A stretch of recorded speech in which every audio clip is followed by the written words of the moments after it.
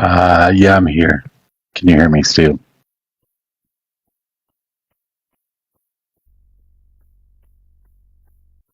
I got nothing to talk about. I was just setting up my YouTube. Good copy. Come yell at me. Come yell at me, Steele.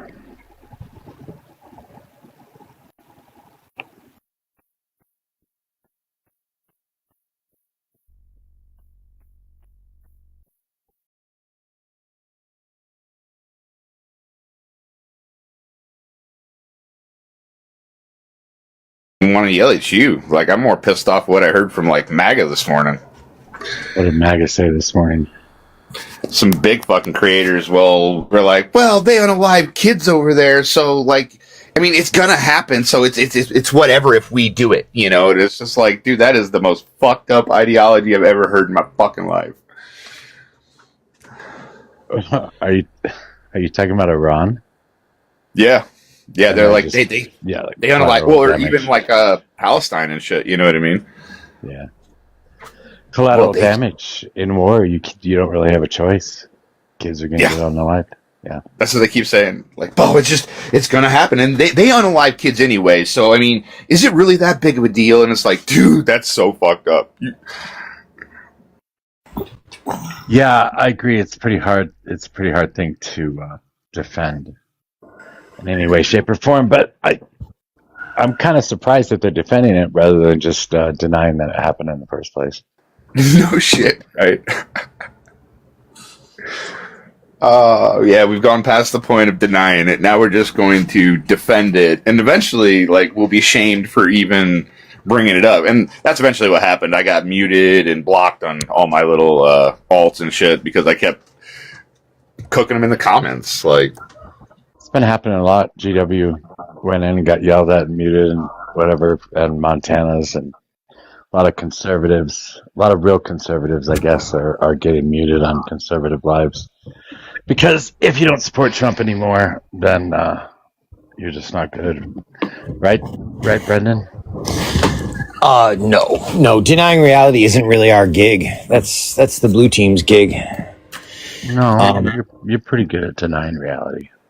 Yeah, really good. Like, they're still saying the economy's good when we lost 20,000 jobs last month.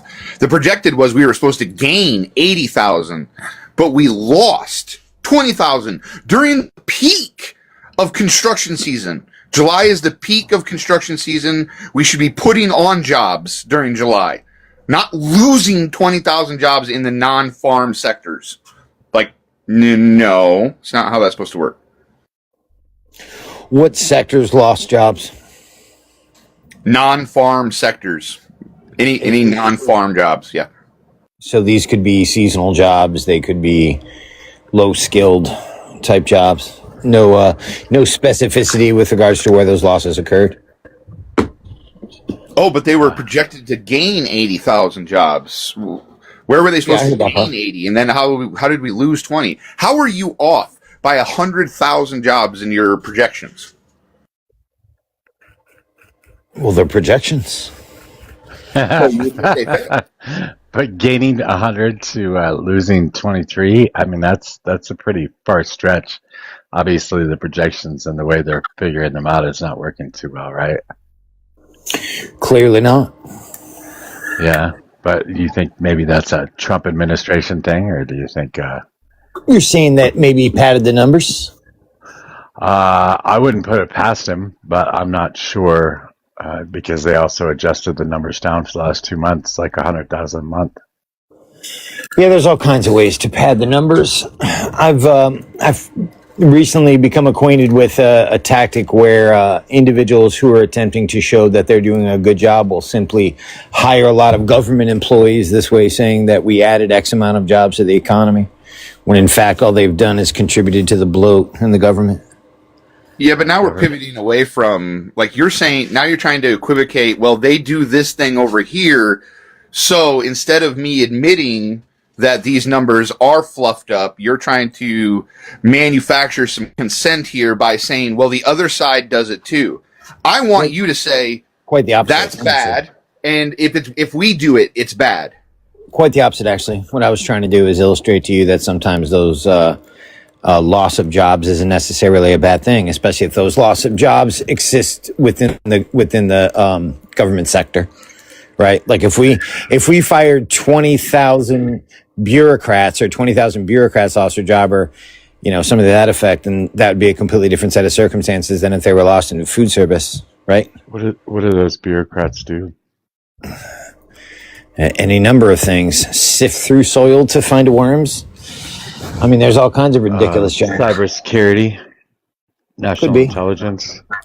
Well, now you understand why I asked for more specificity. Tracking diseases. These are all jobs that Donald Trump has gotten rid of in the federal government. DEI? There was no jobs for DEI. Really? There's no DEI compliance officer? That wasn't a job? No, there was not. Oh, okay. You can look it up. There was not.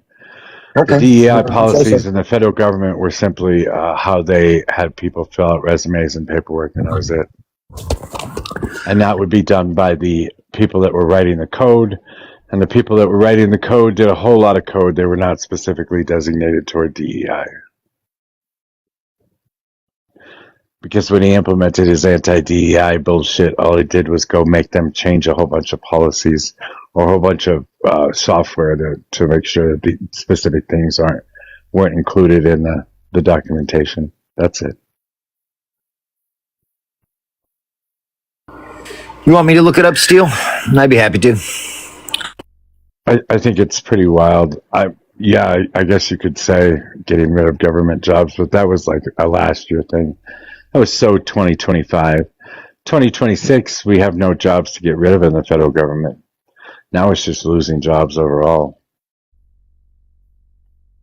And rehiring for the federal government, by the way. He's been doing a lot of that because he got rid of a lot of positions that needed to be there, and he got rid of positions that the Supreme Court told him they had to put back to. So. But I guess you don't really care about much of any of that because the only thing that matters is Donald Trump's the best, right? Oh, I don't know that he's the best. I mean, he's certainly the right tool for the job as far as I'm concerned. Yeah, the guy that's breaking the law because you hope that he's going to catch people breaking the law. Pretty crazy. I mean, is that what you think? Yeah, he's absolutely breaking the law. And I absolutely think that you said that you expected Donald Trump to stop people or throw people in jail for breaking the law, yet he's the one who's actually breaking the law. So it's pretty amazing that you would still support it too. Wild oversimplification.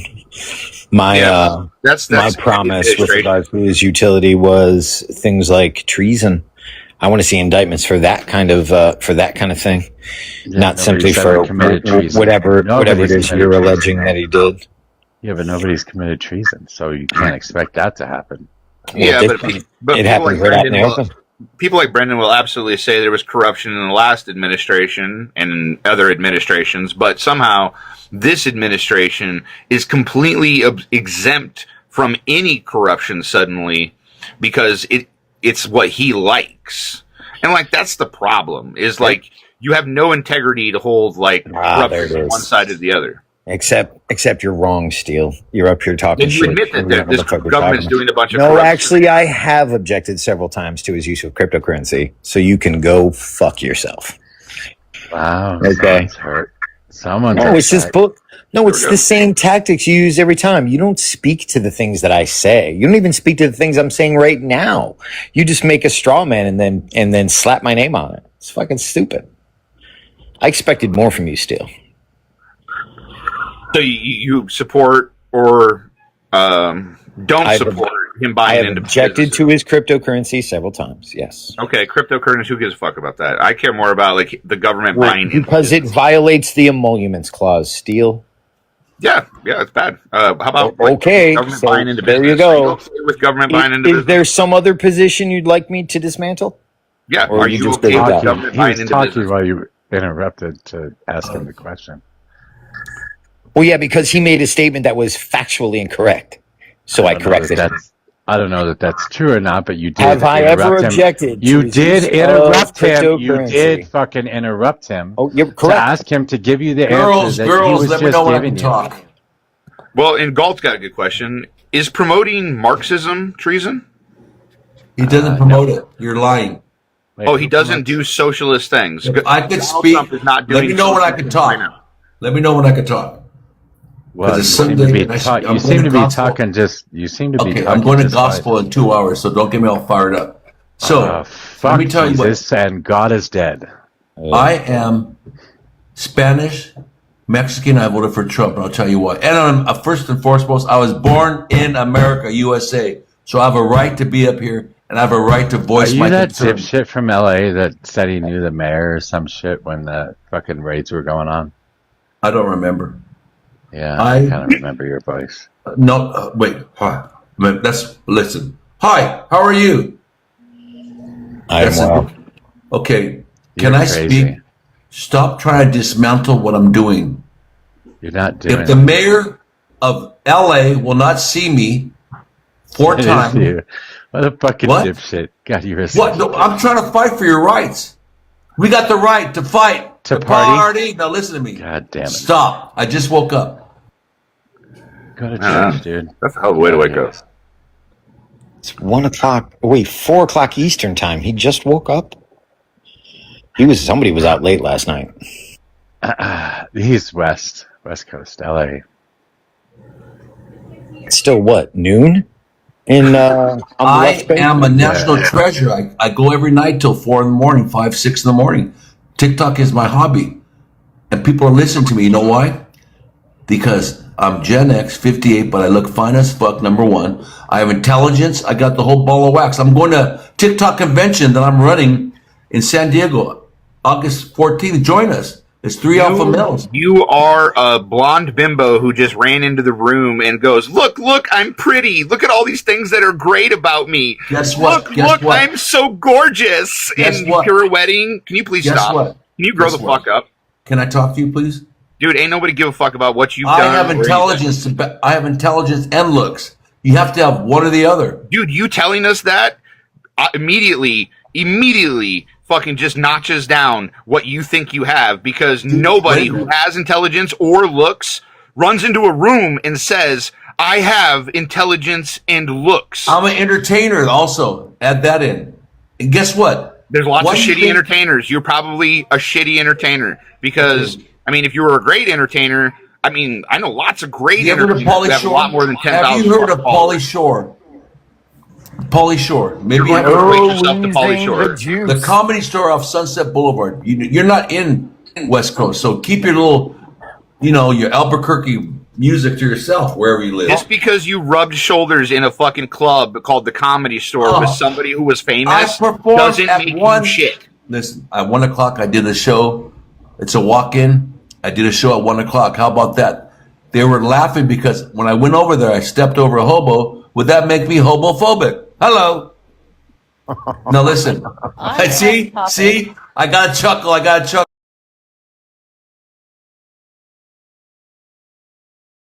See, I got to chuckle.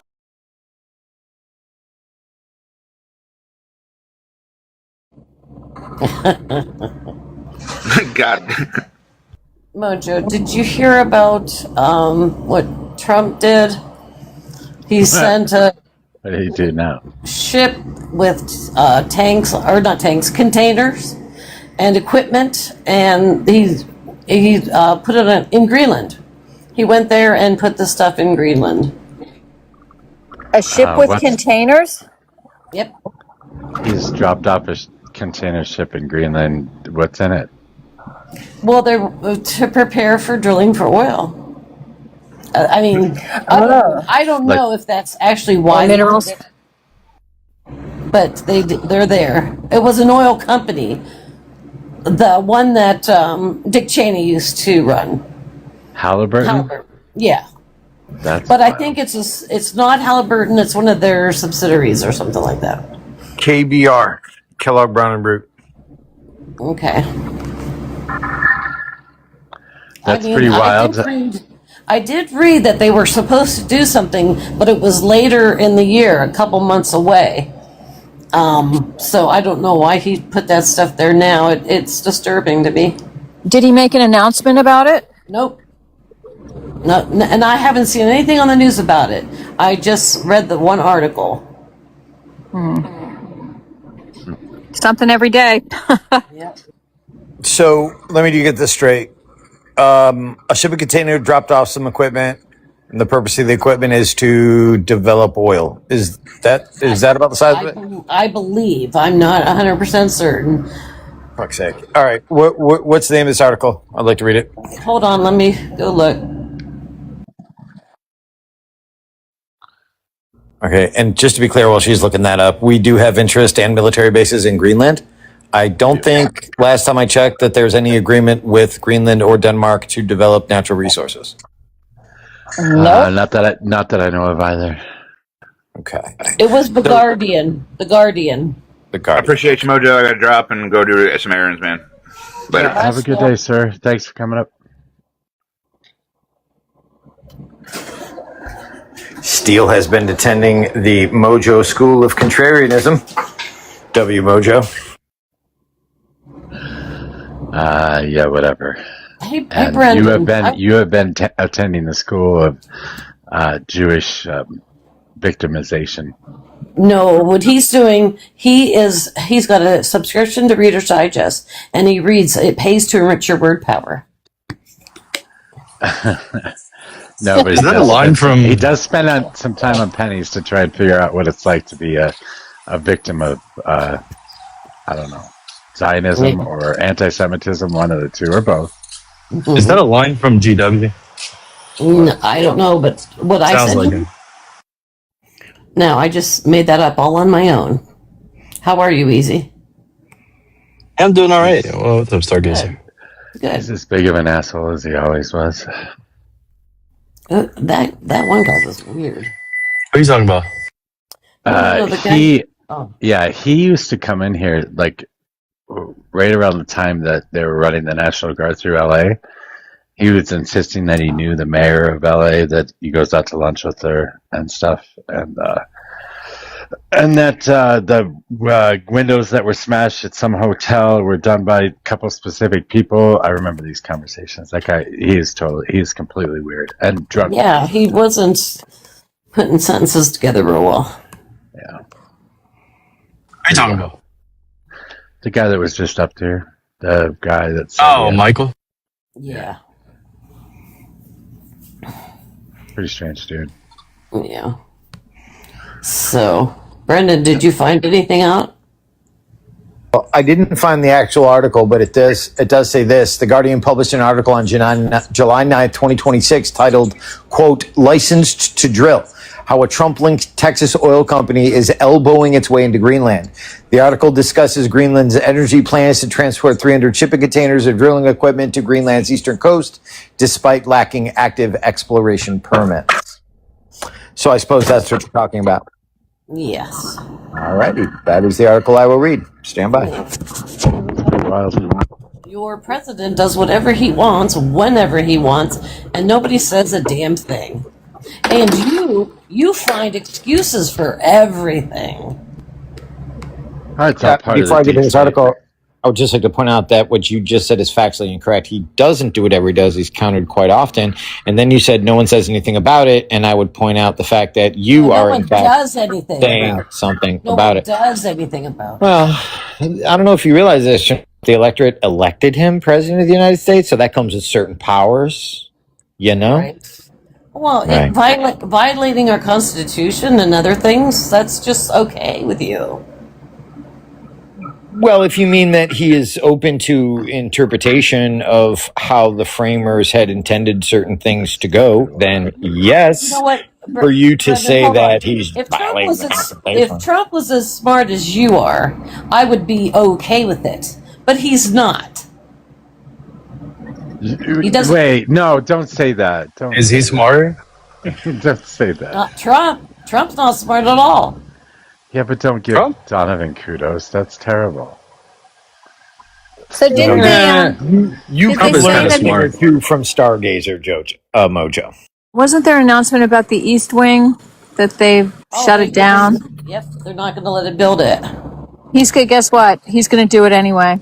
Yeah, I mean, it is demolished. They might as well he's going do to it. do an EO about it. Oh, EO, whatever.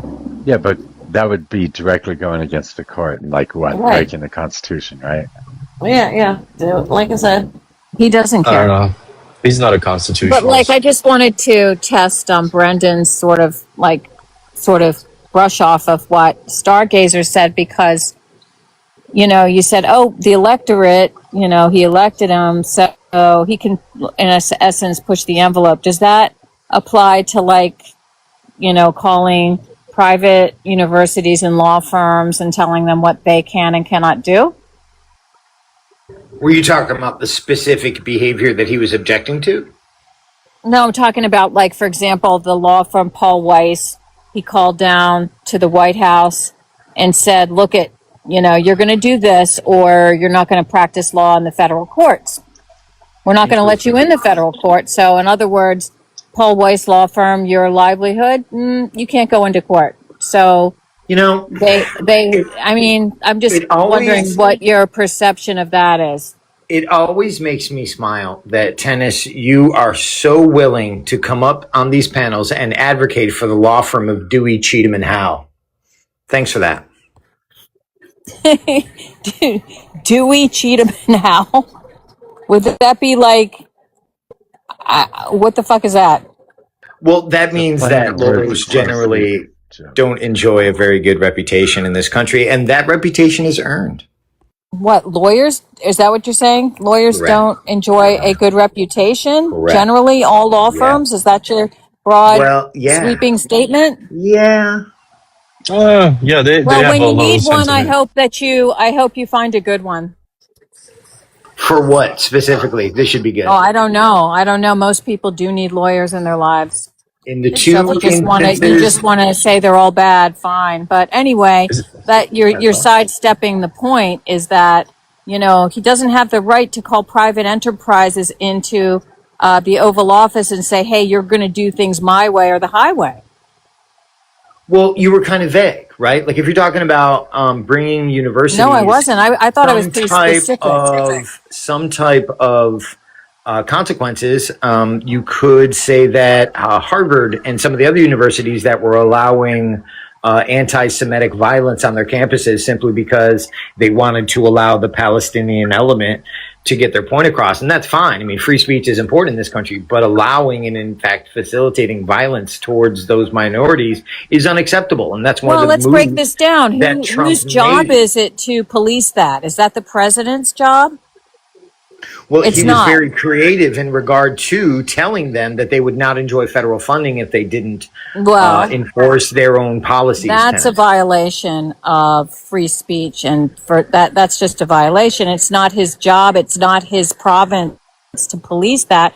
And back to you just sidestepped it, completely circumvented when you didn't address the idea that he could call law firms in and say, this is what you're going to do, and give penalties if they do not do it. You're not going to practice. You're not going to go into federal courts. We won't allow you to. Yeah, so I'm that's sure you're their familiar livelihood. I'm sure you're familiar with Perkins Coie. Yes, I am. I don't know anybody there, but I'm familiar. Right. And you're familiar with Trump's dealings with Perkins Coie and what he did as a result of their behavior? No, not specifically, but I do know that some of the law firms that he threatened went to federal court and stopped him from doing it, and they fought back and they won. You get that? Yeah, I do. I have. And this anyway, I'm just asking you what your perception is. Yeah, I'm trying to answer you. When you stop talking and I start talking, you should probably wait just a few moments. And I am not nearly as long-winded as you are, Tennis. Nah. The types of things that Perkins Coie did resulted in some of the attorneys there losing their security clearances and access to the government. And I thought that was very appropriate given the type of behavior that they are engaging in.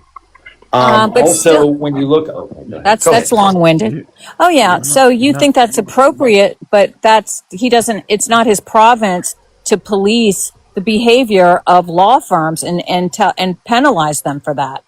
you're That saying he would took it upon himself and creatively applied the powers given to him by the office of the presidency in order to effect he, change? Wow, he sounds like doesn't, a hell of a leader to he, me. well, he doesn't have that authority. It's quite simple. Show me where he has the authority. You say he has the authority. You say it's creative, but show me where he has the authority to threaten private companies, law firms, universities, withhold funding, without that being a violation of the First Yeah, Amendment. here you go. In March 2025, Donald Trump signed an executive order suspending the security clearances of Perkins Coie's attorney, citing the firm's involvement in commissioning the Steele dossier during the 2016 presidential campaign. The order also prohibited Perkins employees from entering federal buildings and directed agencies to terminate federal contracts with the firm. Perkins Coie filed a lawsuit against the Trump administration, arguing that the executive order was unconstitutional and retaliatory. So if you have law firms who are intentionally attempting to deceive the American electorate with regards to the absolute disgusting pap that the corrupt ass Democrats offered. And then we fought about it for years. As a matter of fact, that particular lie led to all kinds of electoral wins for the Democrats in 2018 simply because they were fine with using misinformation and lies on the American people. So if you're asking me if I'm shedding any tears for companies like Perkins Coie Tennis, no. And I would also point to the fact that this is one of the reasons why lawyers have a horrible reputation in this country, because you're fine with lying. Have you landed? Okay, so let me just respond to that in less than half the time that you just said your spiel. Brendan, the timer. I'm here to tell you that he doesn't have the authority to do that. And it sounds like you litigated that case. You were the jury, you were the judge, and that you know everything. But the proper, if he felt that Perkins Coie had done something untoward, against the law, illegal, however you want to put it, then he should have the Department of Justice prosecute it. He can't just say, hey, I'm going to take this sledgehammer and deny you of your rights to practice law in the courts. He can't be the judge and the jury, Brendan. What do you have to say to that? Well, he didn't take away their ability. He just took away their security clearances. I mean, they can litigate wherever they want, so long as it doesn't have anything to do with access to the government, because they have shown to be untrustworthy if they're willing to lie to the American people. And here you are saying that, oh, well, just because lawyers lie to the American people, why should they not be allowed to continue to lie? That's why. Nobody That's adjudged why. them as having lied to the American people. Those are mere allegations. Yeah, And when you say Trump he didn't did. don't interrupt me. You say he didn't penalize them, but you say he took away the security clearance. So you just, Yeah, did lied. he take away their bar cards, Dennis? It doesn't matter. Yo, it does. Can they still practice law, He Dennis? penalized them. Oh No. no! He took away their Next, he'll be security complaining that clearance. he used hurdy words. Well, Go ahead, Stargazer. Trump lies every day, Brendan. Well, I guess they'll take away his bar card. And what about not listening to court orders to release the rest of the Epstein files? Well, there are reasons and stipulations in that law that allow for some information to be withheld, and I am continuously encouraged by the idea that more arrests are forthcoming, and that's why they're not releasing all the information. So a bunch of speculation. So now the information that was released on the Steele dossier was proven to be true. Anything that was utilized in any sort of way by a campaign or anything like that was proven to be true. So we can assume that Donald Trump lied when he said that they were releasing secrets or lying about the president. It would be Trump. It doesn't matter. That if they were proven to be true, that they should be dealt with by way of a prosecution, by way of the courts, not by Donald Trump. Yeah, that's not his province.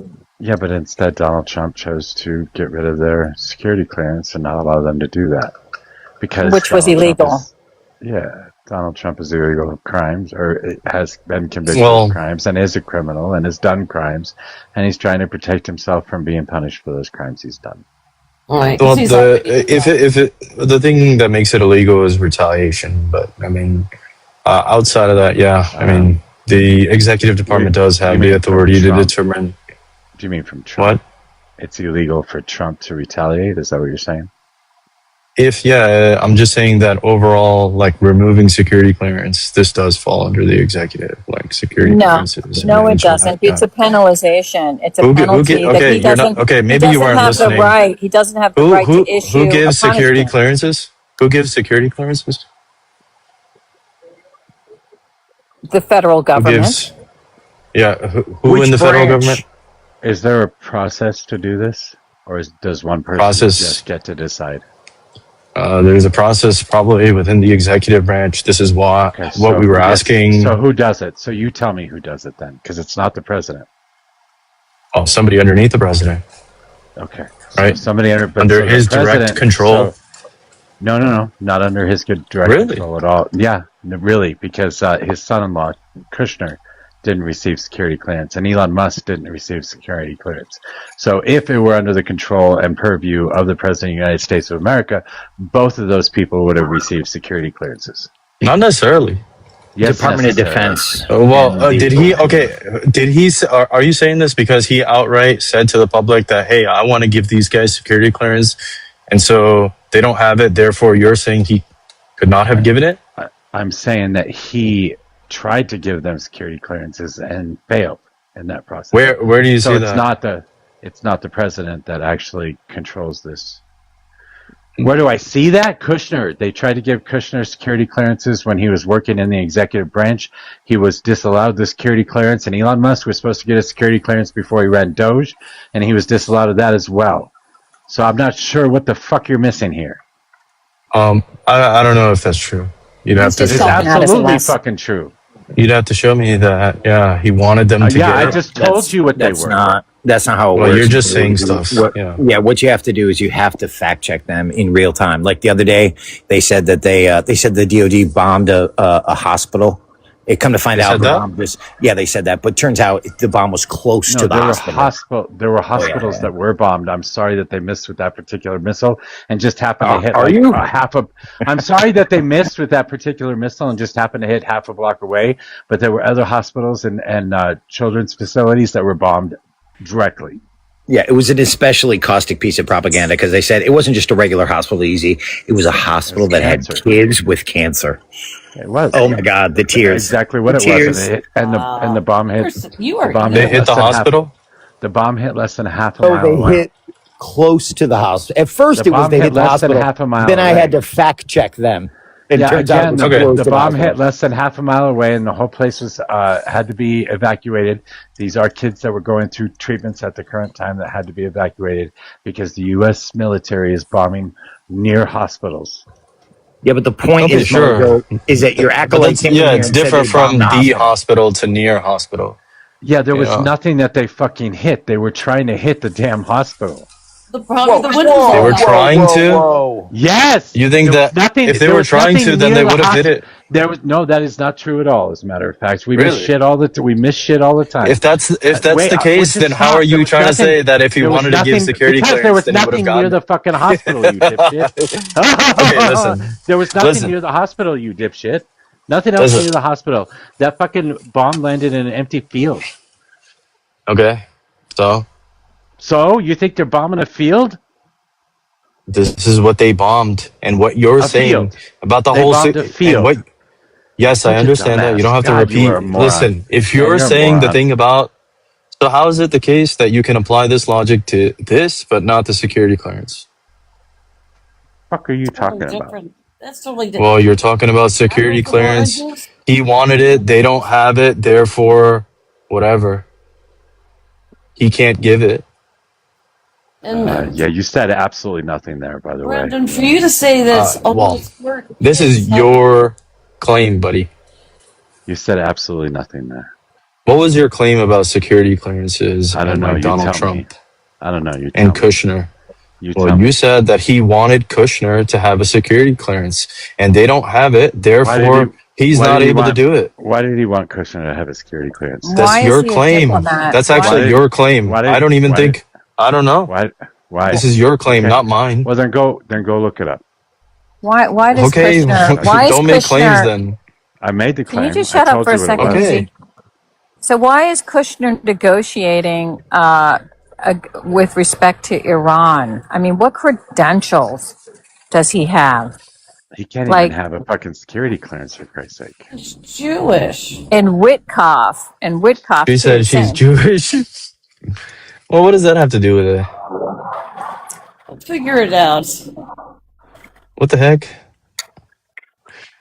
Oh my gosh, No. man. It's just a fucking circus. It's a circus you guys approve of. Yeah, so I have the fact check right here.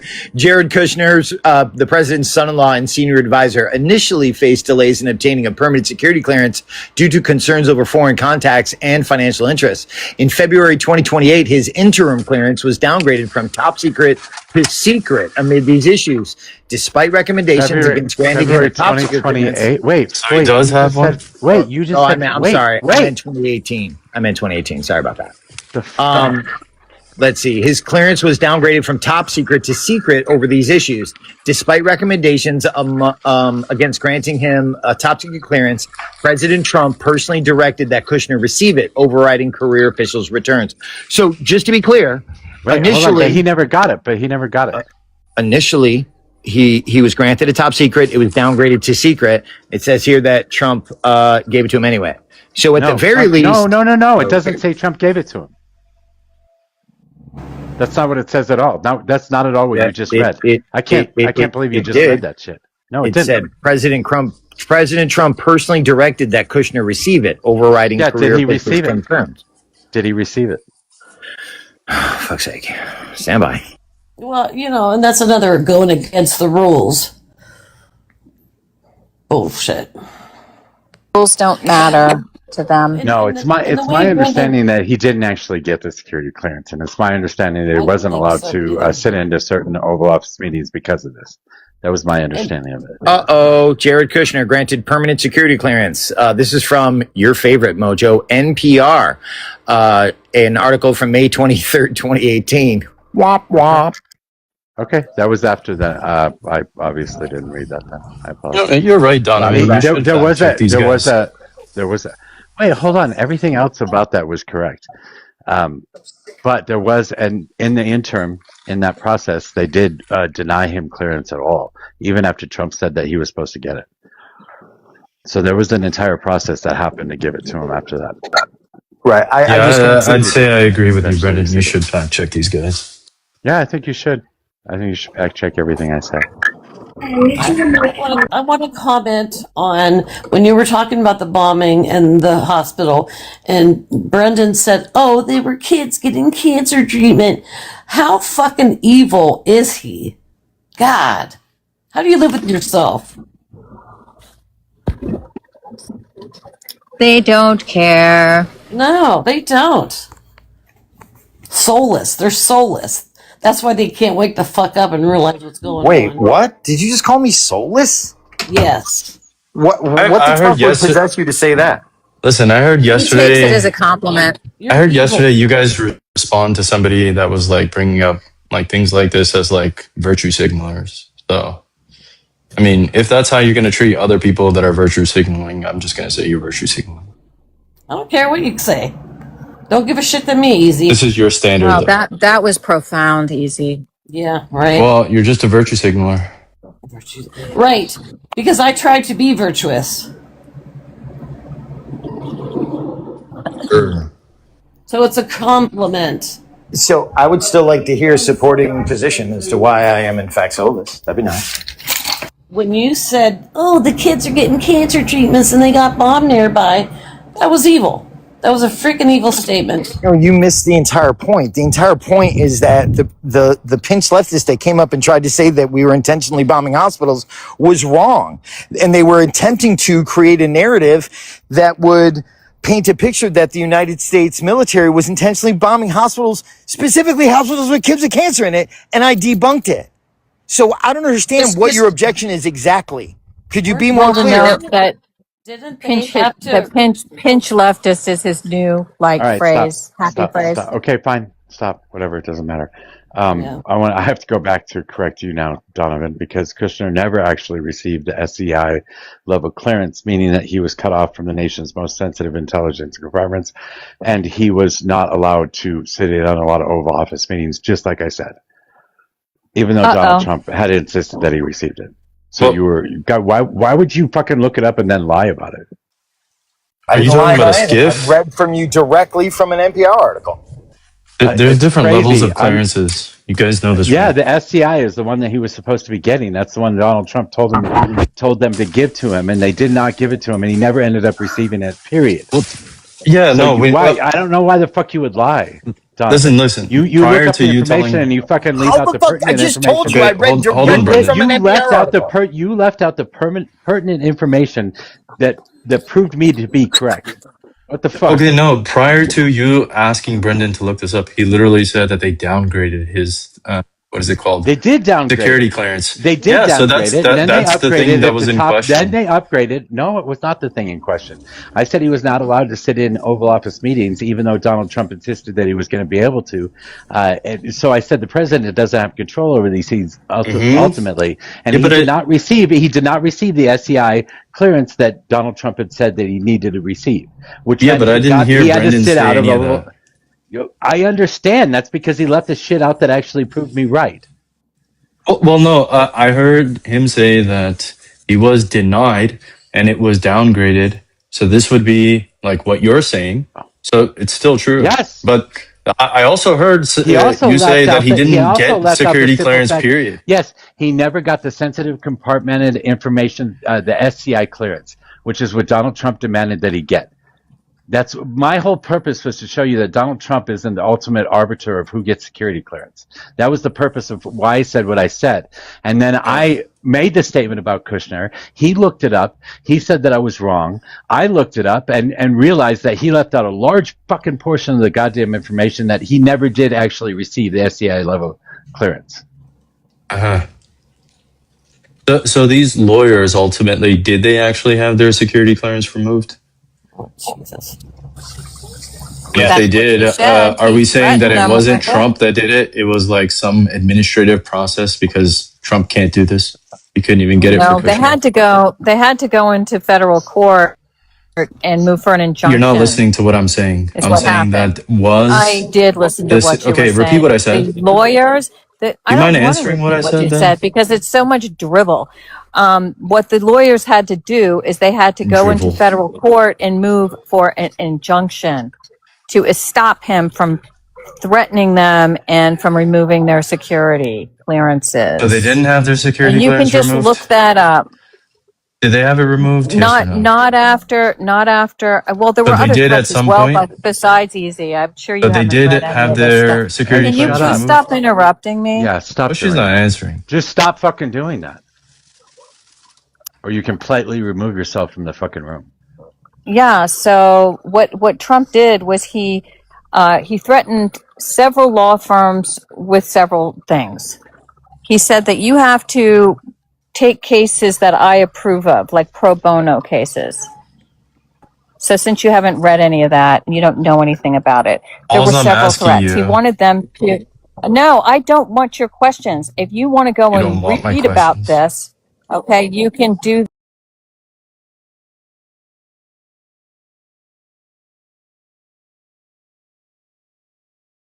Okay, so you go do your research. Easy. Everybody knows this stuff except for you. You didn't know who Everybody, Perkins Coie was 10 minutes ago. I said I was familiar with the law firm Perkins Coie. They have a weird name. I said I didn't know lawyers there, but I'm familiar with that big law firm. It's a big firm. Yeah, that's exactly what she said. So what do you? Yeah. Jesus Christ! There he goes gaslighting. What do you guys? You need to gaslight. Brendan. Why don't you just go read the articles? he's talking about the first time when he said their names. It was like 3 names. Something Cooey. No, he And said you're like, what is Somebody that? get easy Perkins some. Cooey. Somebody get. Oh no, Easy he some said pom-poms. Dewey. Why are you Somebody fighting get Brendan? easy. Somebody get Easy some pom poms, please. I feel like you're Why are keeping you up the fighting patriarchy with that Brendan's one, Mojo. conversations? Easy. Putting Why are down you women. fighting? Listen. Why are What's you up? fighting Brendan's on conversation? I'm not fighting his conversation. I mean, Yeah, seems you like you are. guys are scared of questions. No, Not at all. The Well, law questions firm are that you're dribble, reaching right? for, the law firm that you're No, reaching for is Dewey, because Seaton, and Howe. you make people repeat themselves is what you do because you don't read any of this stuff. Like Repeat it yourself. means nothing to you that the law firms had to go to federal court. They had to hire lawyers themselves and go So in what? and file for, shut up, and file for an injunction, You can't do right? that, That's a big deal. tennis. Oh, but he keeps interrupting I me. don't care. I'm sorry. What? Yeah, I'm also looking at the timeline just to provide some facts here, and it does look like on the Perkins Coie lawsuit, it looked like he had actually lost the lawsuit and it was struck down. Yep. And then he appealed it. The appeal court refused to delay the case, and then the DOJ just gave up. So, yep. So So, they got- as far as it stands, wasn't allowed. So they got to keep their security clearances. Yes, and among other things. Well, there would be another case where the president is not the arbiter of security clearances. What do you know? Yeah. Donovan, you can go ahead and And admit that you were they wrong now. and that they sued under the First Amendment because what he was doing was a violation of the First Amendment, which he does all the time. And it wasn't You can just the admit- Perkins Coie firm. It also looks like there were similar orders, including Jenner and Block, Wilmer Hale, and Sisman Godfrey. And so, Yeah, you can admit you were Right. wrong now, Donovan. Donovan, now is the time to admit you were wrong. What? Wait. You said my name. What was that? I said now is the time to admit you were wrong. Oh, not yet.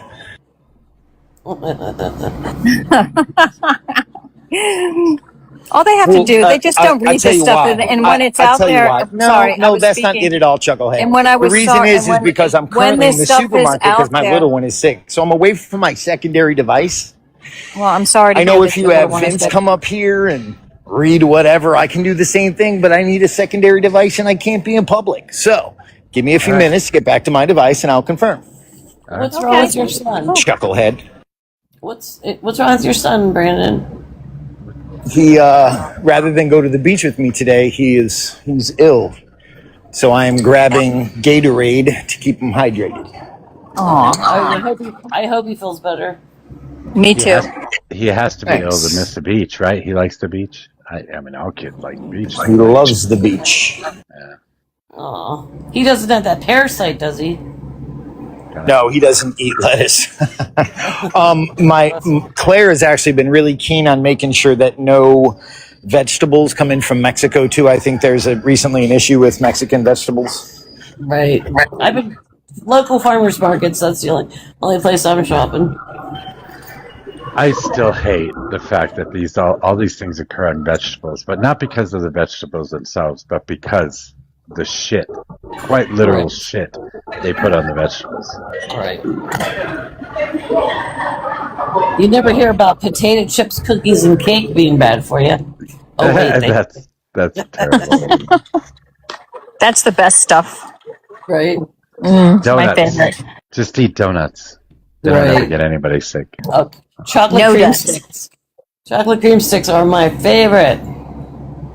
They were my higher Chocolate power. cake.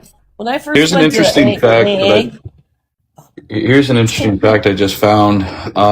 It looks like, according to Reuters, apparently they identified 75 federal court rulings finding that the Trump administration violated First Amendment rights in just the short second term of his year and a half. 75 federal court rulings. So It's Yeah. pretty wild. It's pretty wild that Donovan here is saying that he's going to clear out the deep state, and here he is being the fucking deep state. Sammy's here. Or is she coming up? Oh, I don't know. did y'all see too that he's going after Lisa Cook again for the second time? Thank you. Yeah. Yeah, because he was told by the Supreme Court he couldn't in that Fed case, right? That was the one place he couldn't at will fire employees. So he doubles down. What's he doing? What's also crazy to me too is like when we talk about the deep state, like wouldn't it categorically be the deep state when you have the president's personal attorney working as the head of the DOJ? Like that seems categorically the deep state. Right. Absolutely. Cringy, are you even here? Yeah, but in order to be deep state, you only have to be part of the government for a long time, right? Hold on. Cringy, are you even here? Okay, sorry, Brendan. I was just trying to see if he'd respond. Hey, Brendan, did you see my? Okay. Brendan, did you see my comment? No. You mean in the gulag? No, I'm not allowed to comment on statements in the gulag. Well, it was more just to tell you that if you hadn't bought the Gatorade yet, to get Pedialyte instead, it'll be easier on a stomach. I would, and we tried that, but he's really, he's on the spectrum. So he's a little picky with regards to the things that he will consume. And at this point, his favorite food is meat candy, which I'm very proud of. Meat candy? What is that? Bacon. It's bacon.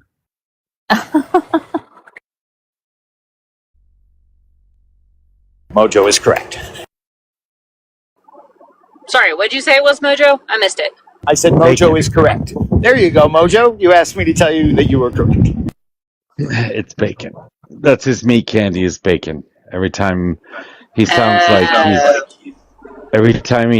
he's peeing on the microphone, he's actually sizzling bacon.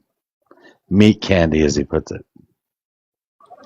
I would still say Donovan cooking the bacon is still not as bad as Brobot's cat fountain. Wait, what's that?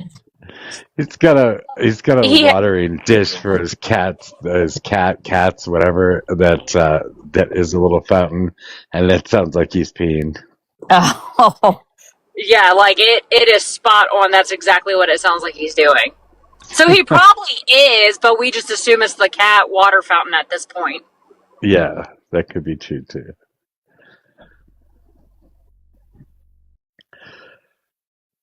I still don't understand how anybody can vote conservative. Hey, who are you voting for? Easy? Are you going to vote in the midterms, or you're not going to vote? 1 second, I'm in the attic. Give me a couple minutes, please. Oh, he's got a food delivery.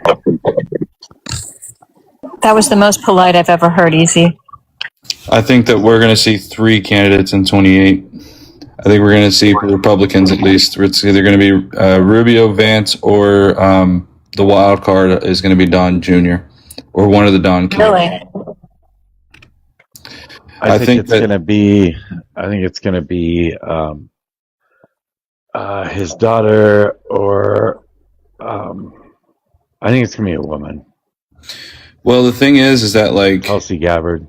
There is a possibility that the Trump. I mean, I think it is less likely, but one of the theories I have with him touting the whole Trump 2028 thing is going to be a play on words. I think that he's not defining which Trump is going to run in 28, and so they're going to do. We've all made that speculation. Yeah, Vince is exactly right.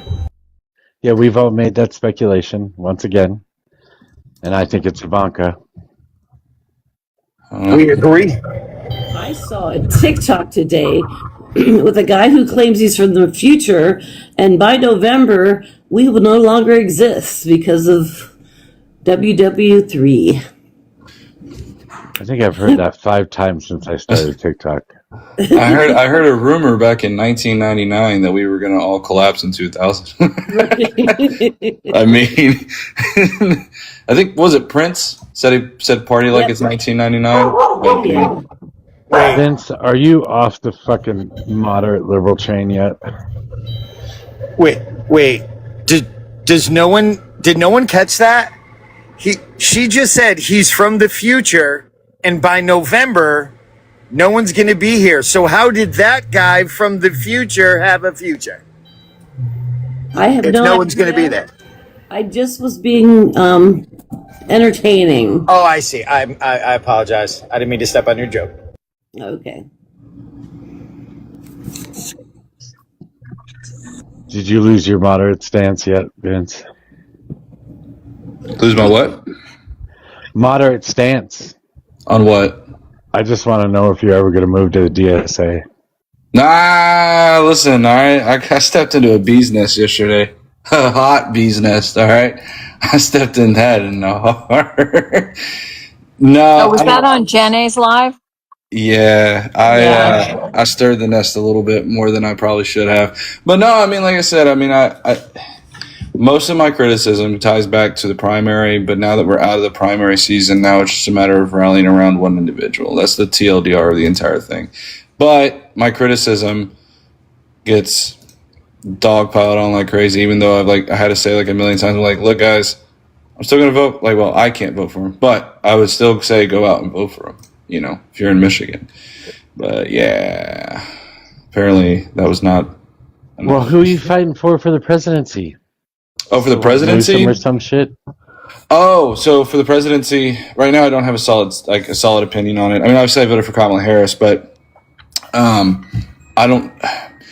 Of the three, if we were stuck with say like three candidates, which is again based upon current polling, not based upon feels, it looks like it's going to be Pete Buttigieg, Gavin Newsom, or Kamala Harris.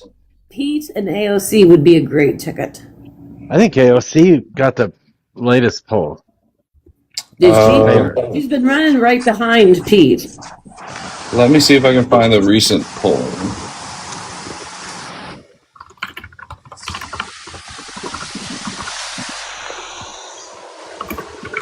While he's pulling up the latest poll, Casey, can we get your age, date, and who you voted for? 32, Louisiana, and did not vote. I have the ability to vote, just don't vote yet. So I may be useless on this panel.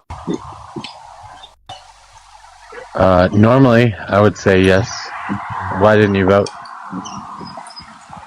I just don't follow politics that closely. I mean, I'm beginning to, but politics is not my favorite thing in the world. But it's becoming, I gotta start focusing more on politics and voting. I'm more of a liberal individual, voting less government, and I'll sway between Democratic and Republican. I guess I'm more on the Democratic side than Republican. No, I guess, definitely. So real quick on the polling position These polls are useless. So on the polling I have here is from Real Clear Polling average. They have Kamala Harris at 28%, Gavin Newsom at 16%, and Pete Buttigieg at 11%. And then for Emerson, though, they have Pete Buttigieg leading at 19%, Gavin Newsom at 17%, John Ossoff at 13%, Kamala Harris is at 8%. Ooh, John Ossoff, and he hasn't even announced he would. Not even making noises that he's going to run. That's the Emerson poll, though. Like even with if you look at the Real Clear Polling Real Clear Polling, though, he doesn't seem to be on the top 5. He's on Emerson, Buttigieg. Well, okay, so that was July 23rd. What was your Emerson? You said Emerson. Emerson was. Let me see if I can find the actual date for this. While he's looking for that, is July 23rd. Is Scripps News an acceptable source? Okay. White House Senior Advisor. Oh, this is from May 23rd, 2018. White House Senior Advisor Jared Kushner has finally been granted permanent security clearance, according to the New York Times. This means that Kushner once again has access to the nation's most sensitive information. The president's son-in-law has had temporary clearance revoked in February as the White House changed the security procedures, given the fact that special counsel Robert Mueller's team is also looking into Kushner's meeting with Russians. There was some uncertainty around his role within the White House. But Kushner has also reportedly met with special counsel investigators for about 7 hours in mid-April. Reports that the counsel questioned him on a variety of topics, including the president's decision to fire FBI Director James Comey. But this culminates into, yes, Jared Kushner has a top secret security clearance and continues to have one. Vince, is there anything specific that you have to rebut that? I don't know why about Vince, but hold on. The national polls that I have: Big Data Poll, Harris, Newsom, Cortez; Morning Consult, Harris, Newsom, Buttigieg; Manhattan Institute, Harris, Newsom, Buttigieg; JL Partners, Harris, Newsom, Buttigieg; McLaughlin, Harris, Newsom, Cortez. So there are a couple that include Cortez, a couple that include Buttigieg, and a couple that do not include either one of those. As of recent polling, that's why I say they're all over the fucking place. Though Harris, it goes from Harris 30% to Harris not even being on the fucking top 3. Yeah, but that's what I've been trying to say too, though, is that like at the end of the day, those 3 are the most likely, and of those 3, if that were to come down to the primary, oof. Well, I think if AOC announces she takes at minimum half of what Harris is getting right now. What are you guys talking about? In 2007, no one had even heard. Okay. The background noise, whatever that is, somebody's got some fucking wicked echo. Please, everybody mute when they're not talking. Quick question. I think it's you. Before Barack Obama announced, no one thought that he was going to run for president, and it took the debates, and that's really what this is all about. Like nothing should be set in stone until these debates happen, until the American people can see the poise and the proof of intelligence, the proof of light in the eyes. These polls are worthless. I agree with you on that. I don't think that they're worthless. I think they're worth at least kind of like looking at it as the current temperature of today. And I think it's important too to note that like Kamala Harris specifically has not given up in terms of doing public speaking events and is definitely trying to keep her name currently into the political zeitgeist. One of the things we've seen is that she bought a retirement home in fucking California. Jesus Christ, she's not fucking running. I think she is. I think she's doing if she's retiring, she should have retired and not even made a public, like she shouldn't be making as many public appearances as she's making. It doesn't make sense. How do you think she pays for a $7 million home? I mean, that would mean then that you would have the burden of proof to show that she's getting paid for these particular speaking events. I'm not saying she's not getting paid, but I mean, you'd have to show that it's substantial. She's getting paid. Of course, it's substantial as well. So what? Okay, so then, okay. I said I just think that she couldn't afford a $7 million fucking beach house before her run. I think she had plenty of money to like. She could. Her husband makes a lot of money. I think to me it just doesn't make sense to me why she's doing a lot of these speaking events. I get you're saying it's because of the money, but that just feels like a really cheap out. Like I'm not trying to say anything like rude to you or anything. I just feel like it's a cheap rebuttal. Like we could say that about everybody, right? Everybody does do that after they run for office, after they win office, after they leave office. So they don't have any ulterior motives. They all get speaking fees, all of them. But they don't have any ulterior motives. Do you think Hillary Clinton's fucking running for president? She's been giving all sorts of speaking engagements too. Well, that's why I said I'm not saying that everyone that speaks is running for president. Rather, what I'm saying is that there is typically going to be some kind of other motive besides just money. Yeah, like you wouldn't know. That's speculative. It's just speculative. It's also speculative. And again, I mean, until everybody throws their hat in the ring and they some like unknown can come up and just really shine. I don't put any credence into these polls right now. She could run. All these people can run, and all these people couldn't run it. Who knows? AOC hasn't written it off, but she hasn't said that she's actually running either. So who knows? I don't know where the hell we're going to be. I agree with Donovan on this. I agree. I don't know. But you're the one who came in with Harris the other night, which I just thought was wild. No, hold on. I have always, and still as of right this very second, have maintained we don't know. A good example of this is Tallarico. Tallarico only came up recently over the past 4 or 5 years, if that. And now he's made it like a national. Okay, again, you're the one who came in with Harris the other night, which I thought was just wild. Hold on, wait. I'm explaining, Mojo. I'm not saying she's going to run. You're not. You're talking about Tallarico right now. Okay, you're listening to respond. Okay, please just listen for a second. I don't care about Tallarico. I told you. I gave you my stance. Holy shit! I gave you my stance on what I said. Mojo I said what I said. You're not addressing that. I am. I'm trying to, but you won't let me address it. What I am saying is that as of this minute, and I have always prefaced this, as of this minute, She's currently polling ahead of everybody. I have always acknowledged that does not mean that it will hold true moving into 2028. So for what I'm trying to say is when the question comes up, when someone asks me, who do you think is going to run in 2028? I think it is valid for me to look at facts and data as of today to think who will run instead of, well, I feel good about, I don't know, AES running for president, right? I'm trying to ground myself in facts, and that's what I'm saying is if you're asking me who's going to run in 28, I'm going to look at current polling to guide me in that direction. I am aware that does not mean that they're going to run in 28. Once That's again, nobody obvious. asked Nobody's you. a fortune teller. Once again, nobody asked you. I could have sworn you asked me who was going to run 28, but that's fine. I did right now, not the first time that you came in talking about Harris. Okay, that time I was probably memeing and joking. Like I've joked about Kamala Harris running in 28 and supporting her. I've done that for sure. Like, yeah, that there's been some memes I've done that. That's for sure. Hey, Vince, it sounds like you're a Tallarico fan. Do you think he's racist? Oh God, you're gonna do the whole like Jasmine Crockett thing? Yep. Yeah. What can you point to me like what exactly he's done that you believe to be racist? I'm teasing you. I think because Trump beat Harris and they called him racist for beating Harris. Sometimes when you win an argument with a leftist, you get called racist. It was kind of a joke. I'm not Trump a woke was liberal. racist way before that. He was racist for years. It wasn't nothing new. There was also a lot of smear campaigns that were going on with Tallarico when he was going up against Crockett too. Like, and some heavy smear campaigns. But that's, yeah. Okay. And I still want to be clear, Donovan. The article that you posted gave no new information. That was exactly what you said before.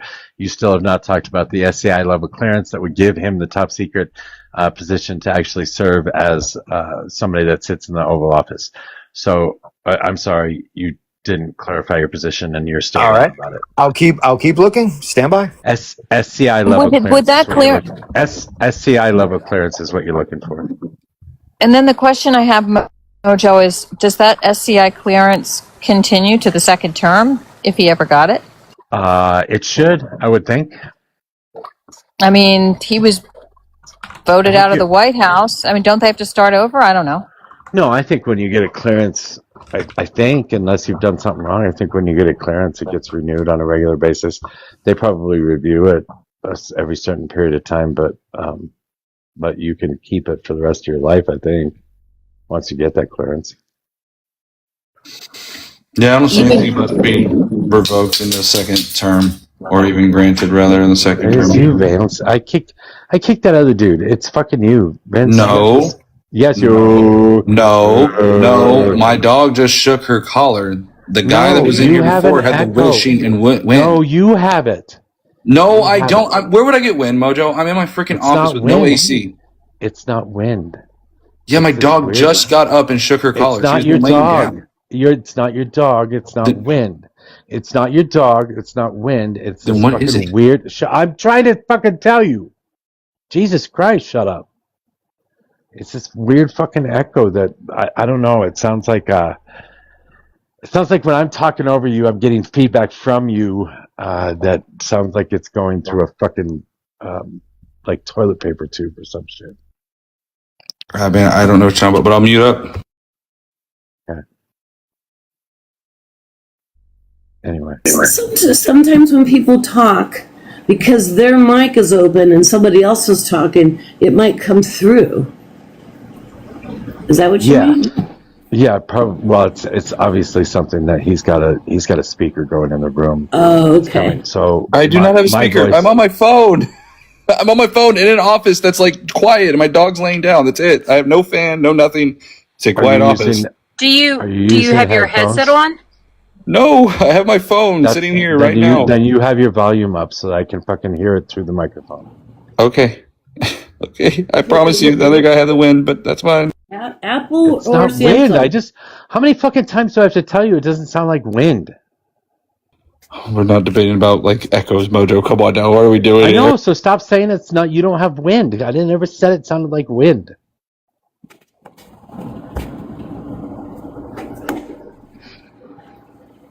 God, you get your head on something and you just fucking go at it like a bulldog. I'm autistic. Of course I do. What are you talking about? I'm literally autistic. Me too. So is everybody else, I guess, that fucks up. You kind of have to be though if you're going to be like big onto like doing politics. Like you kind of have to have a little bit of that. You know what? I will say, Mojo, this is kind of confusing. Because I mean, how does he act as a diplomat without, at the very least, the top level security clearance, right? Without top secret, because I mean, if I don't care about winning the argument because it's an interesting question. I mean, obviously, if he has a secret clearance, which isn't as high as a top secret, he still has a clearance. But working as a top level diplomat, you would think requires more information. So I asked AI, right? It says in 2026, he was appointed as the U.S. Special Envoy for Peace Missions, a role that typically requires access to classified information, suggesting that he holds the necessary security clearance. But it seems that the Trump DOD and the State Department is like pulling like a veil of secrecy over the information afforded to Kushner. That's very strange. Oh, wait. Kushner's part of the fucking deep state. What the fuck? I roll. I agree with you. I don't think he should be doing any of the shit that he's been doing the entire time. I think there was always questioning behind him. I don't think he should have been taking on missions in the first term or the second term. He should not be doing anything for our executive branch. Hey, do you know who's managing Donald Trump's quote unquote blind trust? His son? Yep, family. Yeah. But you know. Yeah, he never took his name off the business either. He did put his sons remain vice chairman, but he just took his title away. So he is no longer the owner, operator, CEO, whatever.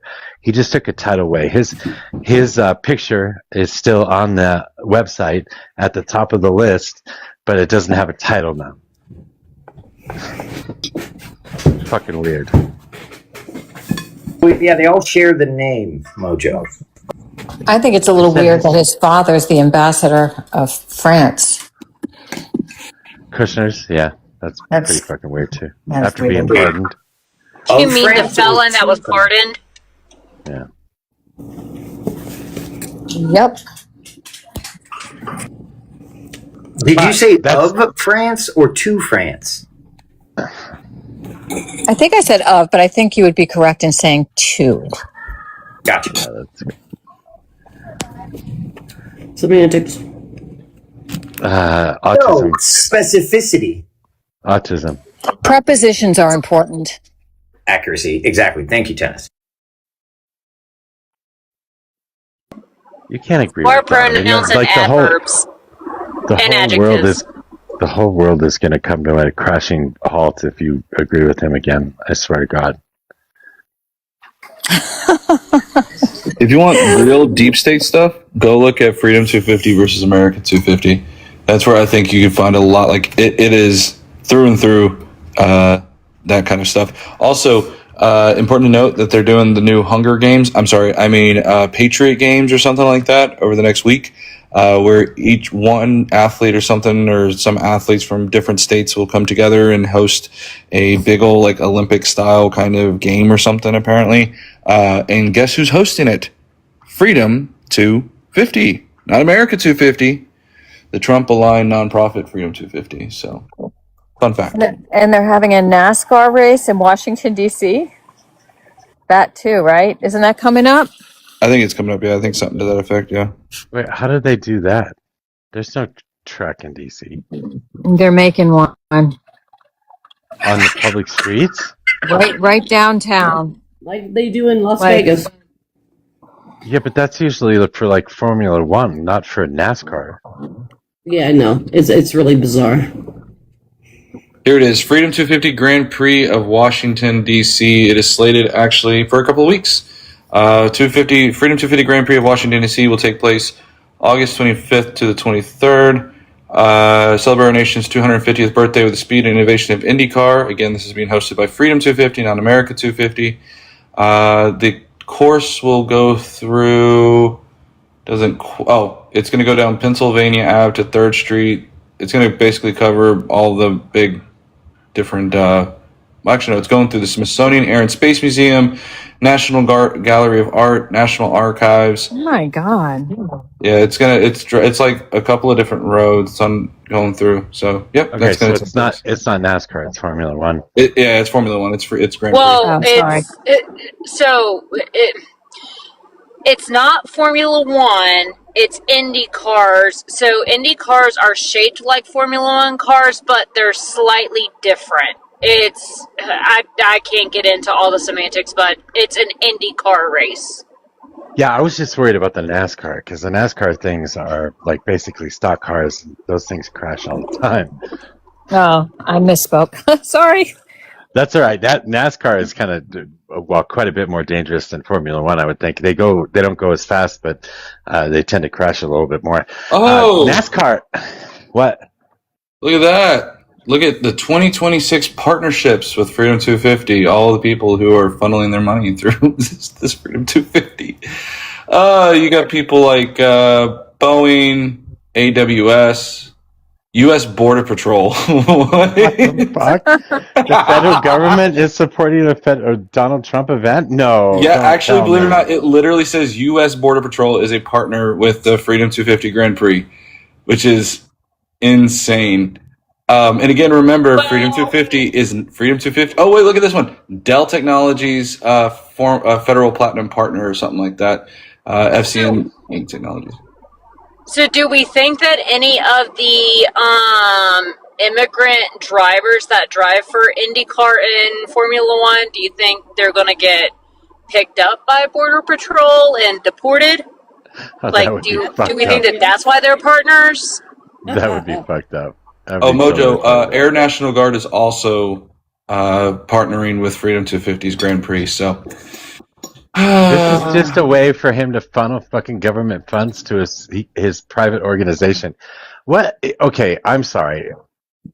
I fully expect Democrats to take control of the House and start investigations on shit like this. This is fucking ridiculous. yeah, there's quite a bit of interesting things here. Those are the ones I've noticed immediately. KPMG's included in that. Which I don't. Does KPMG audit the Trump families or the Trump business? I'm wondering if they do, because then that would Is be that the one that interesting. does the Fed? Does KPMG do the Fed? It might. I think that was one of the ones that does. I could be wrong. I saw something yesterday. I don't know if it was real, but it talked about all the cuts they were going to make in order to pay for the war. So it does say KPMG historically audited the financial statements of the Board of Governors of the Federal Reserve System and the individual Federal Reserve banks.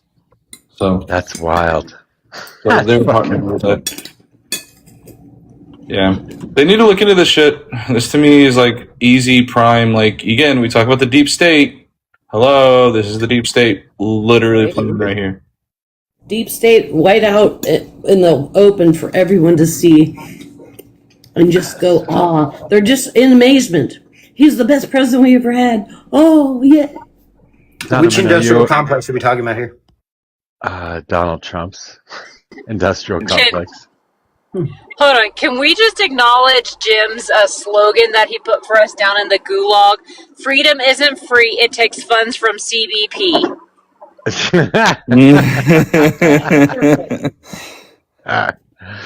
Thanks, Jim. Donovan. Okay, I'm very You should curious. be ashamed.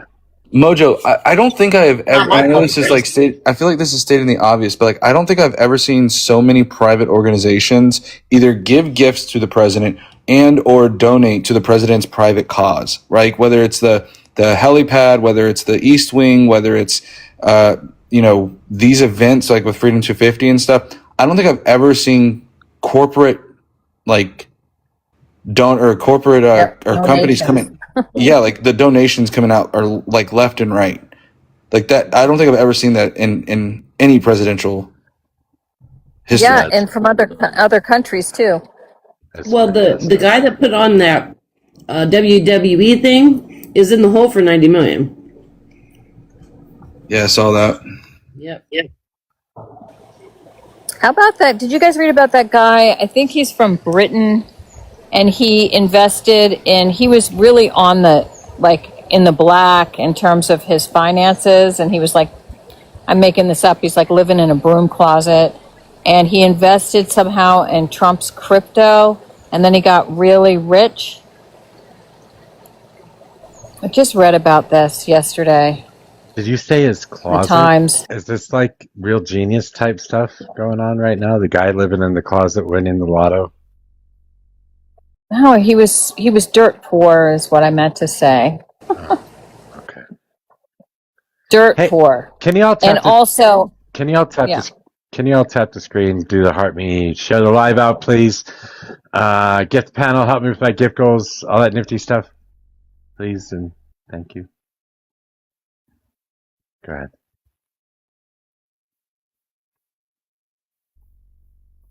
You were saying tennis. I'll have to look up that article. Anyway, this guy apparently invested in Trump's crypto coin, and now he stayed on the down low about it. For got super like mega wealthy, like hundreds of millions of dollars by doing this, and then he started kind of bragging about it on social media, and so the cat's out of the bag. I'm gonna look up the article. It was in the Times yesterday.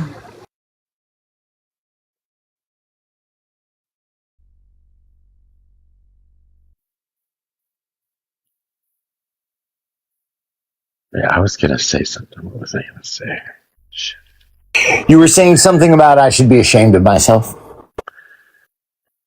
Did I say that? Yes. I said something about the deep state. I did ask you that. And I had asked what part of the deep state would y'all suggest that Trump is a part of? Yeah, and I said the Trump state, the state where Trump just takes money from the American people, and you're okay with it. Well, if one is going to fight, theoretically, this deep state, then one has to assemble a war machine that is capable of stopping something like this, because the power that they have is obviously insidious and not right out in the open. So if they're going to deploy things like lawfare, wildly unreasonable, and violation of the Eighth Amendment type fines, then of course he needs to insulate himself with a war chest of lots of funds. Isn't lawfare done through the federal government or through the government in general, not through individual donations and corporate or individual pockets? Well, yeah, lawfare is going to take lots of different forms.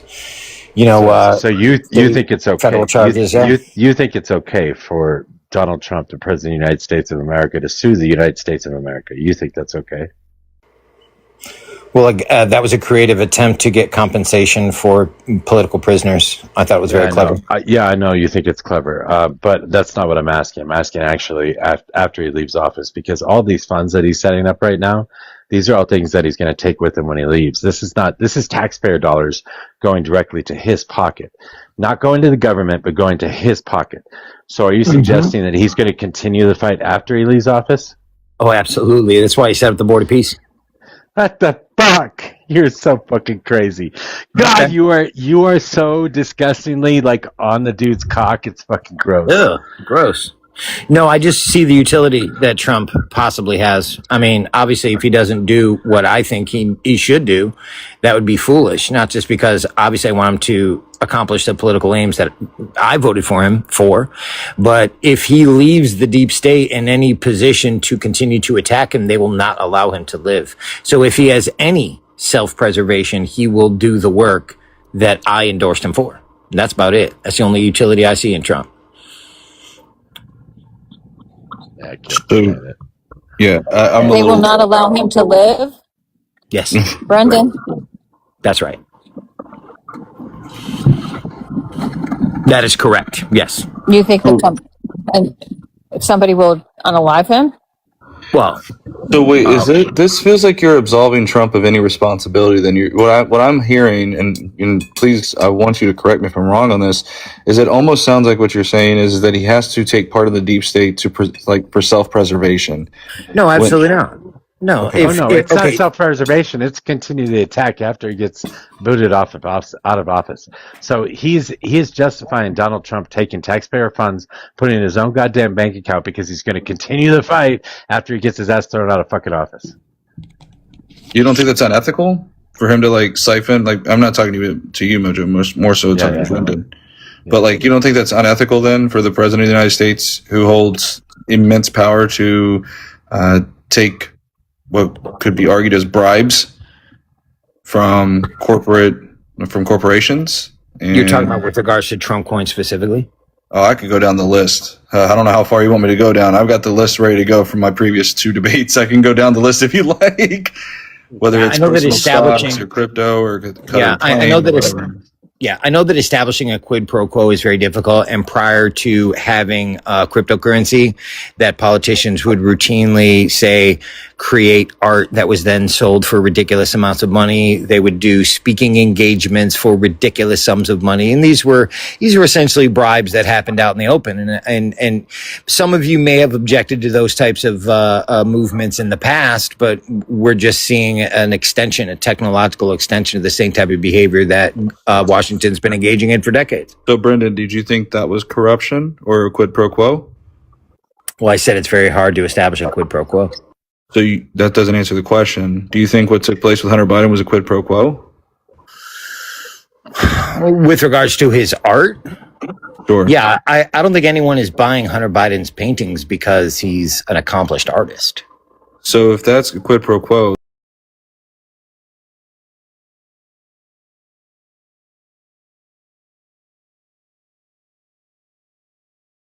pro quo, it would have to be something for something. So in order to establish a complete quid pro quo, won't have to say, I am buying this painting from Hunter Biden specifically to get a pardon for my dad, who is the ambassador to France. I'm glad you mentioned that. So we can talk about Dell. Do you know what happened with Dell? Refresh my memory. Yeah, so Dell donated to the Trump child savings accounts back late last year. I believe it was around December. Around February, he ended up, his financial disclosures show that he ended up buying stocks in Dell, and then about 5 times at separate events all throughout, the most recent one being, I believe, in July, ended up saying, go out and buy a Dell computer. You have a literal quid pro quo right there. Yeah, the same thing with Tesla and the White House lawn. But the problem here that I see, by the way, Donovan, I'm going to add something else to this particular equation, because I'm talking specifically about taxpayer dollars that he's taking. This isn't about private funds going to buy paintings. This is about Donald Trump using taxpayer funds and throwing those taxpayer funds directly into his own accounts. You're talking about the funds for his corporation, Trump International? No, I'm talking about the funds for this fucking Freedom 250 specifically. Okay, so what funds are going to his organization from Freedom 250? The Border Patrol, and there was another agency you said, right? Air Force. Yeah, so yes, the TLDR of this, Brendan, is that America 250 was set up in 2016 by Congress, and funds were allocated to America 250, which was a nonpartisan organization to celebrate America's 250th birthday. Just last year, I believe it was, Freedom 250 came along and was created as a nonprofit. Freedom 250 ended up siphoning off funds, and there was a lot of stuff that happened behind the scenes with committee assignments and things of that nature to allow for the siphoning of America 250 funds into this Freedom 250 funds.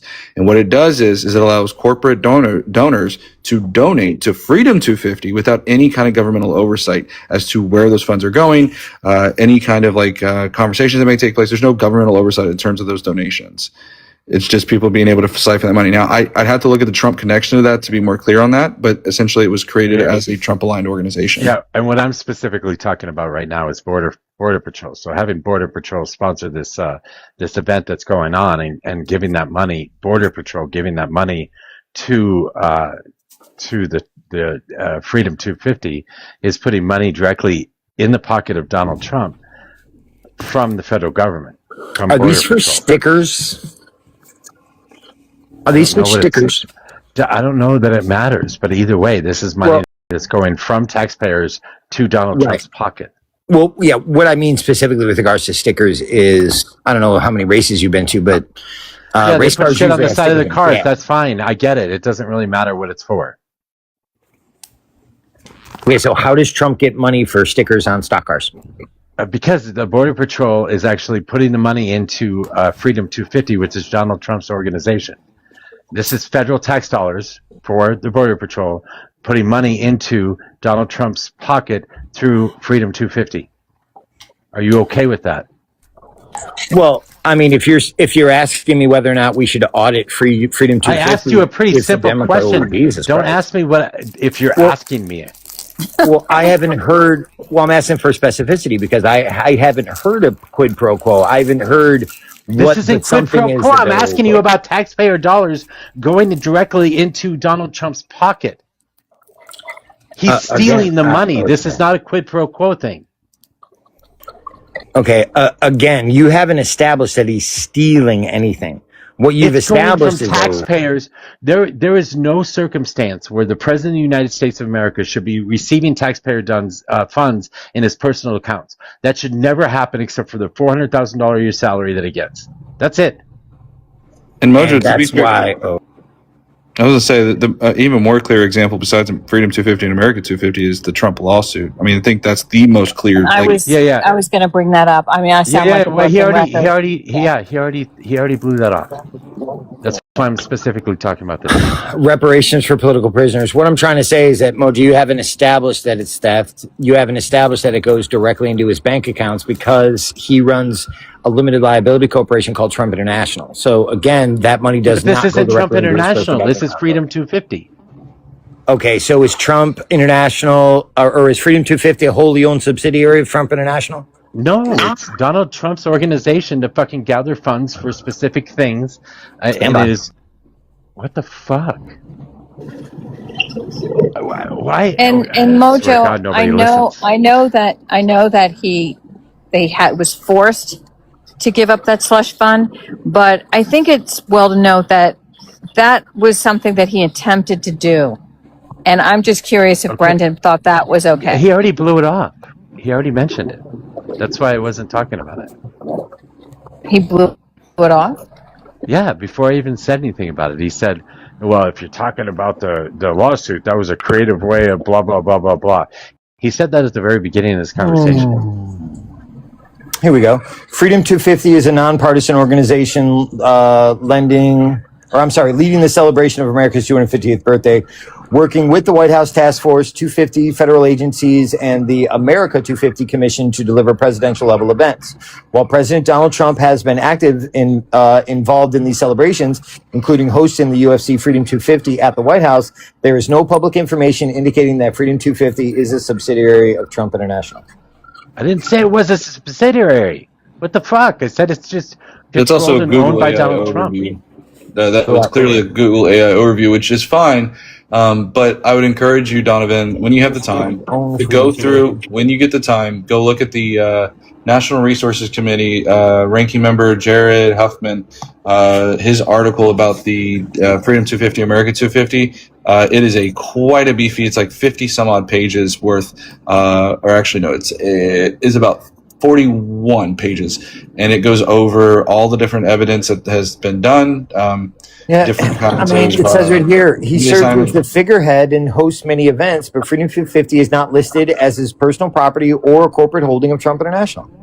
I didn't say it was Trump International. Okay, so it's a separate thing that he runs. What proof do you have that he owns part of that company? Do you think the Peace thing is a subsidiary of Trump International? You talking about the Board of Peace? Yeah. No, it's not. Okay, so he can do things outside of Trump International and it'd still be wholly in control of them, right?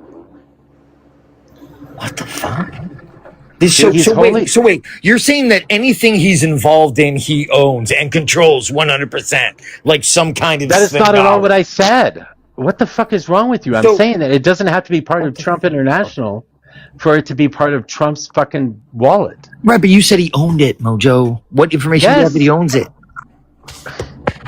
All right, that's what Vince was talking to you about. Yeah, so I listened to Vince give this speech one day, and I know exactly what he's talking about, but I don't have all the information at my fingertips, but he does. Yeah, so I got the report pulled up here. in this report, they gave numerous findings based upon their investigation. This is with them not being in power, by the way. So this is one of the reasons why I think Democrats ought to get in power so they can investigate something like this even further. But the first one says the president ought to place himself at the center of the nation's 250th anniversary. That's not any kind of that's obvious. The president's senior campaign operatives, Meredith O'Rourke, Chris LaCivita, Justin Caporella, and Brad Parscale, played key roles in sideline America 250 and engineering Freedom 250. Freedom 250 is built on a seat. That one is based upon the fact that they were handing over misleading wiring information, allegedly, to certain people with America 2 that are thinking they're donating to America 250. They're actually donating to Freedom 250. And then they were offering certain tiered sponsorship packages that would allow you to have access to the president. Literally having a private photograph of the president and placing a price on access to the president. And it says they were conducted behind a donor structure inherited from the FPF that conceals the identities of those who give and the benefits they may be promised in return. So it's hiding what they may be getting back. And again, because association with Trump is caustic. You leftists lose your mind. Anyone who has any type of affiliation with the president at all. So of course that would be concealed. He's supposed to divest himself. Wait, this is categorically the deep state. This is what you Republicans cry about. When you sit there and go, the deep state they're making deals behind the closed doors and that's not what the deep state is. The deep state has been in control of this country for decades, not just since 2016 with the great big hole between 2020 and 2024. What is 2016 to 2026? That's 10 years. What is 10 years? Are you asking me how many days, hours, minutes, seconds are in 10 years? What are 10 years? It's called a decade. It's called a decade. Okay, a whole decade. Good job, Vince. Right, with 4 years carved out in between. During which time the most odious attempts at lawfare were leveled against him. Do you think the deep state countenances attacks like that, Vince? So his corruption is justified, is what you're saying? I'm not saying his corruption is justified. I'm not even saying he's corrupt yet. I am waiting for you to provide anything resembling truth as opposed to just fashion. No, I've got. Could you please provide me with something? Yes, I did earlier, and you didn't answer that. Dell specifically, easy. I've got two good examples that I can provide to you. So he bought some stock in Dell. Is that right? Hold on. Nope. We got to go back a little bit. Dell donated to his Trump child savings accounts to the tune of billions of dollars. Okay. Awesome. A few short months later, I believe it was February or March, they ended up revealing that he finally, which they had to fight for him to, and he finally released his financial disclosures that showed that he had bought stock in Dell. To which point then he ended up saying numerous times to go out and buy a Dell computer. Quite literally, those were his verbatim quotes for the next you're objecting to months. A commercial. What is a commercial, Brendan? What is a commercial, Brendan? What is a commercial? It's called an endorsement. So you're objecting to a commercial. Is that right? I'm objecting to the fact that the president has holdings in Dell and then got stock from Dell. That is quite literally what the quid pro quo is. Next question. Do you suppose that Donald Trump personally does his investing? Wait, who holds his blind trust, Brendan? His family. Oh, there you go. Yeah. Do you suppose that Don Jr. does the investing? Oh, I'm sure he does. I'm sure he has a hand in it all, just like with his World Crypto. My God, you just admitted, you just conceded the whole point. Jesus Christ. No, I didn't. All right. Wait, Brendan. Do you think Donald Trump does not? Do you think Donald Trump does not speak at all to his son? I'm sure he does. Around okay, then there you go. I didn't concede anything, Brendan. I didn't see anything. Fine, then. Okay, I'll give you a more concrete example. Do you think that when Donald Trump showed that he had stock in, I think it was Palantir specifically, he said to go out and buy Palantir stock? Literally, he said that. I can pull up the exact quote if you'd like me to. Okay. You don't think that's a problem? Well, currently, the best way to seize the means of production is to buy stock in your favorite companies. And then go out and say to buy the stock socialism. Wait, I want to be clear. You're saying it is okay for the sitting president of the United States who has holdings within Palantir, then uses the stock ticker symbol, PLNTR, to go out and buy that stock and encourage his followers to do so. You think that is okay? Yes. Endorsing a particular company. Yeah, that's totally fine. Endorsing. Wait, you keep leaving out that last part, Brendan. Does he or does he not own stock within Palantir? I'm sure he does. I'm sure he has a very so you don't see a voluminous. problem with the sitting I'm president sure of the a United billionaire has a very voluminous stock portfolio. I'm sure he's very diversified. This What's no your amount of point? disgrace would ever be given. None of this would be given. It's It's pretty not wild. like, it's not like we complain about Nancy Pelosi. It's pretty It's not like wild. we complain about Nancy Pelosi bitching herself all the time, right? It's pretty wild that you would have the gall to bitch about Nancy Pelosi or anybody else when you are making such justifications for Donald Trump. It's fucking wild to me that Donald Trump can do it, but nobody else can. It's wild to me that you would still support this shit after all the fucking nonsense that you. That is exactly what you're saying. No, we're saying that it has been standard operating procedure and standard practice for a long time. And when we brought it up even prior to Trump getting into office, you're like, oh, no big deal. There was no movement on it. Is there a mouse in your pocket? Magically, because Trump is in office, now it's a problem. Is there a mouse in your pocket? That's what I'm saying. Is there a mouse in your pocket? What? Who the fuck is we? You said we multiple times. We are saying this. We are saying that. Who the fuck is we? Red team. No, red team is not saying this. You're the only dumbass saying this shit. Oh, whatever. I have a question. It doesn't seem to me that Trump is actually trying to get rid of the deep state. He's just trying to, make more money and just do all kinds of weird stuff. But I don't think he's looking for the deep state. Do you have any proof of that, Brendan, that he is actually looking for the deep state? Well, he's already arrested and indicted individuals that are clearly in the deep state. People like John Bolton, people like James Comey. Oh my God. I would even offer that, and I've been waiting patiently for more arrests, but I would assume that individuals in the GOP have asked Trump not to go forward with more arrests and more indictments because of the accusations that they would face if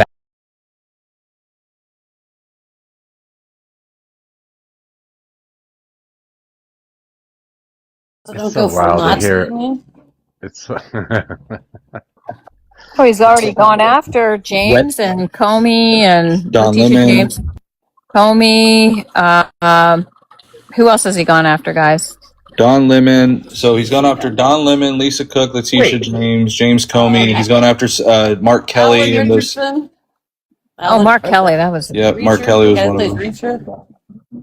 Because Don Lemon's deep state. Hey guys, just for some clarity, it's not a blind trust that Trump has set up, it's a revocable trust.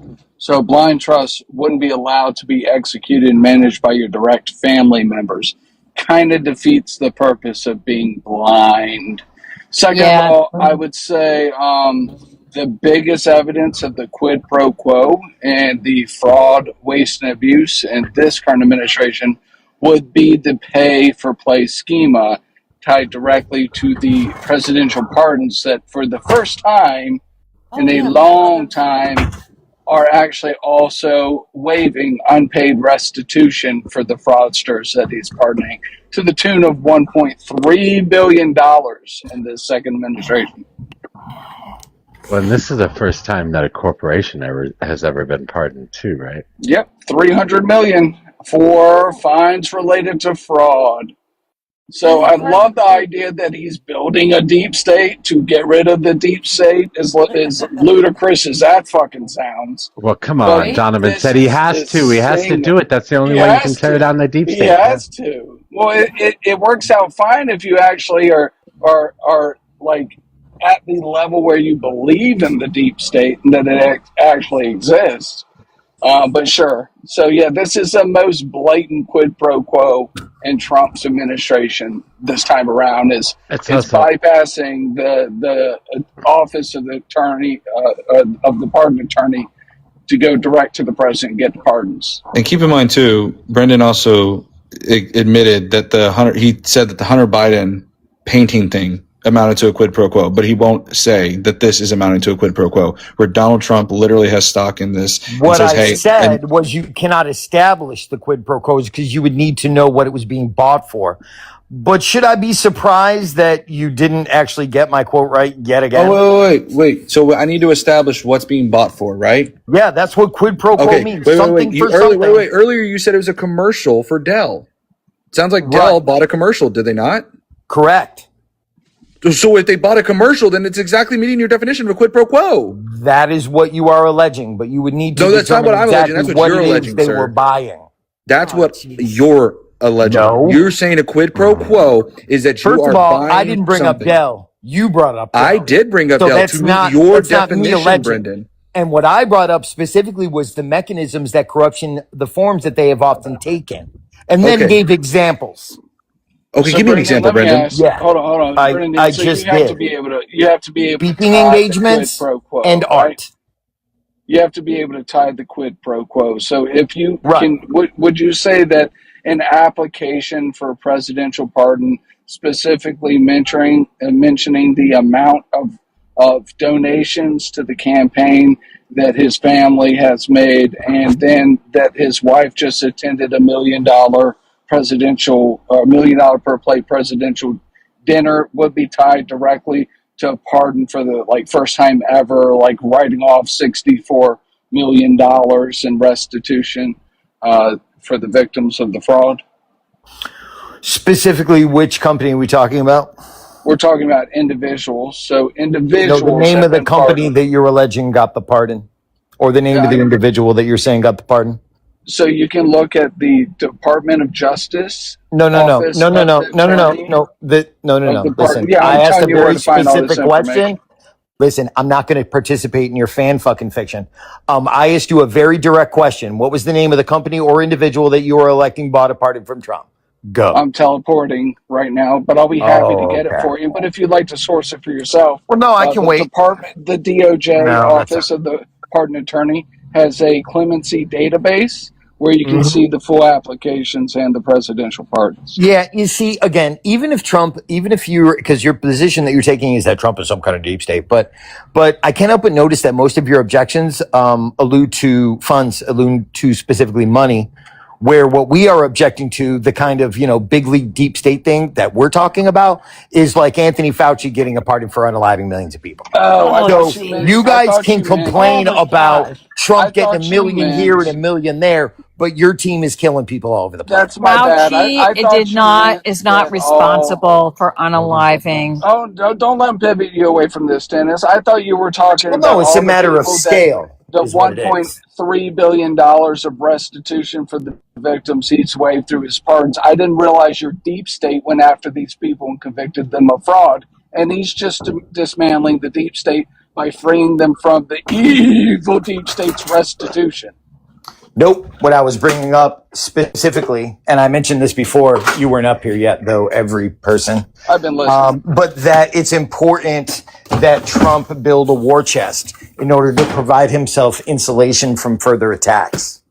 That's Well, not I'll a tell you what, justification. when you're It's not a collecting justification. $1 million, That's That laughable. is simply a logistical reality. So Can I $1 million ask a question? into his campaign fund. How much of a building of a war chest is that getting? And what kind of businessman is he? Where he's only getting a $1 million in contribution for waiving $66 million in restitution. No, you're the one that's alleging that any money that goes to him isn't because the person that's giving the money is a patriotic American and wants what's best for the country. So that's patriotic, but when Hunter Biden does something, it's not patriotic. Get out of here. You have a double standard, bro. If you're alleging it's a bribe, you have to prove it. So once No, again, no, we come you're to the alleging- definition of you're a quid pro alleging- quo You're that alleging that seems Hunter to Biden's escape painting, you. the purchase of Hunter Biden's painting wasn't patriotic, and you need to prove that, sir. Again, Yeah, you did it again. he's nothing but a Okay. hypocritical fucking bad faith piece Okay. of shit. Yeah. Yeah. That's all you are. Mojo. You are a hypocritical bad faith piece of shit. That is Brendan, absolutely everything you're saying, I can just flip right around on you. You're saying No, that Hunter well, Biden's no, painting wasn't you're a making a patriotic contribution Well, to yeah, destroy here's the deep state. difference. Here's the difference. Because Hunter Biden at no time was an accomplished artist. And in no real world can the smatterings of a crackhead go for $500,000. But you guys are so fucking twisted and perverted that you think that's okay. But by contrast, someone who is sitting in the highest office of the land and may be able to help them with regards to a supportive ear, with regards to their legal plight, are the fucking same. They're So not. let me ask you, Ben, maniacs. specifically. So we've got. So just to recap, because I'm such a disingenuous piece of shit, you guys can't see the difference between $500,000 for a crackhead. Here we go. Here we go. Here comes the MAGA crash $500,000 out. for the president. Crash So out. let me ask you, this $1.3 billion in restitution that he's waived in his second administration ever since inception in 1996 of the Mandatory Victim Restitution Act, where victims are compensated for the crimes committed against them. How is that dismantling the deep state or being patriotic? Answer my question. Answer his. Here's the interest. I asked first. Have you ever heard of Grandma Moses? Donna? No. Here's I my. haven't. Here's my. Wait, hold on. Brendan, have you ever heard of Grandma Moses? No. She's a very famous artist. Never went to art school. Her paintings look something akin to a child's paintings. But she was very famous for trying to do landscapes in, I don't know, an unlit cabin out in the woods because she lived in the boondocks. And she had a kind of the rural ideology underneath her thumb, so she was able to create these pretty emotional type paintings, but very bad paintings. But they still sold for millions of dollars. So when you say a drug-addled crackhead selling paintings for $500,000 is unheard of, I'm just going to tell you you're a dipshit and know nothing about art. We're not talking about art, idiot. We're talking about corruption. No. Yeah. Oh, we're talking about corruption. You are talking about art. You were talking about art specifically, and art that was created by Hunter Biden. Whether you like the art or not is irrelevant and makes no difference as to what the art is worth or valued at, or what somebody is willing to pay for it. And it's also, and this is why we're winning. But this is also what's interesting too, is the reason why Brennan has a problem with this is because he is essentially making the claim that somebody's buying access to Joe Biden when we have quite literally every single time a corporation comes in, they end up gifting Donald Trump something and then end up getting something in return. Namely, again, I already pointed it out with Dell, into which Brendan admitted that they were getting a commercial from donating to Trump's child savings accounts. But again, the double standard now is that, oh, well, that's just a commercial. But that's exactly what you're upset about with Joe. She just said by Dell. I mean, what you're complaining about here is essentially the presence of social media. The fact that a world leader, you're ignoring. Wait, are you? Wait. So let me be clear. Wait. It's not Trump. No. Brendan, keep going. He's going to keep going. The problem is that you keep doing this in a vacuum. You keep I'm trying sitting to here. No. He doesn't ever listen. He doesn't listen to anybody. Because I know, but here's the thing. You are doing this in a vacuous statement. If it were just Trump going out and saying, go buy a Dell computer with no other facts before then, maybe you have a case to stand on. The problem you're doing is you're completely ignoring the two major factors beforehand, which is that Donald Trump personally had stock in Dell and had gotten donation from the Dell family for his Trump child savings accounts to the tune of billions of dollars. So yes, I would agree with you. If it were just the statement and not those other two factors that were combined with it, maybe it's not that big of a deal. But the problem and even then I would still say it's a big deal, but maybe you can argue it's not. What you're suggesting is a federal crime. What I'm suggesting is a federal crime. What year are you alleging this took place? So the Dell family donated $6 billion. These are facts. That's all I'm laying out. Yeah, I'm just hoping for answers. What year did this allegedly happen? Yeah, I can. Here, I got it right here for you. Give me just 1 second so I can get it for you. The exact day and time. Let me get that for you. It's right here. Okay, so on the give me a second. Of course, now it's not going to load up. Damn it! Give me a second. What is that noise? It was December, I believe, is what it was. Do you know you're on the panel? The highest price that everyone paid for a Hunter painting is $85,000. Okay, I got it here. I got it here. So December 2nd, Dell contributed $6.25 billion. On February 10th, 2026, Donald Trump purchased $1 million and $5 million in Dell shares. This was backed by Finance Yahoo's article. And then on February 19th, he said, go out and buy a Dell computer. February 27th, he said, Dell computer, go out and buy a Dell computer. May 8th, go out and buy a Dell computer. May 28th, the War Department signed a $9 billion deal with Dell. And then July 6th, they said, go out and buy a Dell computer. And then July 22nd, he said, you know what? I say, go out and buy a Dell signed computer. a deal? Yes, the War Department So signed a was the 9.7. Trump administration or anyone in his administration in talks with the Dell Computer Company in an official capacity? If they signed a deal with Dell, what are you talking about? See if it's top of mind, if he's negotiating with Dell for any reason, or he has any type of focus on Dell. Mainly, and the reason I'm asking is because of talks, then it would stand to reason that it would be top of mind, and then you would happen to mention it. No. Okay, this is the problem you keep doing. You keep coming back to isolated facts and not taking the whole picture. And this is the problem I have with you, Donovan, is that you keep ignoring exactly again, the timeline. Wait. Did Trump have stock shares in Dell? Yes or no? He probably did.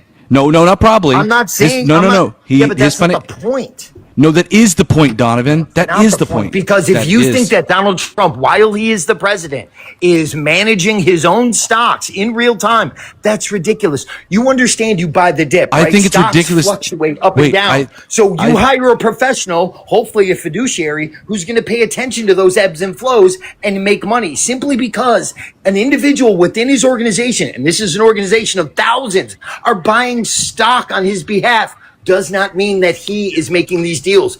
In order to do that, you would have to establish a quid pro quo, not just come up here with okay, fine. while simultaneously Donovan, I'll get rid of that. I can get rid of that.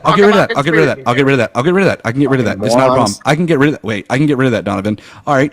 Dell contributed $6.25 billion to Trump's child savings accounts. And then thereafter, Trump then goes on, as you have reported yourself, to then do commercials after the Dell family savings accounts. Yeah. So wait, isn't that a federal government program? Yes, one that has Trump's name on it, Donovan. What the hell are you talking about? Name on it, but that doesn't mean it's his money. Holy shit. So again, we have Dell. Wait. You don't think that's them trying to get? Wait. I want to be very clear. What you're saying then is that Donald Trump. Right. Yeah, there is a nefarious intent. No, you suck when you sit here and look at the fact that Donald Trump had gotten money from the Dell family, specifically to the tune of $6 billion to the Trump child savings accounts, and then thereafter Donald Trump. Hold on. The Treasury. You yourself. No, hold on. I want to be very clear. I'm piecing together the puzzle pieces that you have already admitted to, which was that they were doing a commercial. So I want to be very clear. By your own admission, Trump got money from the Dell family for his Trump child savings accounts, and then their quid pro quo is that they were able to get advertising at the behest of the president of the United States. Do you not understand that is exactly what you argued about with Hunter Biden, was that he was getting they were selling access to Joe Biden. This is quite literally a private organization donating to the Trump child savings accounts to get a free commercial, by your own words. No, I didn't say that specifically. I asked you said it was a commercial. We all heard it. I said it sounded like a commercial. And I asked you, are you objecting to a commercial? And then you did what you just did. Get apoplectic. Right? Right. Carter had to sell his peanut farm. Oh my fucking God. So yeah, this is why I brought up the fact that social media is a thing. The world back in the 70s was completely different than it is today. Everyone has a cell phone and there's cameras constantly pointed at the president of the United States and everyone hears exactly what he's saying. So if the Dell Corporation has donated money to the Treasury, not to fucking Trump, doesn't matter that his name's on it. If they donate money to the Treasury, that's because they care and want to help the American people. And if Trump is impressed with that Herculean show of patriotism, then maybe that's why he's affirming. And you know what? They just wanted art. They just wanted art, Donovan. That's what they wanted from Hunter Biden. They just wanted art. They just wanted art. They just wanted art, right, Donovan? Okay, here, let's do this. The Trump savings, whatever the fuck position that is, does that money go to, and is it in the federal treasury or in Donald Trump's own personal account? Where did the money go for? Answer the question. No, I will answer it once you answer mine. Question. It's going into the Treasury now. Where was the money going for Hunter Biden's paintings? Where was the money going for Hunter Biden's paintings? Hunter Biden's crack dealer. Oh, okay, exactly. So again, you don't have an argument or a leg to stand on. You don't understand how selling access to the president I will works. tell you with 98% certitude that money probably went maybe 50% for the big guy, but the rest went to Hunter Biden's coke dealer. Yeah, absolutely. Oh, okay, to the big guy. Who do you think the big guy was? That would be his daddy. Oh, his daddy. So you are making the argument that they were buying these paintings to gain access to the president of the United States, in which I just made the exact same argument when it came to Dell. Okay. Except Dell is getting an offhand commercial. Let's call it. I'll give it to you. It's an offhand commercial. Offhand commercial. I doubt Trump even knew about it. That one of his handlers just probably tell him to say something good about Dell. Who knows? But if you were going to ask me what Joe did with the money, Trump isn't probably smarter than probably like a gallon of adrenochrome. Okay, I want. Hold on, wait, Donovan. I've already mentioned where 5 times Donald Trump said specifically, go out and buy a Dell computer. Literally 5 times. And over the span of after February 19th, and again in February 10th, this is how close. And again, these dates are very important. I know Donovan's not going to listen, and that's okay. But it's very important to understand. February 10th, Donald Trump purchased $1 million to $5 million in Dell shares. 9 days later, he then goes out and says, "Go out and buy a Dell computer." Not to mention, even in December 2nd, when the Dell family initially contributed $6.25 billion, and has now been mentioned a host of times as to helping out the Trump child savings accounts. They bought this particular. Again, it's also, by the way, which goes to the Treasury for Trump's initiative. Do you not understand how that works, Donovan? Right. So really, they're not making him any money. They're just getting him some juice, right? No. Wait. They're not making him money. Are we going to ignore again? Oh, I thought we weren't able to talk about the stocks, Donovan. So now that you're bringing in money, now we can bring in stocks because Donald Trump had shares in Dell. Yeah, have you ever talked to Donald Trump? Do you really think he's investing himself? Jesus, here we go. Okay. See, it's circular. It's not circular. Let me ask something. Do you own stocks? Do you invest yourself, or do you have a fiduciary do that? Right now, I invest in stocks myself. I don't know what you're trying to get to. So you're a day trader. Is that the way you mainly make money? Is that your main source of income? No, it's not. Okay. But you know what I'm talking about, right? Somebody like Trump, especially someone running a country, probably doesn't trade on his own. Do you think that I think it's ridiculous, like you said earlier, it's ridiculous that Donald Trump would run it himself. Do you think it's ridiculous to assume that Donald Trump can't call up his brokerage and say, "Hey, I just made a deal with Dell. Can you go ahead and buy some stock in Dell?" You don't think that's ridiculous? That, his own sons have access to his, what is it, irrevocable trust, I think everyone said earlier? Do you think Nancy Pelosi? Do you think Nancy Pelosi is trading her own stocks? It's revocable, not irrevocable. Thank you, everyone. Sorry. Revoke the status at any point in time. Her husband is not trading stocks either. So, I just have one question. Why did Hunter Biden's last painting sell in 2024? Why hasn't he sold the painting since if he needs money? He doesn't need money. I'm just saying, he hasn't sold the painting since 2024. It just seems odd. He doesn't need money. And to be clear, like the year what happened in the year 2024? To be clear, what happened in the year 2024? His daddy wasn't president. Damn it. To be clear, Stargazer did point out the fact that his most expensive painting sold for $85,000. So he sold, Brendan, you're the number that you actually put on the paintings. So the number that you actually put 1.5. I'm going to boot you if you don't shut 1 point. He's trying to say that how much he's.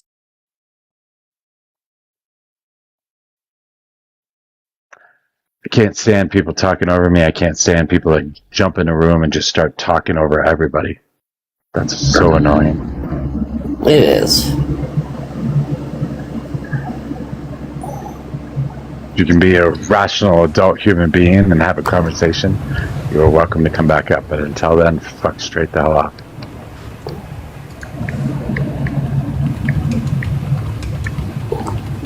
Tap, share the live. I think it's wild how hypocritical Donovan is, how all of these things that he thinks he left. Trump is doing. Oh, wow. He left. Donovan left. Go figure. Wait, what? Maybe he'll come back. I doubt it. I didn't think he see was- anything. I think he was looking like he was a complete and total fool. It's amazing. It's actually amazing because everything that he said that the Democrats do bad, he is perfectly okay with Donald Trump doing the exact same. Right. So fucking wild. It's like it's a double standard. Like I It's said, just in hypocrisy. Yeah. it's amazing to me is like this goes back to when Donald Trump said that he could, do something on Fifth Avenue and get away with it.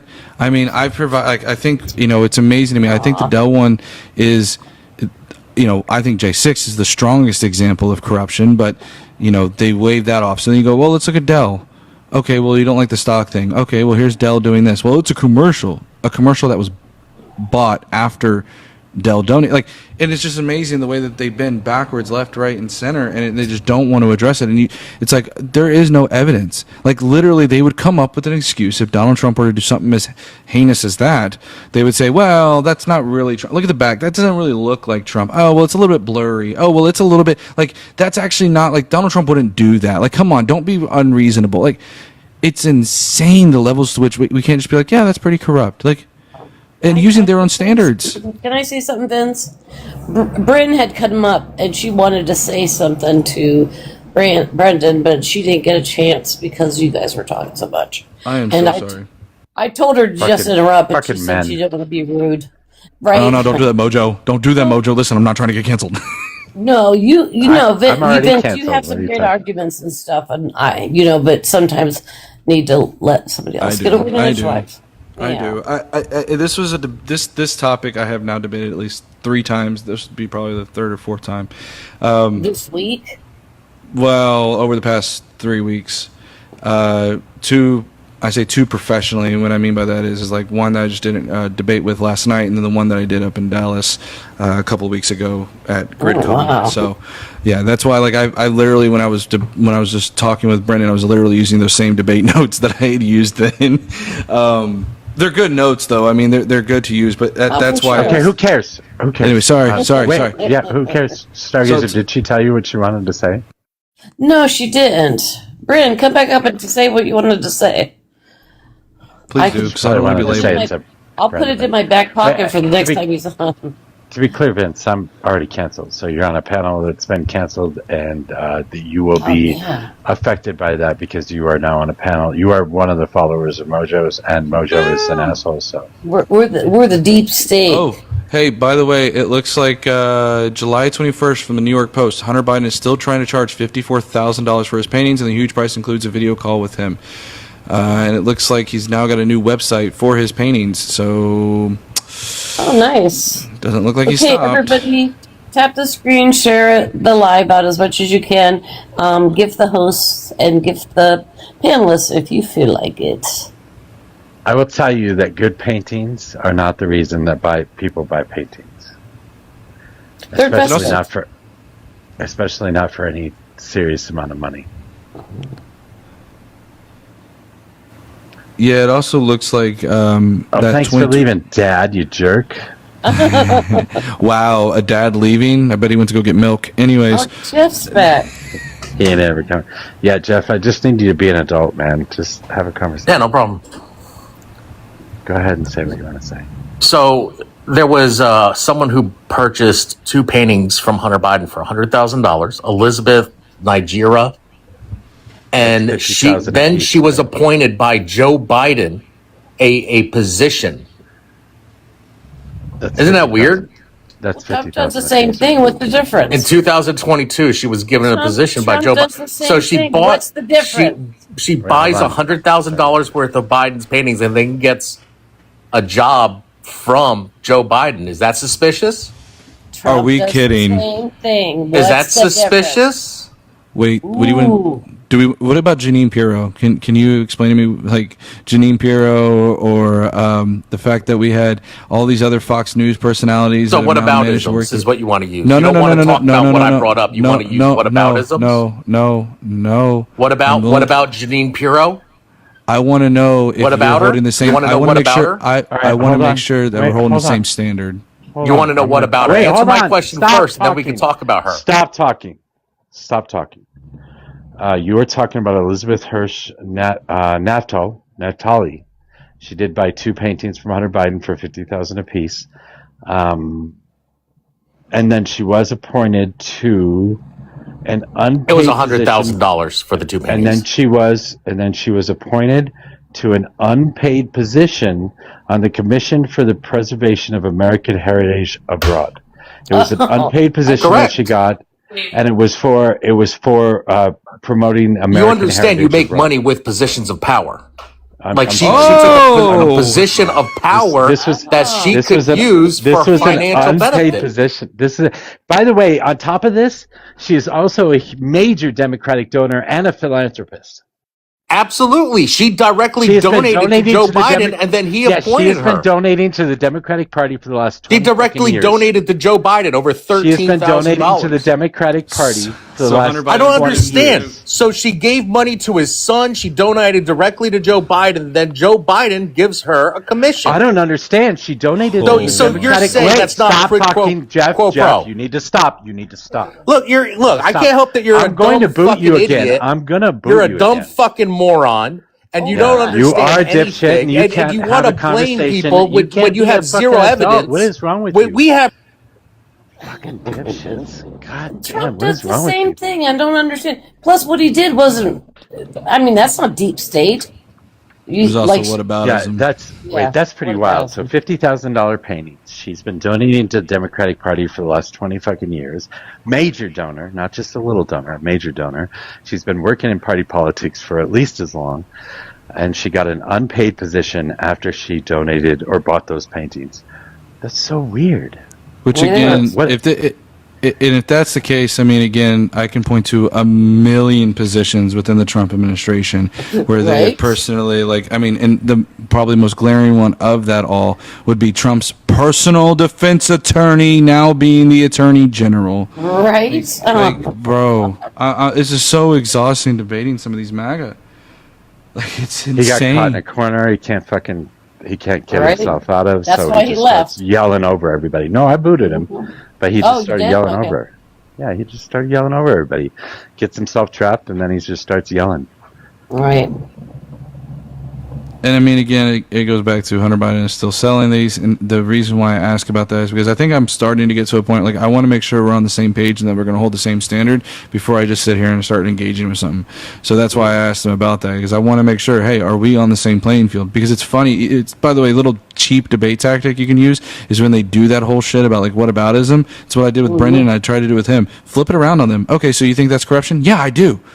Oh, okay. So that's your standard. Okay, here's the standard it applied towards Trump. Well, that's different. That's a different broker. Oh, well, but Right. that's just a commercial. Like, doesn't And apply. you know what? And the other things that Trump has done is like pardon all the J6ers, and then they don't have to pay their fines. And some of that money was supposed to go to people that were harmed. Yeah, so he's he's saying now that Biden hasn't sold any paintings since 2024. That's not totally correct. I mean, he is still charging for paintings as of this New York Post article from 2021, or from 2026, sorry, rather, July 21st, 2026. It says Hunter Biden is still trying to charge $54,000 for his paintings, and the huge price includes a video call with him. This is from the New York Post. And it says using Hunter Biden is on a media blitz campaign using far-right influencers with millions of social media followers to promote his brand and hawk his new collection of artwork, which is going for an eye-popping sum, sources told the Post. According to operations manager of the Hunter Biden studio, Biden is selling a 36 by 36-inch canvas called Watchers for $54,000, and every sale includes a private video call with Hunter in which he speaks personally about the painting. So again, when we talk about him maybe not having sold anything 2024, sure, maybe. He's still trying to sell them, though, as of this year. So, Well, and nice try, though. selling artwork doesn't happen every day.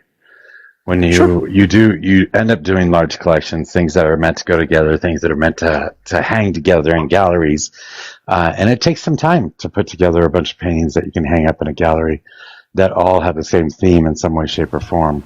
And then you set up a gallery event after that where you try and sell the paintings. So it's not unheard of to hear 2 years in between gallery showings and sales of paintings. Not unheard of at all. Yeah, and you know what the irony in that whole thing too is that they'll argue about proximity They'll say, well, here's the dot here, here's a dot here. Clearly, that's what's going on. Okay. But then when I try to show a direct, here is the link. Dell donated to the Trump child savings accounts. He then bought stock in Dell. He then said, go and buy a Dell. Like, that is a 1 for 1 for 1 for 1. That's not proximity. That's bingo, bingo, bingo. And all of a sudden now it's not good enough. The proximity standard doesn't work. It's no longer applicable. It's quite hysterical. And also it's funny that, yeah, go ahead. So do you think, which one? It's Freedom 250 that is controlled by Donald Trump, yeah? I gotta be very clear here.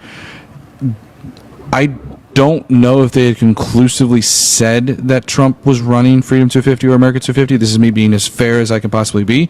Rather, that Freedom 250 is, and that's why I always use the word Trump aligned, because there's a lot of people within that organization that work closely with Trump who, the organization, the Freedom 250, is accused of essentially selling access, kind of similar to actually what's going on. Actually, that's a great example for what's going on, like with Hunter Biden, right? Although instead of a painting, it's an event, right? So these corporate donors are donating to Freedom 250. There's no oversight to it.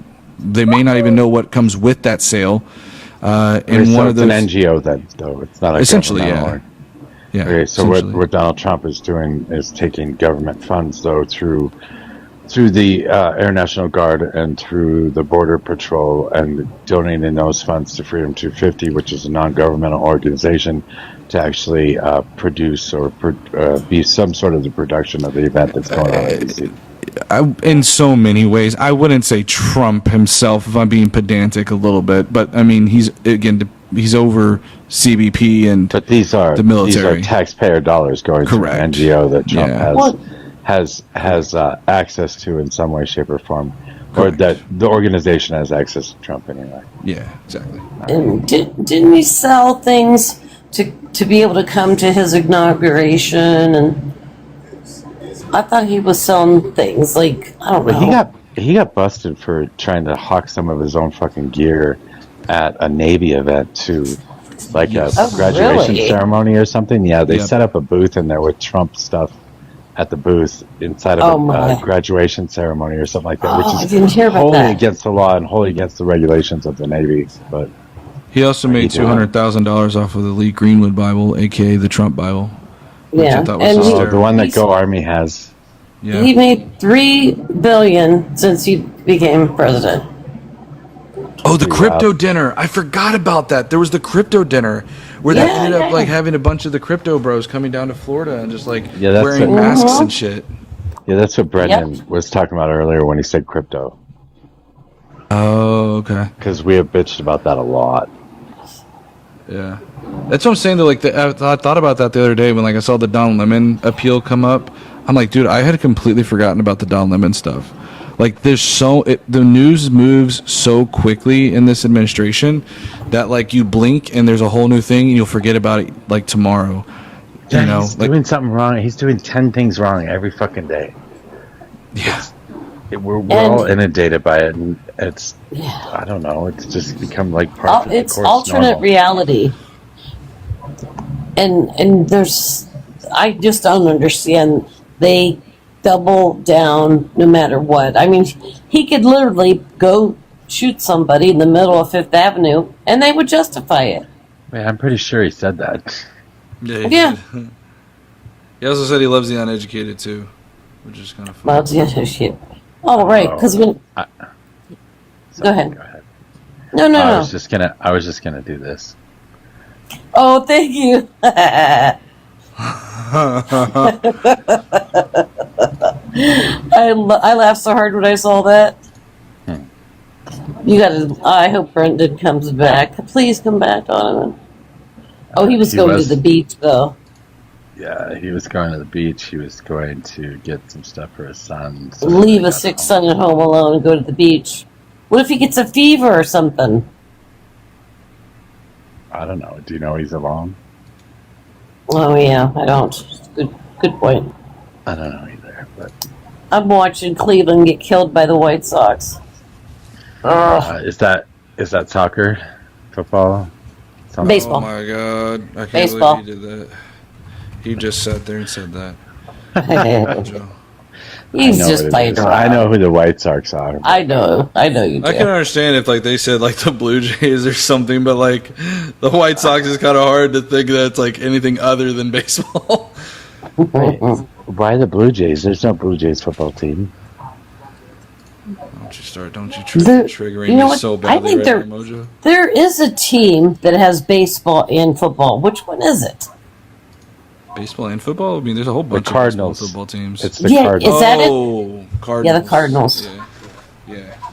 I thought you were talking. I'm like, there's a whole bunch of baseball teams that have football teams. I'm like, what are you talking about? No. The same name. Same name, same city. They just named both of their mascots or use the same mascot for both things. And what state is that? St. Louis? So No. I guess I know entirely too much about sports, don't I? Oh yeah. You're showing your hand. Fuck. Sports ball. The True Social subscription. Yeah, so the True Social subscriptions also are pretty crazy. So, essentially, in this again, that's what I'm saying. Like, You there's get so many stock tips. Yeah, you can. Well, it's gonna. What it is early access to Trump's True Social posts, which is again categorically insider trading.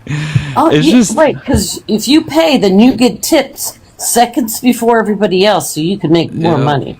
Okay, I got a message. I guess this is something that happened recently, and I'm going to be a drama fucking monger queen right now. Oh. I just happily went on Suni's live because Suni was running that live about him and called her the N-word. Uh-oh. Wow. On her live. That's fucking wild. Jesus Christ. Last night he was on, before I went to bed, he was on, he was like taking over Danielle's, and he was just obnoxious. It was horrible. Mojo, I gotta get off. But man, listen. Great I don't need to conversation. know about your sexual proclivities. Oh, damn it, Mojo. Oh, wait, the girl, Alicia Nightingale says today is the Patriot Games. Heard it's like a high school track meet. Yeah, that's what Vince was saying earlier. He was talking about the Patriot Games or the Hunger Games. Yeah, oh yeah. Is that Donald today? Trump's- I didn't know it was today. Yeah, I think it started today or something. But this is all going to be part of the thing that includes the race in D.C. Oh, okay, right. Nobody wants to come up. What the hell? What the hell? You guys are- I know, by myself. I got nobody in requests. I got nobody that wants to argue or debate. Just people that want to listen. Bren, yes, come save us. Come tell us about cooking. I'm at the gym, but I'll park it. You're at the gym? Are you I didn't hear what she said. I think she said she was at the gym. I didn't know you went to the gym. That's wild. I don't. That's why I'm fat. That's why she said, I know that's why I'm fat. When you have a moment, I wanted to hear what you were going to say to Brenda Vin. I hate that. If I don't look, I don't know what to call him. I always just call him Donovan, and then I look down and he's under Brendan, and I'm like, shit, whatever. I don't fucking care. Yeah. Does he have multiple personality disorder? No. It would have really think so. if he'd been here for me to ask him. I'm sorry. I don't think he has anything mentally wrong with him. I think he is just a hypocrite. I think he sold himself on Donald Trump, and he has sold everybody else on the fact that he's this huge Donald Trump supporter for a particular reason. That being that he was going to, end the deep state. But so he feels a necessity to defend Donald Trump on everything now. Because he can't give up on this notion of the reason that he voted for him. It's become part of his personality or who he is. Yes, it's intertwined with himself. But when I asked him, what is Trump doing to, dig up the deep state, he really didn't say anything. Because I don't think Trump is. He mentioned something, but I don't remember what he said. Oh, and a couple of the elderly ladies in my apartment complex are going to be voting blue this fall. in November. I've been Yeah? able to flip 3 people. Yeah. Good for job for you, you. man. Hell Yeah, yeah. that's awesome.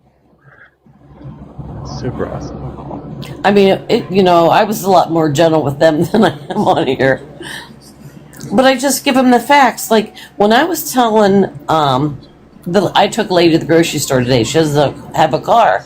I was telling her about the AI reading the books and then destroying them, Yeah. and she immediately said that's Nazism. Because didn't they destroy books back then?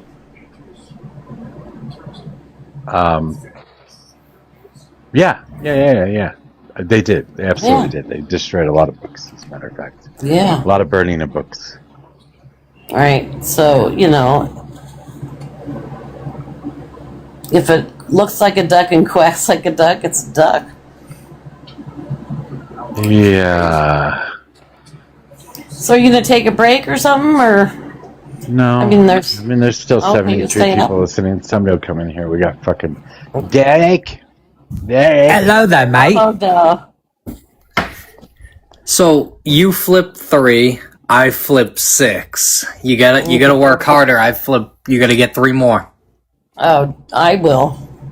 I'll let you know. I'll get more too.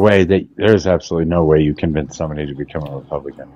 3 of my family and 3 people I am friends with have all They just said registered. they just said, okay, stop talking to me, and sure, whatever. I'll vote whatever. That's exactly what they did. I mean, probably, but hey, they still registered, and I'm down for it. Yeah, but actually, when they vote, are you going to know what they voted for? I'm not. Are you gonna know what your 3 vote? Yeah, they're going to because they're getting home ballots. And I'm going to help them fill them out. Oh, of course. So it sounds like She's gonna help them. the fraud we're looking for. Maybe we They're should old sponsor ladies. that. Maybe we should sponsor that, like mail-in ballot parties, mail-in ballot Yeah. fill-out parties. Do parties where everybody can come hang out, and we can, everybody can drink some wine Right. and fill out our ballots at the same time. We can talk about the issues, and that'd be interesting. That's a great idea. Well, where'd he go? He left. I didn't do it. Wasn't me. It wasn't me either. I mean, he wasn't being obnoxious or anything. Oh, what the heck? It's all right. He's wondering what happened. I didn't I do didn't do it. it. Bren did it? No, I said I didn't do it. Oh, didn't do it. Okay. Well, and I don't think Sammy would have done it. Oh, Jill wants to know. Wait a second. How do blind people vote? Same way Helen Keller was the way she was. They'll Well, I usually don't- have somebody help them. Okay, that's a good question. Because I doubt if they would have Braille ballots. They would have to have someone help them. Oh, that's another person. I have a lady that's There's always- legally blind. There's always signs saying if you're hearing or vision impaired, ask for assistance or something like that. Where are you, Bryn? The gym. I'm at the she said. gym. I'm dying. Oh, you are at the gym. Okay, sorry. Are you on a treadmill or are you on a Stairmaster? Yeah, or what? I'm on a treadmill. Okay. Have fun. Democrats are starting to become Republicans day by day, getting into the gym. We love it. We love when Wait a minute. Democrats. Go in the gym makes you a Republican? I would say so, because the Democrats that I have encountered on this app do not like the gym. They do not like personal health. They do not like eating healthy in general. What are you talking about? Nah. That's really discriminatory. I don't know if discriminatory would be the word, but strange I would just analogy. say it's wrong. I mean, I don't like the Yeah. gym. I hate going to the gym because I hate fucking gym people and gym culture. But I eat really healthy. I certainly do work out, and I obviously eat more healthy than the vast majority of people that exist on the face of the planet. So I don't know what you're talking about. True. See, I've been trying to eat a lot healthier, but I still have to throw a little bit of meat in there once in a while because I'm anemic. But I eat spinach all the time. Because you're anemic. Yeah. You gotta have some steak. Good source of iron. Yeah. Oh, spinach is a good source of iron. Green leafy Yeah, vegetables. Actually, kale probably has more iron in it than a steak yes, does. kale does. I'm not a fan of kale in the salad, but I'll make like kale chips. Kale chips are so fucking good. Love Yeah, kale they chips. are. With some Parmesan on them, a little Parmesan, a little bit Oh of olive yeah, oil. right. And I have a whole list of stuff. I had posted it in shenanigans for somebody. It's all the things that have more iron than a steak or something like that. So I'll have to go back and look and see if I can find it.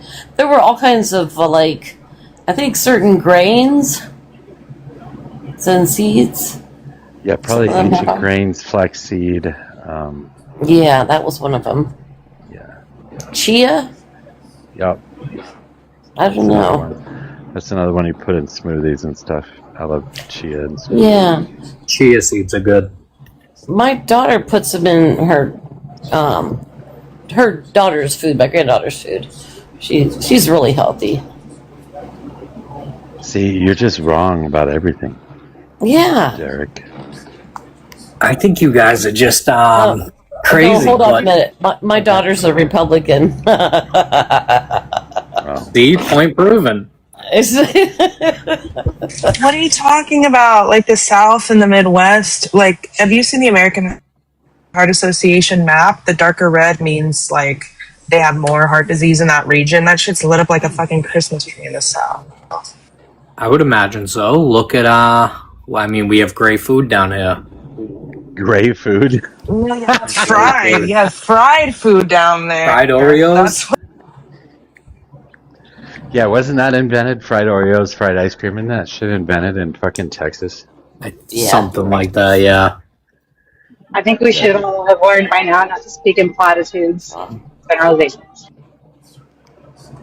Hey B, how do you like Mojo's thing there? Background, the image. Background, thank you. it's a little too on the nose for me, but I do enjoy shitting on them. I laughed so hard when I saw that. I had to put it in. What has Trump done this weekend to piss you guys off? He's giving He's still taxpayer breathing. dollars.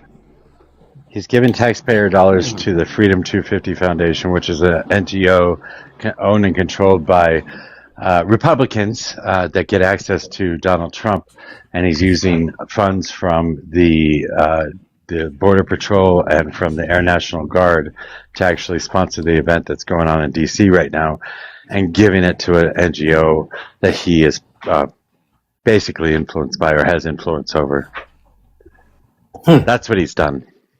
So just the same thing as always. Okay. Yeah, Nothing corruption. new. Yeah, it's corruption. I mean, we're all used to Donald Trump being corrupt. Do you like it? I mean, I enjoy the market manipulation. If you have paid attention to how it's working, you could be making some good money. Well, Donald Trump certainly is, and you're okay with that too, huh? I mean, hey, I don't pocket watch. If somebody...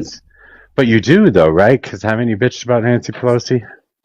I mean, I just think she was a fraud, but at the end of the day, they all are. So I think everybody government does in it. general. You bitch about everybody else doing it, but when Donald Trump does it, it's okay. He's not a fraud. It's okay. Was he a fraud by making his own crypto, or did he inside trade? Yes. The answer is yes. To both. Okay. I don't know. I'm enjoying the market. Yeah. So Hey, as long as you're in on the corruption, as long as you can make money off of profit off the corruption, you're okay with corruption. I got you. Yeah. How can the right is so we are such good Christian people, but then they allow you're like the people in the money changers in the temple when Jesus came and threw them out. That's what you guys are like. That's a little close to home or Israel or something. I don't know. Hey, Yeah. that country. They are not terrible people, but they are an odd place. It's Netanyahu. Exactly. I mean, we all have one bad apple in the bunch. You guys think our president is one? You are the one on TikTok for sure. I think there's a Does lot anyone more. know the end of that saying, though? Justin, do you know the end of that saying? It's not just one bad apple in the bunch. It's one bad apple in the bunch spoils the whole bushel. I thought it was the bunch. Oh, but bushel sounds better. Yeah, you're right. I mean, the whole idea still stands, right? You have one bad apple, it spoils the rest. I mean, that is a true statement. All right. To be clear, though, putting up one banana in with a bunch of apples spoils the whole bunch much quicker than one bad apple. Banana releases. Is that true? Is that true? Yes. Yeah, banana releases a chemical when it ripens, and it makes everything around it ripen faster. So if you ever want to ripen your avocados quicker, stick a banana next to them. I was just going to say that. I think we can use this analogy, though, for a couple things going on in our country. I mean, let's be realistic. One bad immigrant and an illegal immigrant definitely spoils it for the rest of them.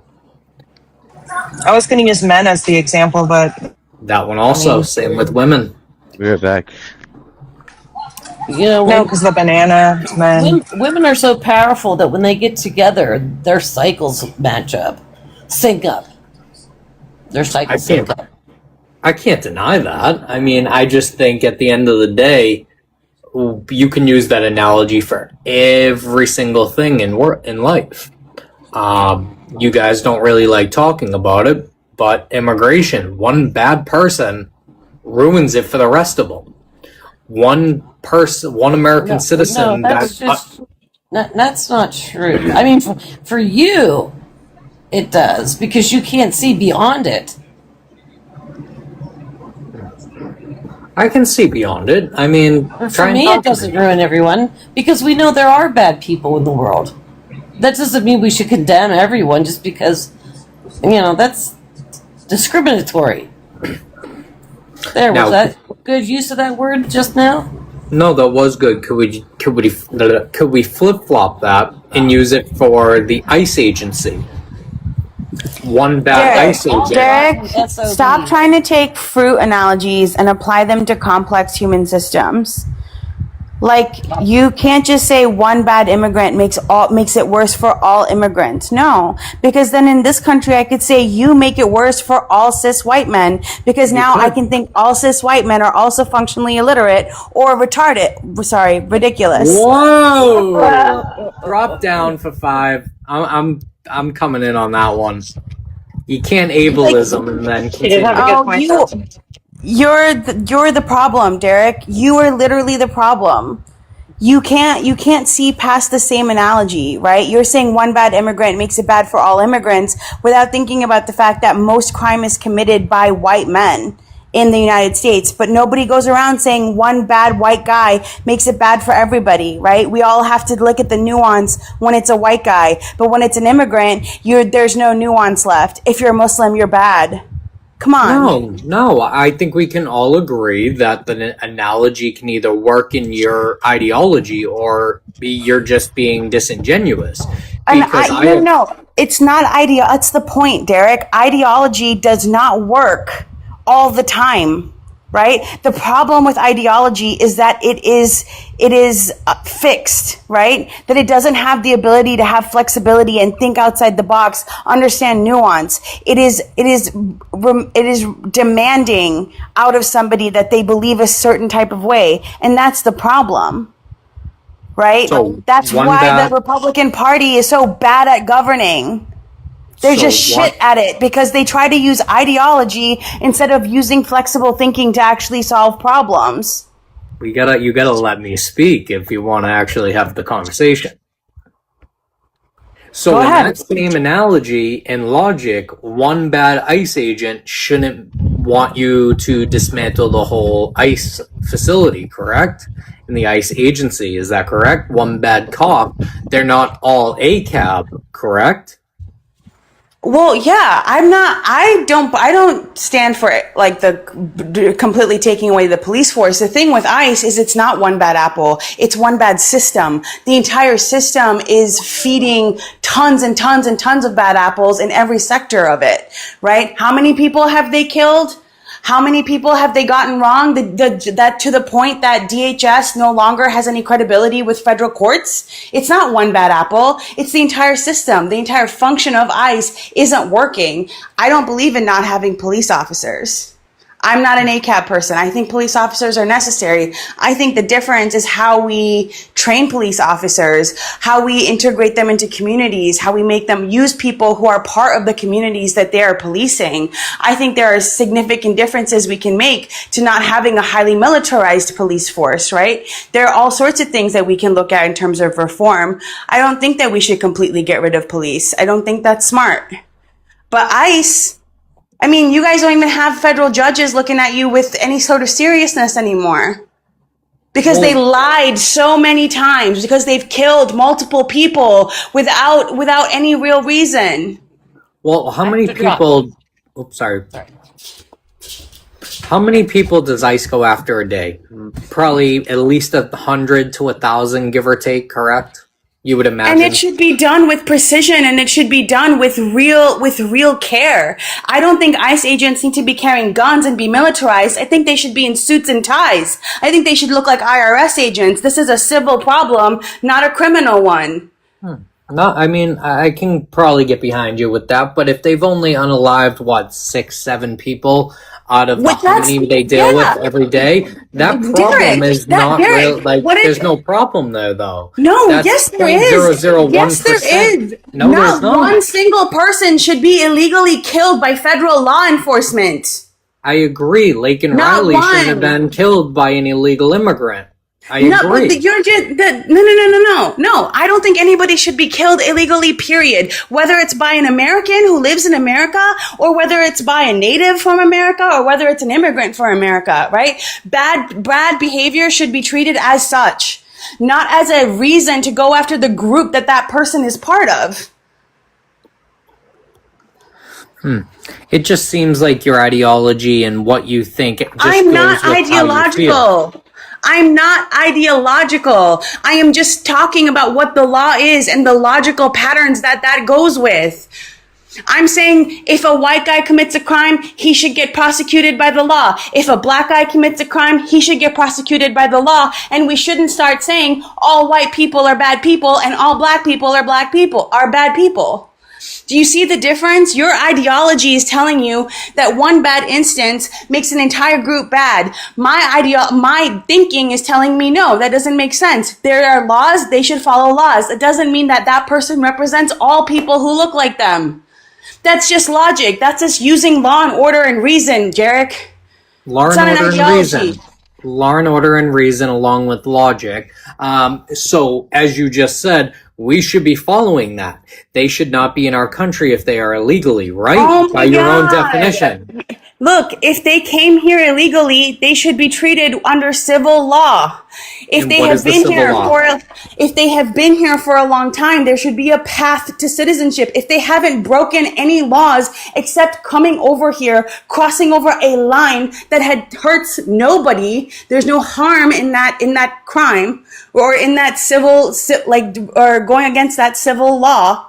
Right? There should be a path to citizenship. Rounding them up, putting them in detention facilities that have been charged by Amnesty International for torture, having 18-month-olds die because of lack of medicine given to them, all of that to me is an overreaction and illogical form of using ideology. So it's crazy. Like I said, it really just goes around just on your feelings, because you just in one sentence, in one hand, said law and order and logic, and then when I bring up law and order and logic, you go, well, no, if they've been here long enough, just give them a path to Derek, citizenship. you didn't bring up law and order and reason and logic. It is unreasonable to put an 18-month-old in a detention facility and let them die and not give them access to medicine. It is unreasonable. That is not a good thing. That's what they're doing. All right. All I am saying is, look, if somebody hasn't committed a crime, if they have committed a crime, prosecute them to the fullest extent of the law. That's fine. The problem is that almost 78% of the people they've been rounding up have never committed a crime. You're right. And about 80% of the asylum claims that go through get denied. Is that correct? So they're already. I'm not sure what exactly I'm not sure exactly what the asylum rates are, but the asylum is complicated, and that I leave to judges to complete. The thing is like you're saying, don't let any immigrants in because one immigrant might be bad. No, that I'm doesn't just trying make any to prove sense. that you go based upon your feelings I and don't not go based based upon off of the my. actual law of the case. Tell me what about what you're saying is not on your feelings and what is actually based in fact. Well, Tell me one thing that you have espoused that has data to back it up, that is reasonable in its thinking, that is not only a valid argument, but a sound argument. Okay, 80% of the asylum cases are denied. And then what happens to those people? They go home. Exactly. So the system is working as it needs to. Next. No, you're correct. The system is working in that regard. We're not talking about people who go to asylum, get their thing denied, and then they're removed from the country. We're literally talking about how ICE is currently operating. So you have traveled, you've lived in multiple countries. Can you go over and cross into those countries and pretty much give a pat on the back and a hand slap and just continue on? Or do you get put in a immigration center in that country? Or no, because this, what do you mean? Hang on. I know what you're saying. Hello, I've traveled lots of places. With an American passport, I can go to a lot of countries and get a stamp at the border and be let in, right? Yes. As long as I have a reason to be there. Like, I have immigrated to this country. I came here on a legal basis. It is extremely fucking hard to immigrate to this country. It is extremely expensive and it is extremely time consuming, right? Mm-hmm. And we did it. But it's not an easy process, especially because I was from Tanzania. And after 9/11, Tanzania was listed as a terrorist harboring country. And so it took even longer to become a citizen of this country. And it took, decades, right? And I think there should be quicker paths to citizenship and permanent residency, considering my parents were doing jobs that are highly required here. My mom was a special education teacher and my dad's a physician. Two positions that they needed people for that here. Right? And there's lots of other specialties like that we just need those people here. Not enough people are going into those professions. And we should make it easier, not harder. So you would agree we need a different system, and the system that nobody has ever disagreed with that, Derek. Well, then I think maybe we should look at shutting our borders down entirely at the moment, processing in the meantime the cases that are currently pending. Yeah, and that would destroy our economy. It would destroy our economy in 6 months. Well, no, it wouldn't, because it would. No, hang on. This is where I meet you in the middle. See, this is where we compromise. So we shut down all of our borders. Everybody who is already processing have already submitted their paperwork, whether that was the day before or 2 hours before.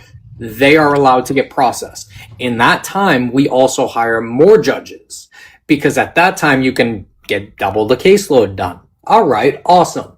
Now, once everybody is processed that was already in here, whether it was people who need to go back or they are able to continue to stay, we then turn around and look at the people who have been here illegally and have overstayed their visas or whatever the case may be. We go case by case now that we have no pending applications. We process everybody, whether we allow half of them to stay, half to go, depending on what. The first problem I see with that is that you're going to end up having a huge buildup if you just shut the border down. You can increase the amount of resources available to immigration and immigration services without shutting the border down.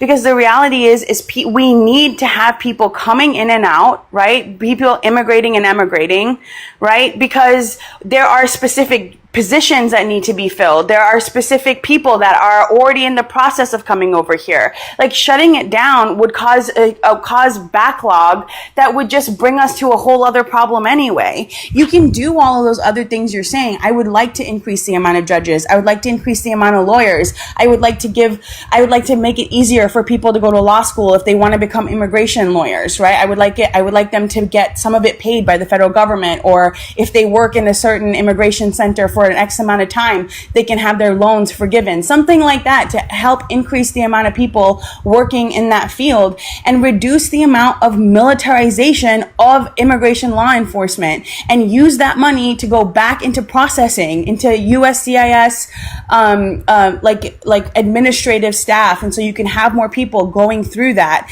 and only use ICE to find criminals, actual people who have committed serious crimes, and only that. And it should be a rigorous fucking process. We should be treating people and giving them due process. Now, do you know how many judges we currently do have? No, I don't know the exact number of judges that we have. It's anywhere between 700 and 800. I don't want to say one number and it's in between 600 and 800. I want to say 700 is roughly the number. With the Langford bill, what? That sounds about right. Yeah, I was the going to say. Langford bill wasn't passed. No, correct. I think with the Langford bill, what it was going to do, it was going to add roughly, I believe, 1,000 more judges. That my numbers could be off a little bit. But truthfully, it's not gonna make a difference whether you add more judges or not if you still have a system that is open.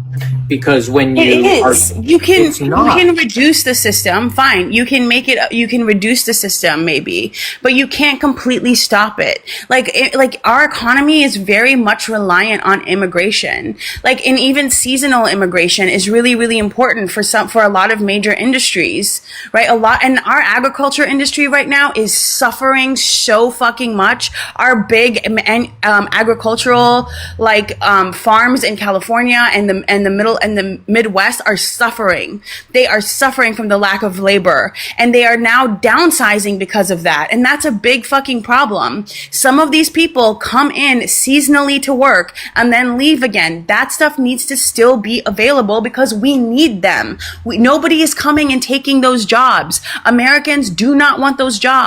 People who are living in poverty in urban areas are not going to up and move to random places in the middle of the country to work on a farm. It's not going to happen. But this is why we can't, as a Democrat and a Republican, cannot find middle ground. Because I was all for giving the people that are here pretty much first priority at the end, and while they're sitting here and waiting, they're able to work, they're able to do whatever. But you do not want to fully shut down our country. So the people that are here illegally today, that have been here 15 years and they can't legally work, you just took away their right, where I was giving them the right to work while we process.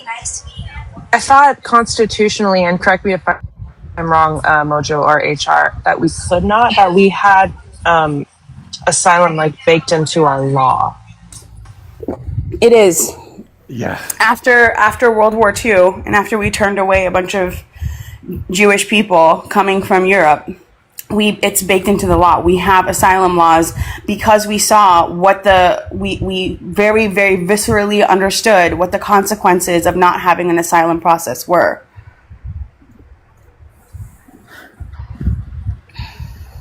I just think this is where even our Congress gets stuck because, and I've heard a lot of Republicans even kind of talk about this, where we're trying to give something, but you guys are like, no, we want it 100% our way and we don't want to compromise.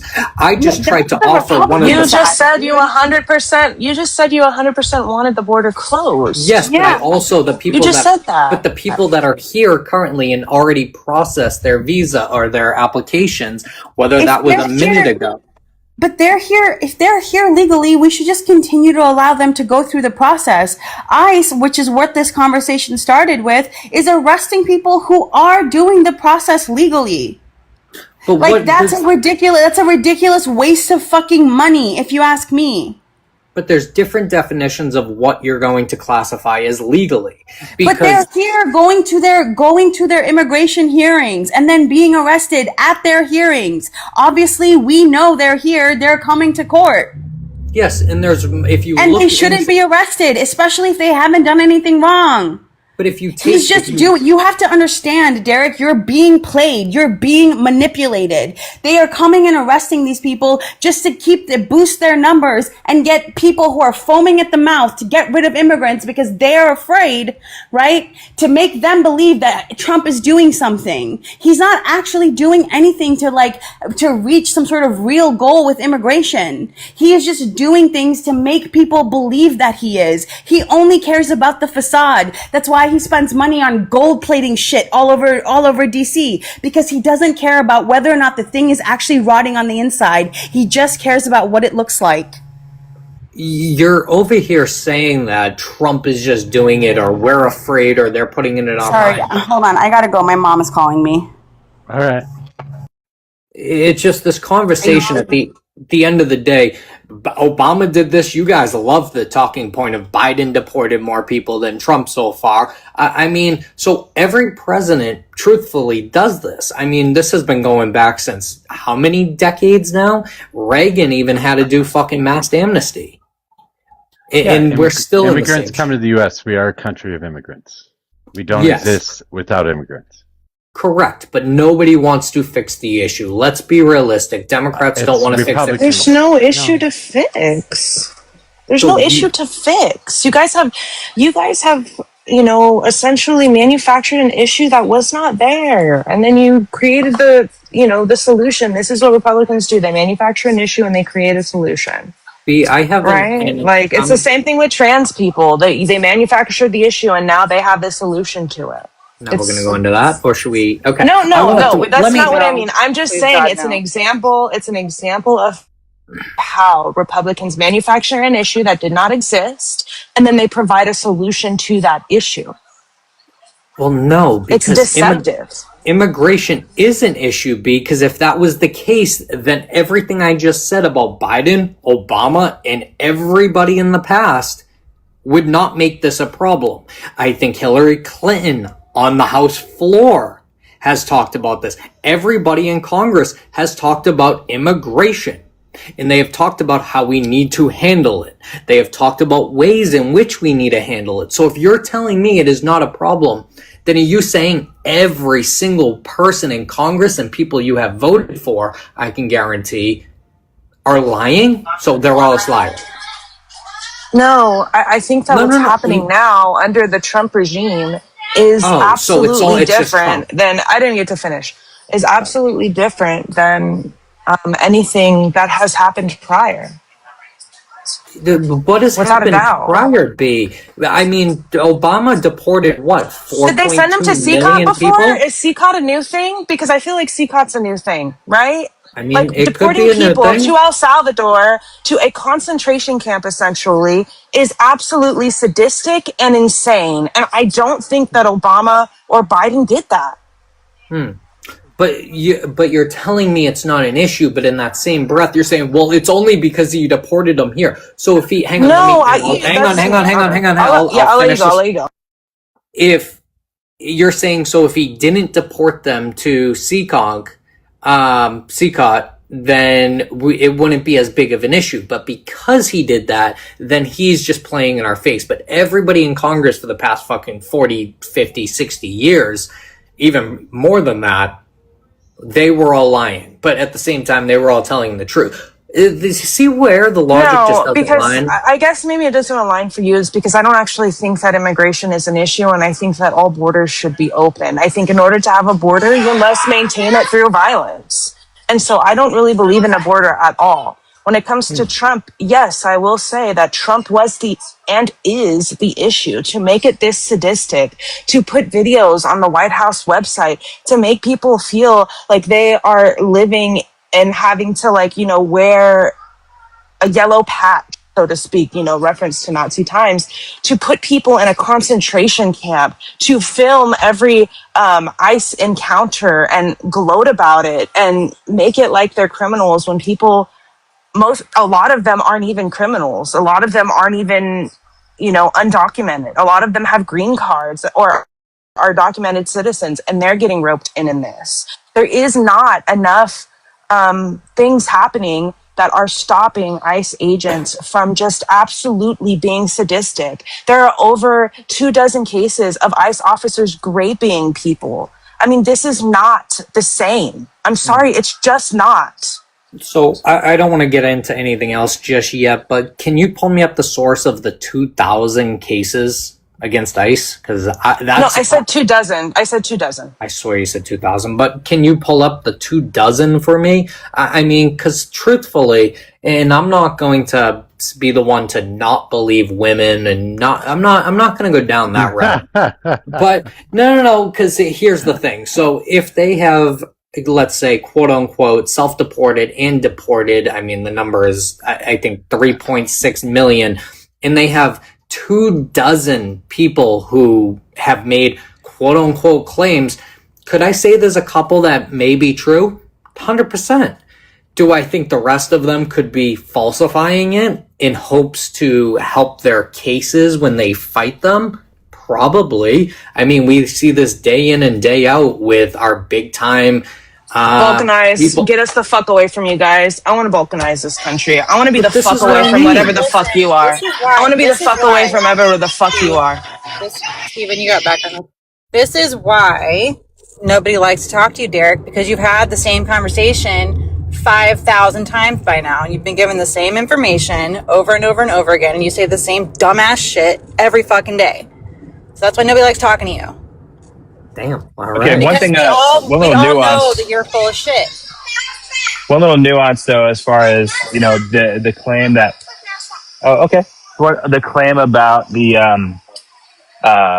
manufactured issue of immigration. I think to say that it was manufactured and not a problem for anybody, and that nobody that voted for that as one of their primary reasons had a good reason to, is a little bit disingenuous, because obviously everybody's in a little bit different of a situation, and they personally might be more impacted by a sudden rush of immigration into their particular area. Maybe that was close to election time, and maybe that issue really spoke to them.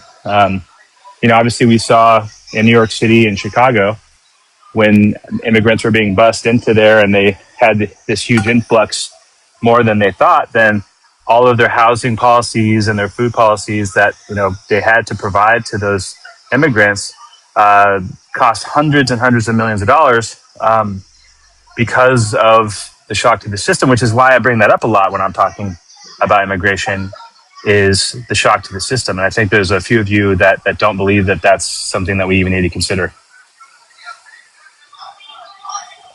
Yeah, I don't think there is a shock to the system. When people come in, they not only demand things, but they also buy things. They not only buy things, but they also create things.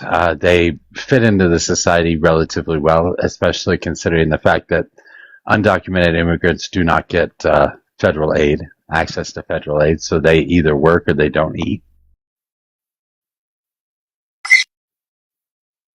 Yeah, no, but what I'm saying is that you can say that for maybe most areas, but did you look up, I mean, you like to look this stuff up and defend it with facts. What happened when all of those immigrants were being brought into, and you can argue like that they shouldn't have brought them in, but the fact is there were a lot of people brought in, and it did have an impact because of the way their policies were set up at the time. They had to provide emergency housing and food and other resources. They were here legally. Yes. Who? The ones that were bussed? Yeah. Would we be busting illegals? I have no idea if they were here. How much of them were here illegally or they illegally? They were all legal. We knew exactly who they were. We did background checks on them. We would not have let them in the country to bust them if we didn't fucking qualify them first. What is the nonsense? Okay, so, and I can't argue that point because I haven't looked it up, which I will. But assuming that's the case, I think it still does lead to an overall, opinion about people with immigration in general, in terms of like having to, your opinion was the same opinion before that and after that. Yeah, well, because your opinion. Well, because what I was anchoring that whole thing to was just the fact that in certain areas, based on their local policies, that you do have to consider shock to the system if too many people come at once. You have to redo whatever your policies are that won't impact other citizens that will then vote against anything having to do with immigration. Yeah, once again, this isn't going to change anybody's mind. You're either for or against immigration ahead of time. This might make you decide to be more against immigration. I don't know how that's fucking possibly true, but if you're for immigration, these people were legal. There's no reason for this to change your mind on whether the legal people should be allowed in or not. Okay. So I get your point about the people that were bussed over, but if you're thinking about in total numbers, it definitely makes a difference incrementally, and maybe even more substantially than just incrementally, if you're also going to be okay with bringing or allowing even more people over here illegally. Until you can give me something other than the fucking fair report from Congress that shows me that it's a negative impact on the economy, I don't give a fuck what you have to say. So what are your thoughts, though, on the fact on what it did to New York City and Chicago? It didn't do shit to New York City and Chicago. New York City is just fine. Yeah, but they had to recover from that, and they had to build that in the budget, which affects other citizens. Would they fucking do that for everything? What the fuck is wrong with you? Have you guys not looked that up? You guys haven't looked up what fiscal. You guys just bitch about it. Nothing bad happened. Well, I would think if you wanted to argue this point, like you would actually look it up and try to be intellectually honest on the What topic. happened in San Francisco? What are you talking about, San Francisco? What do you mean? No, I didn't say San Francisco. Chicago. Oh, I thought you said San Francisco. Oh, okay, Chicago. Chicago are you talking about and the New York ones City. that were bussed from Martha's Vineyard? Or to Martha's Vineyard? Texas, New York. They were bussed. Yeah, they were bussed from the southern states to states where the governors were saying, "Bring everybody here, bring us your tired," and all that. And they said, "Okay, we will." That was that remember that. That was one of the more sadistic things. Human trafficking for propaganda. Yeah, human trafficking under the Trump administration. Yeah. Human trafficking for propaganda purposes. That's awesome. Yeah, but okay, so I want to isolate that topic, though, because that is not the point of what we're discussing. We're discussing the merits of letting as many people in to all areas of the country that without doing a thorough analysis to decide, is it going to disrupt that system and cause people to... They did. Did you not hear what he said? They did. They were here legally. What are you talking about? Those southern states get funding from the federal government in order to accept those people that were here legally. You're wrong on that. You're not understanding what I'm saying. You're wrong on... Oh, my bad, Steven. No, go ahead. I was going to say, you're wrong on them getting that they were here legally. They were here after they quote-unquote claimed asylum. So, yes, I guess you can say they were here legally. That's legal. That's a legal process. You're right. But they didn't fully vet them. At a time where we were at a terrible time in our life during C-19, they had the restrictions a lot less looser. And they were just kind of giving everybody the asylum, processing quickly through, later to find out that they had criminal records from other countries that we didn't know. I don't know if you know this, but other countries aren't... Shit. Oh, okay.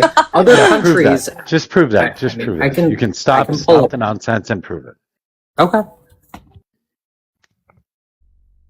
By the way, when I was talking about the ICE officers, there's a few articles, but AP did an investigative piece on this by Ryan J. Foley, if you want to look it up, for the 24 ICE officers that have been convicted of SA or physical abuse. I thought that Martha's Vineyard thing was probably one of the most disgusting things in this administration at that point. To send people across the United States with no idea where they were going is just so gross. It's pretty gross. No other word for it. Yeah, but they did. Get here legally. As far as I know, they were completely and totally vetted, which goes against what he was saying. In the first place, they do background checks on these people. They were given permission to be here, and the states were given federal funds to make sure that they could take care of them in a way until they had some sort of a permanent location. So, Mojo, I mean, we have had this conversation multiple times over the year on this panel about immigration. Do you know why every time? Well, pretty much. Do you know why a lot of them are still, not approved currently? It's not due to our system. It takes a long fucking time to go through the court process. What the fuck? Well, no. It's not due to just our court process, which does take forever. It's not due to our immigration law. It's a lot to do with the other countries, with Interpol and the other things that have to do with it. Do you think somebody in trying to get a hold of a country like Iran, if somebody came here from Iran, is just going to turn over all the necessary information?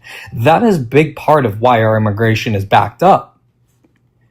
So when you're saying they were fully I'm going to disagree. I'm going to processed, disagree, and I'm going to say that you can't fucking prove that shit either. so it's crazy. But I mean, I'm trying to give you the benefit of the doubt here, saying that our immigration is working perfectly fine. But a problem is trying to get documents and information from other countries isn't so easy. They're not necessarily so lenient like we are. They don't want to give over their people. I want to be clear. I don't think it's perfectly fine because I'm going to go with B on this and say that I'm good with opening the borders up and letting everybody in.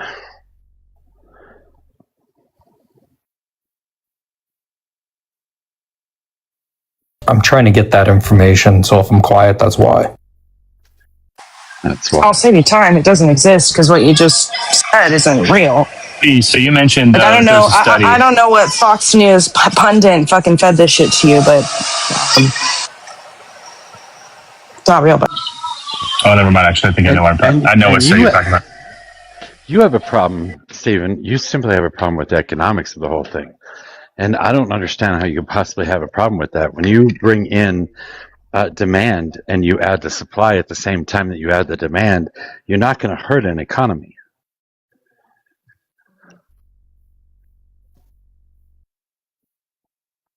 I mean, if that's what truly happened once things got settled down and the emergency response was done, and because obviously there was more costs associated with it because they did have to find quote unquote emergency housing and whatnot, which probably cost a lot more than if they had been able to plan for it and integrate them better. But that actually kind of goes to my point a little bit as well, and that's my only thing. I think the hesitancy for me would be that if we just work off of whatever data we think exists today, and the study that I think Dee was probably referencing, which looked at what actually happened over a period of time and was it a net positive or negative, and it showed it was a net positive. The numbers can change if all of a sudden the floodgates open and a different not demographic, I guess you could say demographic, but economic status people come over that are going to be working certain jobs or things that could change the numbers. And all I'm saying is that we should be super sure about it before we open the floodgates. I think until then we have to kind of just be measured about how many people can come in each year. we're pretty sure that they bring a net positive. I mean, I don't think that. I think that people try to twist themselves in pretzels to find the negatives of it, but when it comes down to it, people who are professionals in their fields that deal with economics and economics of nations understand that it is a net positive for the economy. We have an there's a aging different study, and I'll population. send it Again, to you the next time biggest I'm on, aging and we can change. population. I could rest my case at this point because I don't want to go in circles. But there's another study that I had talked to somebody else on the panel before about this, and the one they were using was probably the one you're talking about, where it looked at actually what happened over a period of time. And there was another one that showed that under other additional hypothetical scenarios, it could become a net negative, and so it's just worthy of taking everything in. If there was something and some strong research and it was put out there for the masses, even low information voters, that could actually prove and show, make people more comfortable with the fact that it would not screw them somehow, you'd get more people voted for it. End of story. I don't think you would. I think that people are very xenophobic and very racist in this country, and it doesn't matter, who comes over, who doesn't. They don't want people from outside of the United States because, they think that they're quote unquote taking their jobs. I don't think Is your that opinion no matter that's which, a large percentage? Like the people that immigration is a big topic for them and a major reason they voted. What percentage of those do you think actually fall into that extreme category where there's just straight up xenophobia? I don't know. That is a good point. I wouldn't have any sort of way to quantify that. I don't think there's been. I don't know. There might have been a study. I should look that up to see, but that would be something very difficult to quantify. I do know that when I do speak to people on this app and we show them these studies from like the Migration Policy Institute, I'm looking at some right now from Brookings, from various economic institutions, that it doesn't change their mind. They still find a way to make it seem like it's a net negative for the country.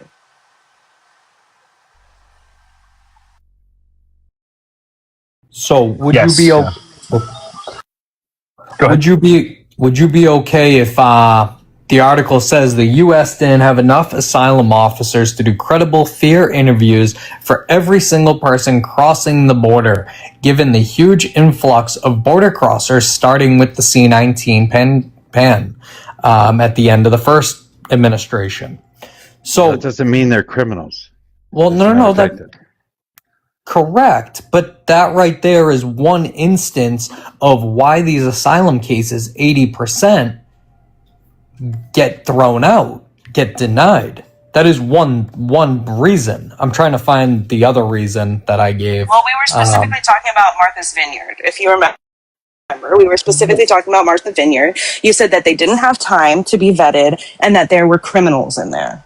Well, you were saying that they were all legal. But when you're talking... The process they came here was legally. Well, yes. No, because they didn't do their fear-based interview. So truthfully... If they were seeking... No, you still have to do a fear-based interview. No, that is not... Yet, listen, they came here seeking asylum, and they came here through the legal means and the legal processes in the ways that you do that.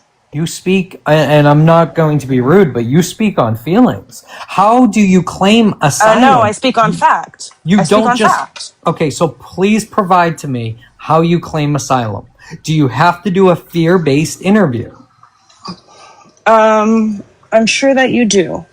Okay, so if they didn't do them, then realistically... How do you know that they didn't do them?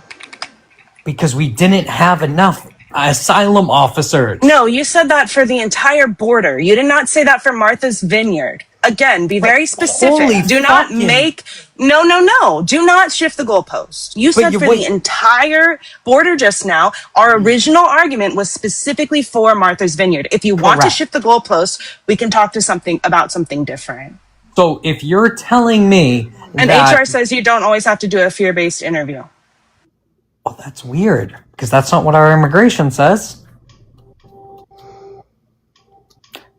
I would love to know where, like, this interview is coming from, like, where this information is coming from that you don't always have to do a fear-based interview. Like, and this is what, like, is the ridiculous part with you guys. You guys bring up no source, no fact, no nothing. You shifted the goalpost just now. No, you're saying that is what's ridiculous about you. Hold on, you're making the claims. That's the problem. That's why we don't have to bring up a source, because you're the one that's making the claims that they weren't given fear-based interviews, that we need fear-based interviews, and this is the reason that this happened. You are making the claims. I'm just telling you that you're full of shit. I can't prove that you're full of shit until you give me the evidence to show that you're not. Okay. But what I was trying to get to, B, was you're saying all the people who went to Martha's Vineyard were illegal. I came back and said, we don't know that they were all legal. They could not have been all legal at the same time. There was what? And I think there's been many, many studies, even the ones you guys like Pew and Cato, that have said 3.4 illegal immigrants came over, not just legal immigrants, which would be the asylum way. So when you calculate the asylum plus the illegal aspect, you're probably looking at about 6 million, give or take. But you don't know, because you'll never have the numbers. Again, I don't know why you keep shifting away from the Martha's Vineyard, because I would like to stay on the claim that you made, which is that the Martha's Vineyard people were here and they committed crimes because we didn't vet them properly and they were criminals. And that is not true. They are here legally. I'm looking it up right now. All of them came here legally through temporary status as asylum seekers. Did you say 6 billion? No, Did I hear six. that? No, I said 6 million, but we don't know the direct numbers because the illegal immigrants they estimate at about 3 point something million. Okay, well, That came in. we're not talking about that though. We are just talking about the people that were bused. Whether you're talking about Martha's Vineyard or something else, you're talking about the people that were bused to Chicago and New York. That's where the conversation started. We can talk about all the rest if you want to, but Joshua, can I get your age and who you voted for, please? Do you know you're on the panel? Jas Cole, whatever the fuck your name is. All right, I'm gonna drop you for now until you can figure out whether you want to be up here or not.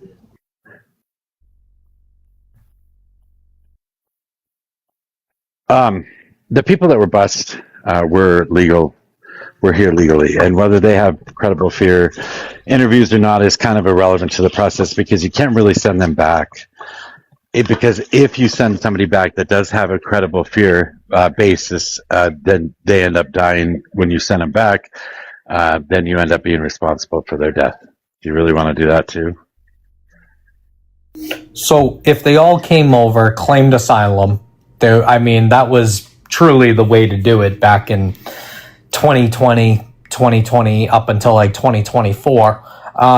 Majority of people, I don't think, really came in any other way beyond the asylum aspect. So yeah, did they try and do it quote unquote the legal way? I guess you can go with that. We can go with that line of work.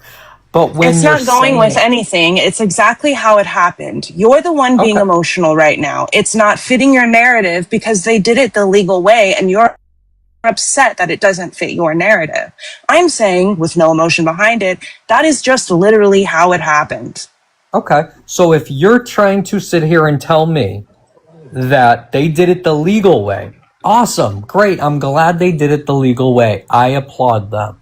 But if they filled out that form illegally, they defrauded the system, correct? No. It's irrelevant to the discussion. Yeah. It has no relevance to this conversation. As I said, from all of the sources that I've gotten on this issue, everyone came here legally. They did it through the legal means. And HR is right. I did just look it up on the American immigration website. And no, you do not need to have fear-based interviews. It is not mandatory for all asylum seekers.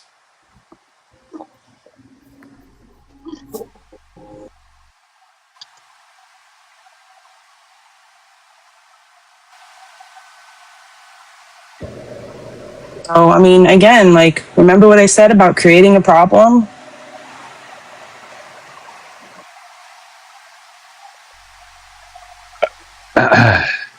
I don't know. There's nothing wrong with the economics of this. The only problem that you have is that you don't like brown people coming across the border. Otherwise, I can't think of any other reason that you would be objecting to this at all. Well, because it's interesting because you're correct, B. Not everybody has to do them. But when you're actually going into it and searching the C-19 process, yes, if they said that they were in fear of their country, which that's what most people put on their application, because even a virus you can be scared of. You can be scared of not having enough money, not having enough shelter, not having the proper tools and necessities in place in your own country. You could be in fear for your health. Fear doesn't just mean somebody's coming after me. So majority of the applications that were sent in the day they turned them in were fear-based applications. I don't know why you're trying to argue. You're setting up a straw man right now. Again, I said what HR said and confirmed it, and you're really literally just reiterating what I said, but then adding the C-19 aspect into it. Well, they came here legally when we're talking about Martha's Vineyard. They came here legally. They came through the southern border. They met with the correct federal authorities, and they came here completely legally. None of them end up being criminals. So I don't know where that came from. other than like just pure unfettered racism. And so I don't know what we're really arguing about. You're trying to twist your way out of this, and you're being really emotional about it, when really it's just these are the facts. It can't fit your narrative. I'm sorry. Maybe try another one. We can move on. Okay, so Derek, what percent of immigrants that come here do it under asylum? It is the majority. Try again. No. Try again. It's I'll about look it up. 13. It's about 13%. 13% of all immigrants that come to the United States do it through the asylum process. That is nowhere near the majority. So again, you have made up something in your brain because of your fifis and then argued against it. Something that's not happening because you literally work entirely through ideology, which is entirely based on your fear and your feelings and the fact that you're easily manipulated because you're functionally illiterate. Well, no, once again, we have to look at the C-19 aspect because this is what we're talking about. Not anymore, because it's been 6 years since then. But that's what this conversation is. So if you want to shut No, this you conversation just down, brought that's that fine. up, Derek. You just brought C-19 up. You had brought Martha's Vineyard up and you lost there. And so you I brought didn't bring C-19 Martha's up Vineyard because up. you lost, because you're going to lose there again. You Nope. think that everyone's coming here through asylum. We looked it up. We found out that's not true either. The monologues are great. I'll just start calling you Tapley. Oh my God. Not to mention that immigrants reduced deficits by $14.5 trillion since 1994. Without immigrants, your deficits and your debts would be fucking worse. So do we know how many people in 2024 filed asylum? We have these numbers. 900,000. Filing for asylum and receiving asylum are two separate things. Correct. So let's look at 2022, 2023, 2021, and even 2020. So let's look at these and let's compare it also to the same time in 2019 and prior. These are the things you have to do. In 2024, the amount of asylum that was granted, so not the amount of asylum that was applied for, okay? Because that doesn't really matter. It's the amount that actually get asylum, right? It's only 68,000 people. Correct, HR. But when So you claim, what is your hang on, fucking hang problem? on. We're gonna leave it at correct, HR. Now, when you claim asylum, once I step my toe on that goddamn U.S. soil, I claim asylum, right? That is an application. Are you correct or incorrect? Derek, go where you're going to go with it. Yes, when you come over here, you can claim asylum. But if you don't receive asylum, you will be deported. Correct. And how long does that take? Sometimes it can take anywhere from a year to 4 years, depending on what the problem is. Sometimes it takes a long time to actually vet out a credible threat because a lot of these countries don't keep records of things. And we actually want to make sure we're not sending people to their deaths. And I think that's fucking okay. It's okay for it to take a little while because it's difficult to find information from some of these countries. And I don't want to send people to their deaths, Derek. I think that's wrong. I agree. We shouldn't put people to their death. You are correct. But when you are trying to sit here and say, oh, well, only so many people got granted asylum. Yes, you're right, but that's not the conversation. That is not the conversation. Then what is the conversation, dude? Hang on. So 900,000 people in the year 2024, quote unquote, were here legally by your definition of the law. So when you're going by it, each year we had about 900,000 new people. I just looked it up. In 2024, if there were only 68,000 people who were then granted asylum, which means some of those, so listen, I understand what you're saying. Some people who came in on application, some of those people weren't the people who were granted asylum in 2024. They might be the people granted asylum in 2023 or 2022. Yes, there are a lot of people coming here and we look into those threats. We just have to do that. That is the responsibility of being a hegemonic power, of having having all the power of the West, of having a major military, being a large economy, you end up having a responsibility to the rest of the world. That is just the fucking card we pulled. It's the card that you want. You don't want to be a middling country that doesn't have to worry about that, and this doesn't take in immigrants. You want the power of being hegemony. This is the responsibility. Not to mention, most of those people who are coming here are because we have destabilized their countries. We're the fucking problem in the first place. If you want to stop having as many asylum seekers, maybe we should do better about how we manage being in this hemisphere, instead of being bullies, instead of taking down different countries because we want to use their resources the way we want to use them and not let them use them. Okay? So I don't care what you're going to say right now because you don't understand that nuance, because you don't read, Derek.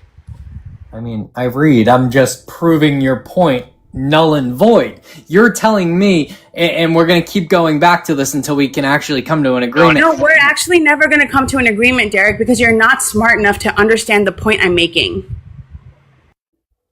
Okay. I mean, you can keep coming with the jabs at me. I mean, if you should know by now, it doesn't affect me. I know it doesn't affect you. I get that it doesn't affect you. I'm not trying to affect you emotionally. I'm trying to affect you by making you think about what is she actually saying? Am I capable of thinking through what she's actually saying? I want to understand if you actually understand what I am saying, because I don't think you do, Derek. That's the problem. I'm not saying that to be mean. I'm saying it because I genuinely don't think you understand what I am talking about. I think you lack the ability to clearly think through this problem with the amount of parts moving that it has. It's the fact that you can't sit here and fucking agree that we had 1 million people apply for asylum who entered our country, regardless how you want to feel about it. They entered our country in 2024. I agreed with you. And then I told you what that actually means, right? That 900 people applying doesn't mean 900 people granted. That I understand that asylum takes a long time, and that I also understand that the reason we have this process is very, very real. That a lot of these people will end up going back to those countries and maybe being killed because we couldn't find a rightful claim. And that's just the way the cookie crumbles sometimes. But that we need to do everything in our power to make sure that we did our due diligence, and that we have that responsibility because we are a hegemonic power, because we want to be hegemonic powers, because we want all of the benefits that come with being a hegemony. And if that's the case, you have a responsibility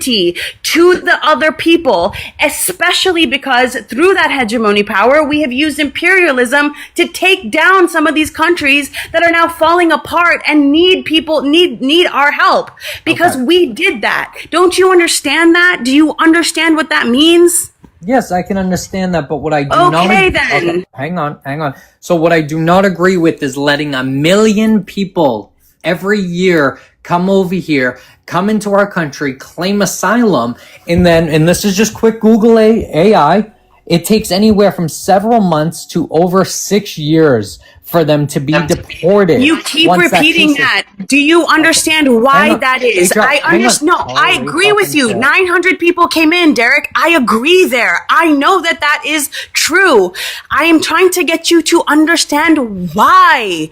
Why is it important? God. Why did we do it? Why is the process that way? Jesus fucking Christ. Don't repeat yourself, though. I'm trying to get you to see why, not what. The question is why, Derek. But we already know the why. We have been this way since our inception of this country. I don't care about that. What I care about is them coming over here, being able to be legal for we'll even go with the max for 6 or more years. And then from there, they have a family, they have X, Y, and Z, they had a couple kids, they started a business, they did whatever the case may be. So and what's your problem with them starting a business and having a family? Holy shit, fucking God. And then their asylum case 6 years later gets denied, and they have to go back home. Do you see why they should be applying from their own countries prior to coming in here? Because that creates an issue for this country. That creates where we are today. Holy shit, Derek. Are you seriously complaining about people who come here, work, pay into the tax system, pay into all of these things that they don't have access to as asylum seekers? They come, they work, they end up having families because those things take time. And then by the time that whole thing finishes, they are now a productive member of society that we can now put into a process of, okay, maybe what was going on over there has ended. Maybe the earthquake cleanup has ended. And now the asylum case it took a long time for it to go through, and now they're a functional part of this society, which is a good thing. That is growth to the society. Again, $14.9 trillion is what immigrants provide to this country in terms of reducing our deficits. That's an enormous amount of money. And you're complaining about that for what reason? They're just adding to Social Security and to other things that they may never be able to draw on. Yeah, and also just like understanding the concept of asylum, right? Like these people are here because it's dangerous, things like that, for in their home country. Why would we make them wait in their home country and then like have to wait years when their lives are in danger? This is why it is a part of the United States federal law. So it's like at the end of the day, it doesn't really matter how you feel, Derek, about this, or Justin, or whatever the hell your name is. It's in our laws. Correct, and I'm glad Trump changed the law to be able to make them stay in their own countries to claim asylum. We still have asylum. We still have asylum process. Correct. Not everything has been eliminated. They can't. He can't do that. Well, he did. It's in our standard U.S. USC code that if they show up on U.S. soil, and they ask for asylum, they can ask for asylum. They have up to 364 days to do that, as a matter of fact. Yes, and I think that has been changed. Not by Congress, but NEO. It has not been changed. If it hasn't been changed by Congress, then it doesn't matter. If it was pre-existing law, Trump cannot do an executive order to override pre-existing law. He can't or hasn't. He cannot. He could try. He could go ahead and try to pen it into existence, but it doesn't matter. I actually think he tried and was shut down by the courts. I don't think he got shut down, though. I know he did try. He did. It is still in existence. 364 days and still being on American soil is still in existence today. What the fuck?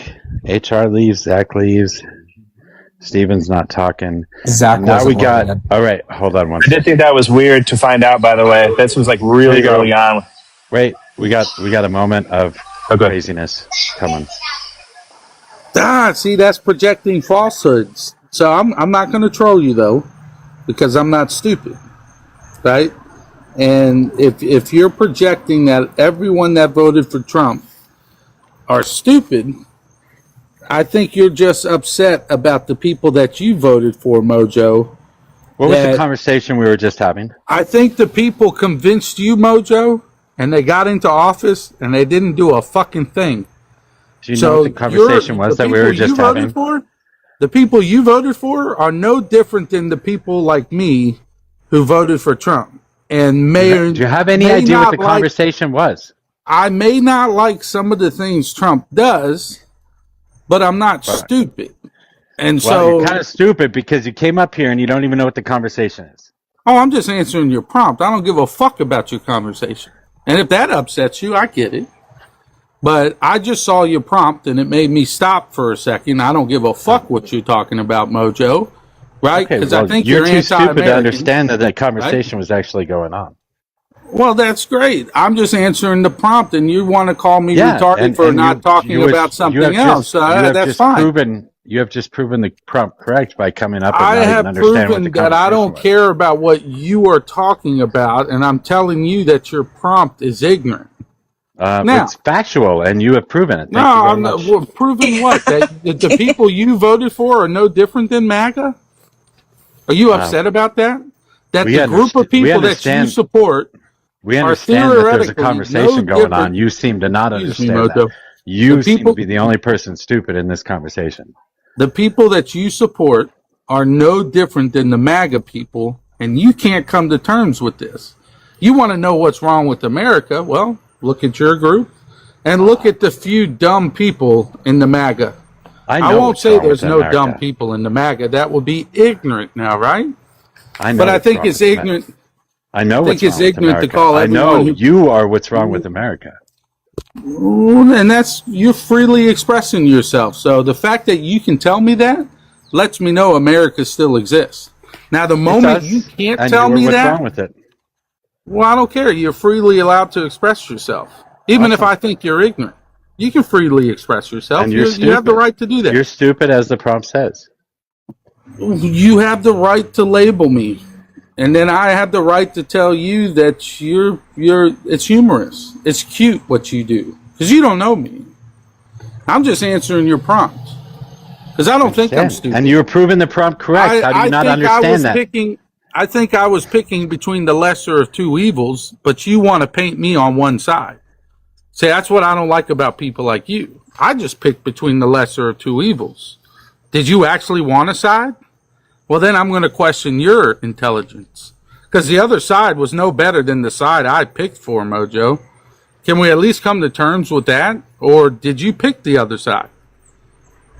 Now, call me stupid, please. I'm trying to have dialogue, Mojo. All right. I think two things are happening here. One is the prompt is meant to bring people up, and so it's a little bit extreme. But the other part is that have been polls, I believe, or no, it was Trump himself who has said that he likes stupid people because they vote for him. So I think Mojo, correct me if I'm wrong here, but I think you're working off of those couple things to get views and bring people up. Is Trump wrong by saying people are stupid? Let's just say people are stupid. Well, his voters specifically. People are stupid, because you were going to pick a side, Mojo. You still won't tell me what side you're picking. You want to tell me MAGA? I'm a fucking Marxist. I know what my side is. Oh, Marxist. I'm a Marxist. I'm not ashamed. I'm not. What's mine is yours. Let me get this right. What's mine is yours, and yours is mine. That's what you want? No. Well, what kind of Marxist are you then? I would be the kind that wants everybody to have their basic needs met. Basic needs. So if you choose to smoke while having your basic needs, is it my obligation to pay for your lungs to basically receive the treatment needed to make sure you can live to smoke another day? Should I pay for that? Should I pay for that, though? Is it my obligation to pay for you eating meat and getting heart disease from it? Well, that in this current system, I don't affect you. You don't affect me. In your system, but we do. What you do is going to affect me. We right, but now if I affect you get old, you eat meat, you get heart disease, and I still have to pay for it because of Medicare and Medicaid. I got to pay for ABs. What's the difference? You don't have to pay for it. Then why did you bring it up? Why did you bring it up then? Wait, hold on. You don't have to. Wait, hold on. You don't have to pay for ABs, you dipshit. I have to. No, Virginia. No, you don't. That's not included in federal law, you moron. It takes it out of my taxes. No, it does not. As a matter of fact, tax dollars cannot go to AB. You are an idiot. Well, but they take my money and give it to them, though. They don't. They can't. Well, it's against the law. How does Planned Parenthood get funded? In the state of Virginia. Through the services that they offer. They are a business. It also does, if you have bladder infections, Planned Parenthood is just for reproductive health, So I don't know. If you have a bad period, they'll look into that for you and maybe do a fibroid scan. Really? Because my guy is my bad period.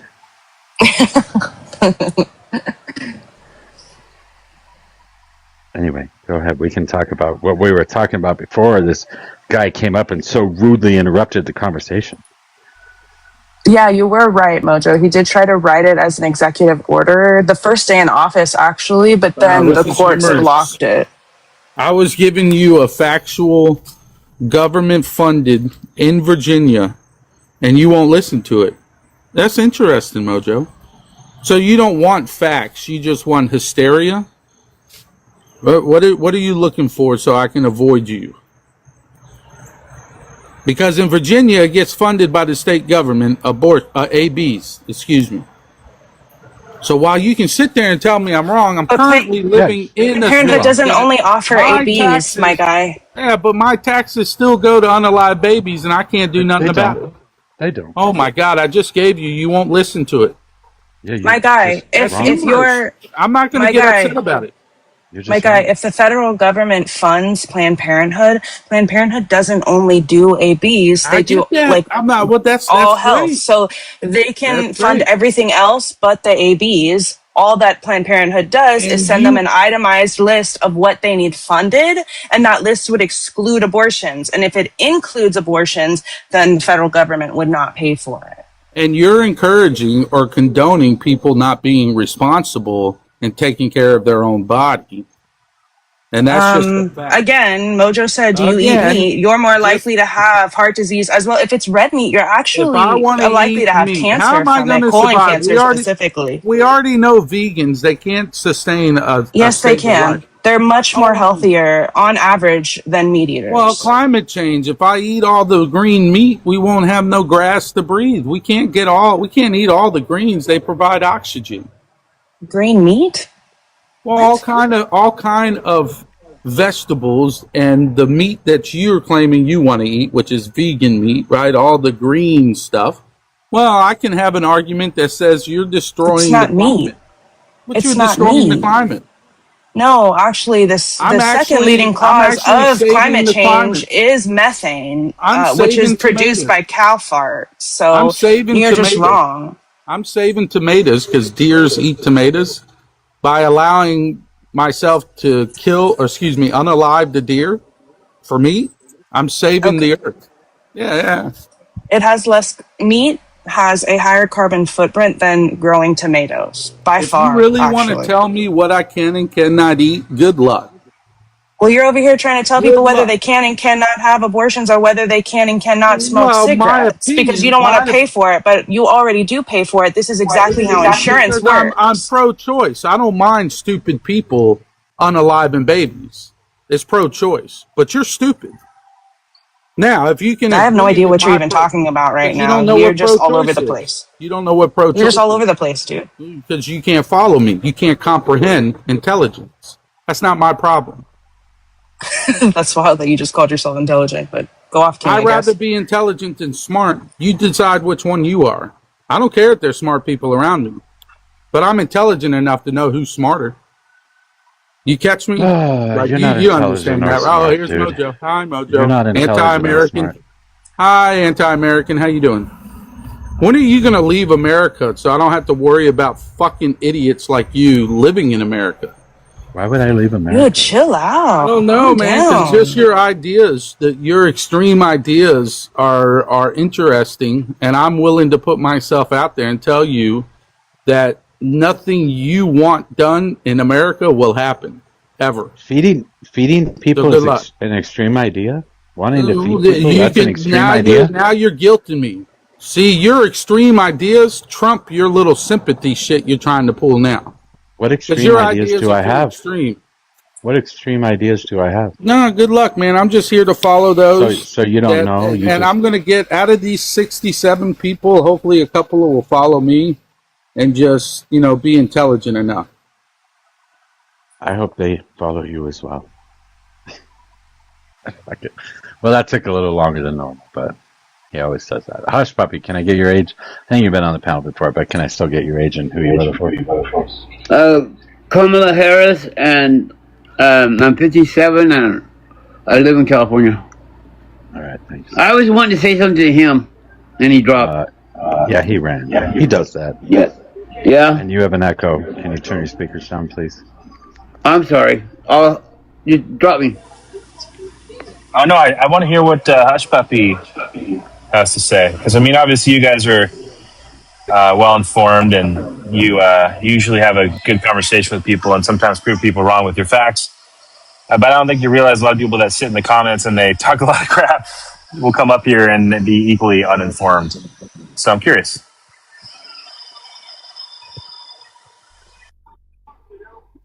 In all the conversations we've had, Stephen, I don't think you've ever been right about anything. And I'm not trying to be Who, me? rude, but yeah, you. Yeah, you. that I've never been right about anything. So here's the issue, No, though. I don't. I Have don't you think ever that you have. Have you ever conceded to anybody that believes something that is not in what you already believe? Have you ever Oh conceded yeah. to somebody? I can tell you, there's been a couple of times where you've been like, you know what, I'm not actually sure, and that's a good question. And that's part of why I'm here. I mean, you just said that today, about an hour ago. You're like, oh, that's a good question, actually. Because your whole thought was that people are voting against immigration because they hate brown people. And I said, no, I think there's a lot of people that are voting for different reasons. And some of them feel like it's impacting them and their own livelihoods. And that's not racist. And so you said, actually, that's a good question. I'm not sure. And you said that to me a few times. So if you want to pretend that somehow, like, I come up here with, I just want to know from you, like, has anybody on the right come up here and said something and you're like, you know what, actually, I agree with that? Yeah, plenty of times. Like what? I agree with them about 2A. I do. Me and Mojo disagree on this, but I do agree with the Second Amendment. I do think that it is Why do we helpful. play this game? Why are you allowing some fucking dipshit conservative to purity test you? That's fucking wild. Well, because she made a claim that I'm always wrong. And my claim back to her was, the reason you think I'm wrong is because you think everything that you already believe before you enter the conversation is right. So you will never say that anyone else is right. So instead of defending yourself and saying that you're not always wrong, you just choose to turn around and attack instead. That's a Donald Trump tactic. You get that, right? No, actually, I think it's inconvenient for you because you know where this is headed. No, I have no idea where it's headed. I don't really much care. I think it's ridiculous that instead of defending yourself, you just admit to the fact that you have never been correct about anything, and then you turn around and attack her. So I'm not correct about anything. Interesting. So B, I'm pro-choice. I'm pro-choice. Does that make me correct or incorrect?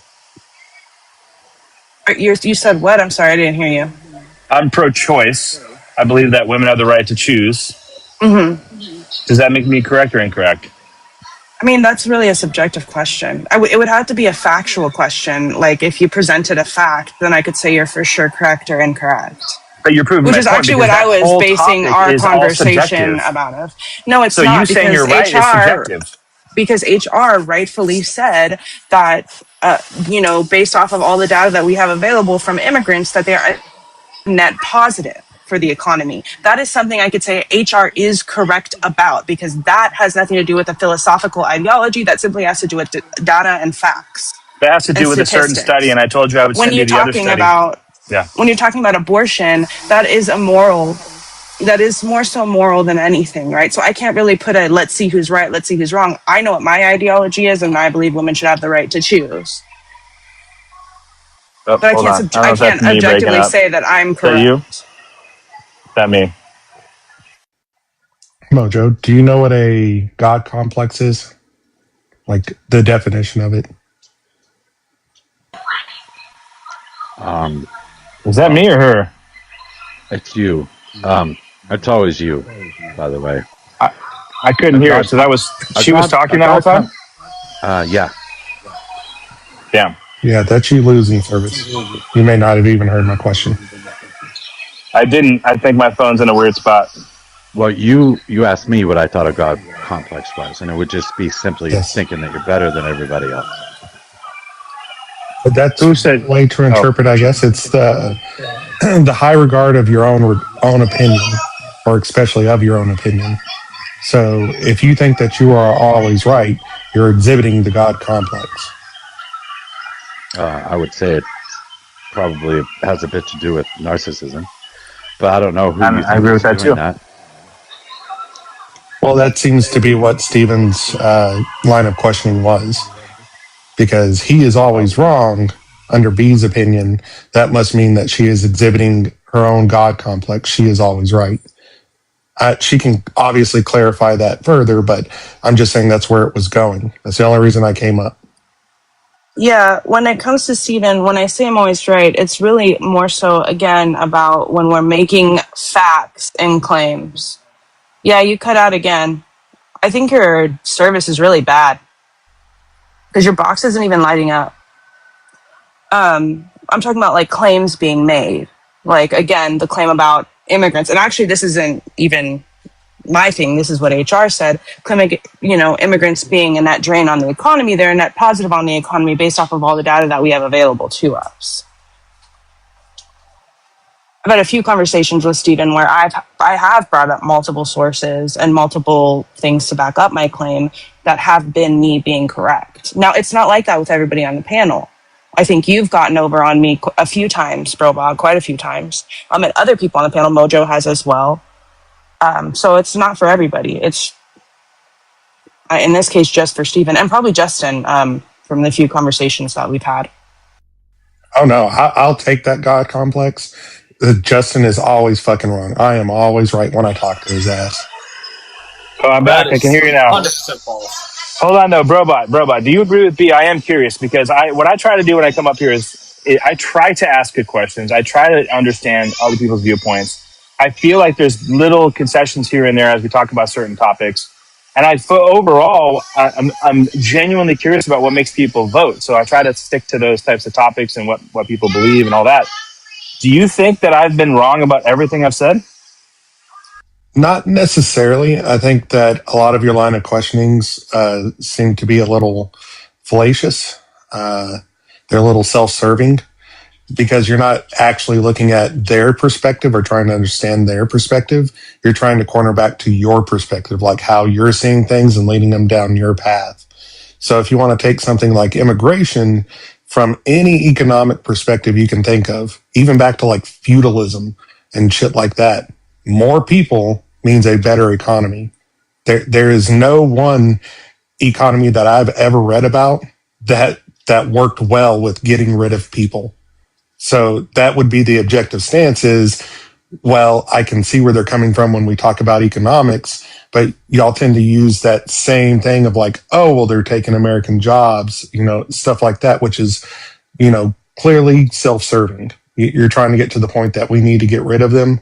But the economic system, obviously, over all of our history, has relied on more people. Okay, so what? No.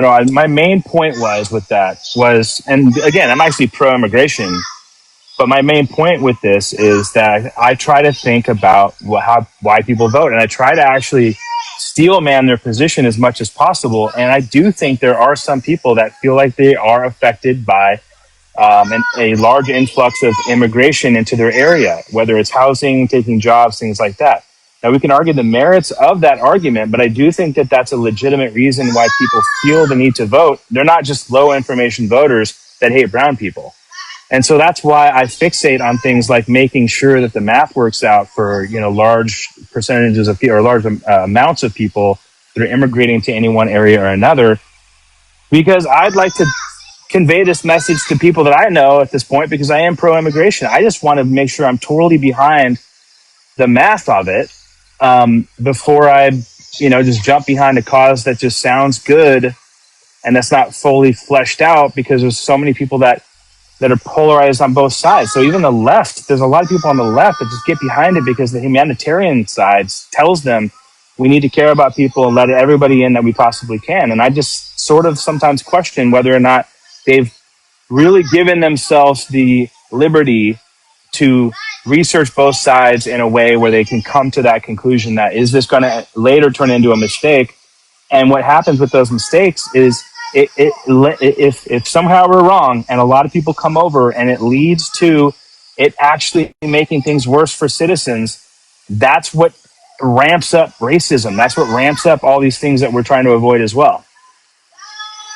Well, sure, but that modus operandi wouldn't be economic in nature or even mathematics. You're simply describing fear.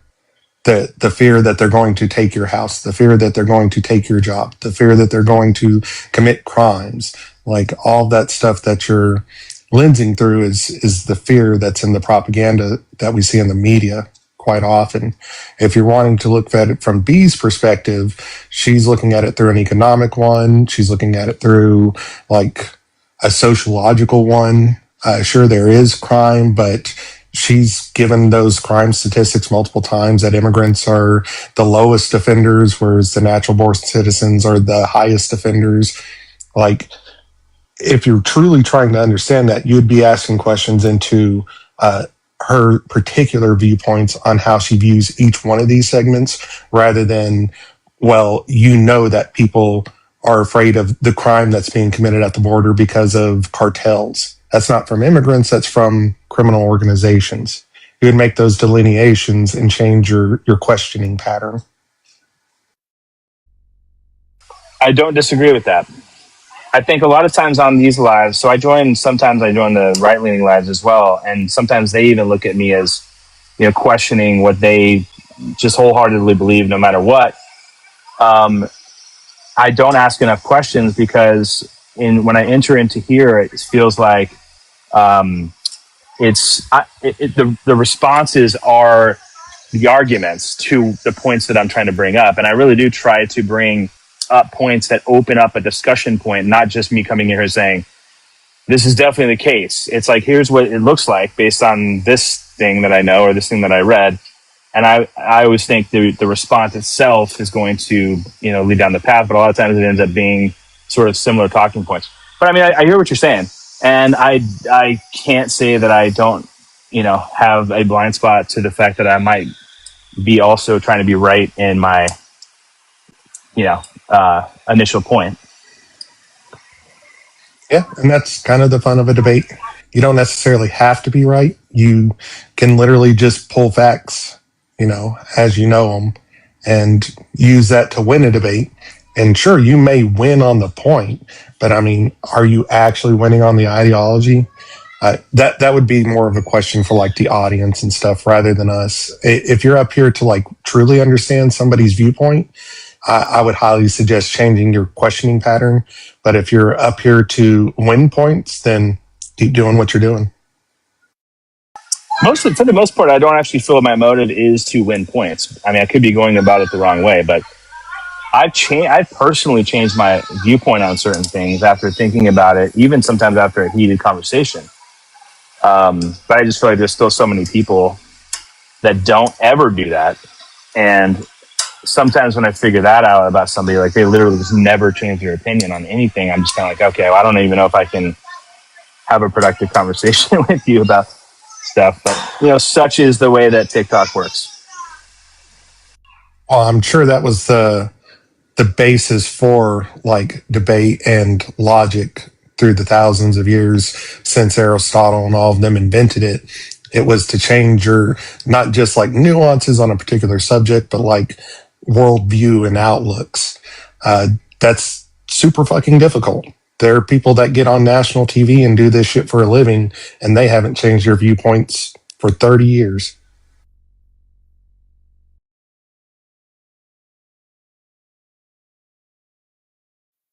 I think that's worse. News media is worse. TikTok, well, maybe TikTok is up there too. Because you add in the herd mentality of people wanting to be part of a group and like dunk on people in the comments and all that. And it's like, you don't even really, it's hard to even know like who's being serious about stuff. But I don't know. I mean, I'm encouraged a little bit that like sources like Ground News and other things have become more popular. People, it seems like, are trying to seek out some sort of middle ground understanding of things.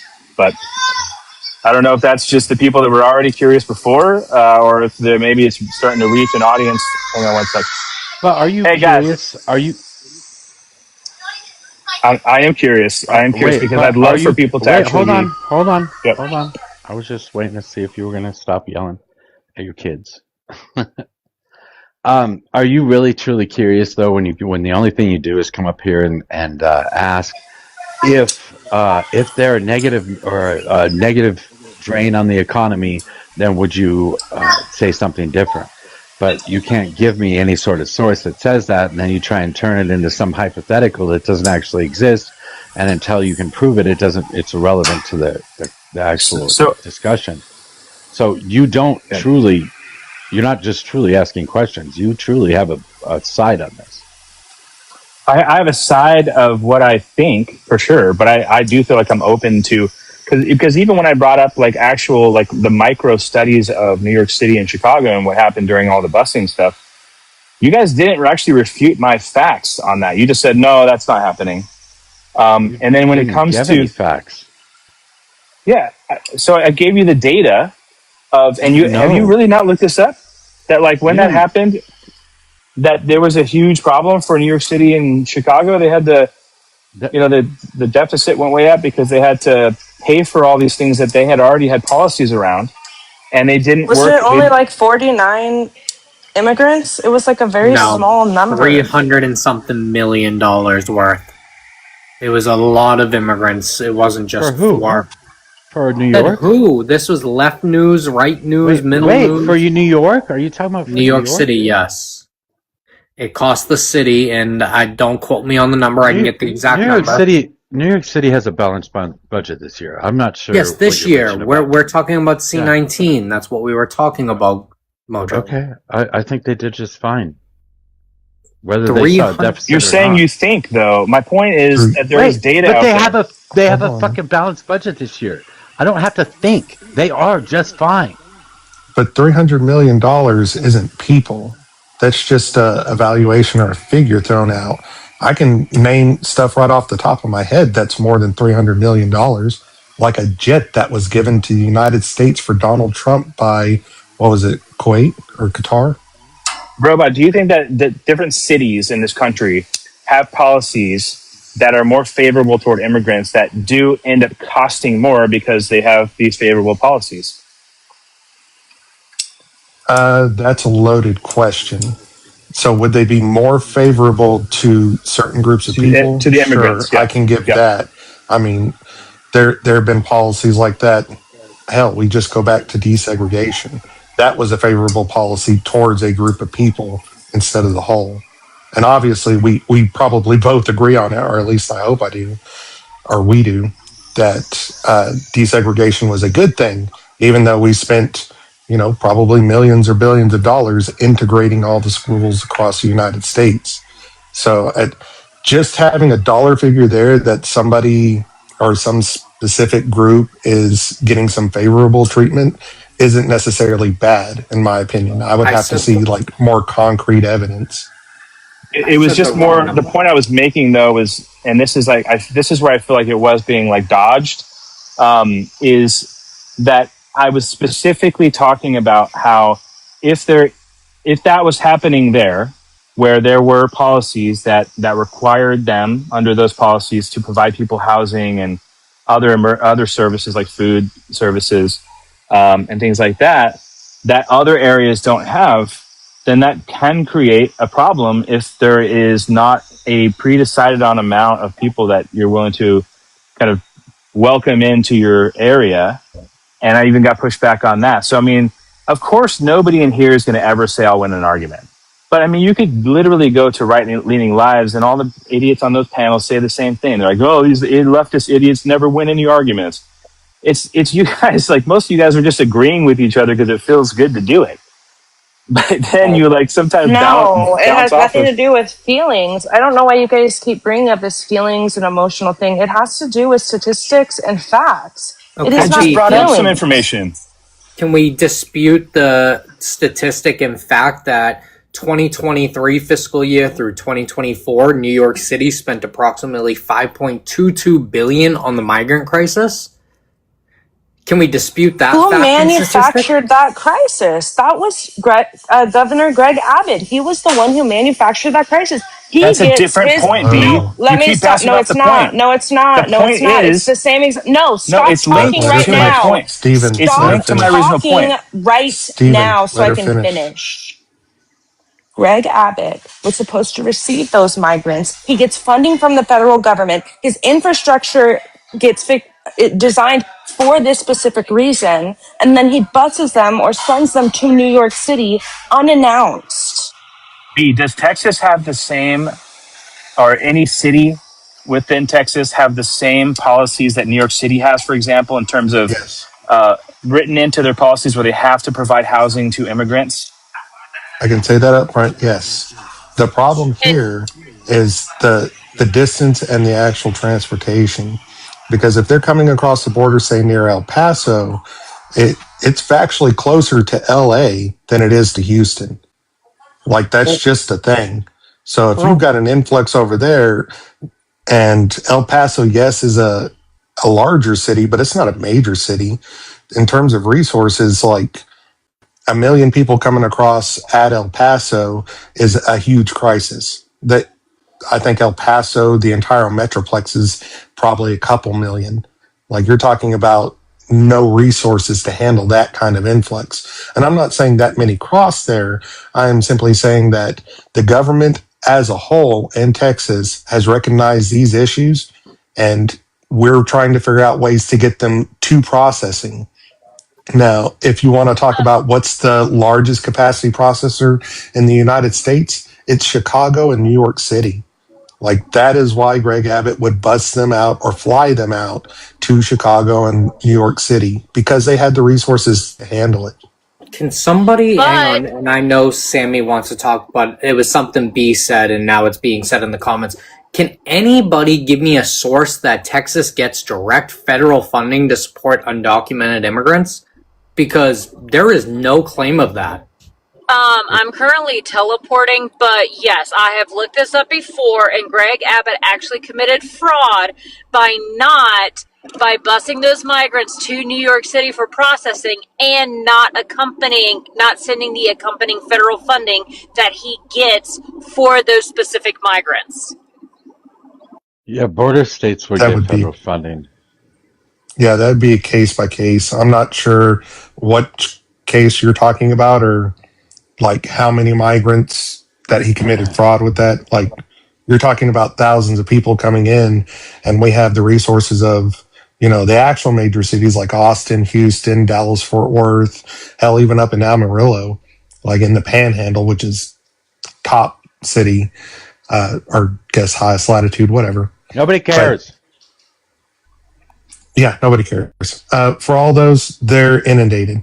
All of our shelters, from like homeless shelters to immigrant processing, they're full. They're full here in Austin. And Brobot, the migrants that were sent to New York were not sent to New York City for processing. They were actually sent to Martha's Vineyard, which, if I'm not mistaken, is nowhere close to Ellis Island or any other processing facility that's in New York City. No, there were only a couple hundred people sent to Martha's Vineyard. That was definitely a and those are the ones that it was actual fraud, because they were migrants that Greg Abbott would have gotten funding for, that he bused to Martha's Vineyard. Or actually, I think he flew them to Martha's Vineyard. Okay, we can solve these issues. That I don't agree with. We can. Where? Okay, you guys can talk about that in a second, or right after I say this. We can solve these issues very easily. We just have to open up the country. You have to get the Republican states to stop being so fucking stingy and just accept people in. If we spread the people out and don't like pile them all up in one city, no individual city is going to be inundated. But if you want to deal with the processing, that's the way to do it, not being political about it. Now, we shouldn't be political about it, but we also shouldn't be, snatching them from fucking courthouses while they're in the middle of their hearings. Like, to me, this seems all highly political, and it's all very targeted at a lens of fear.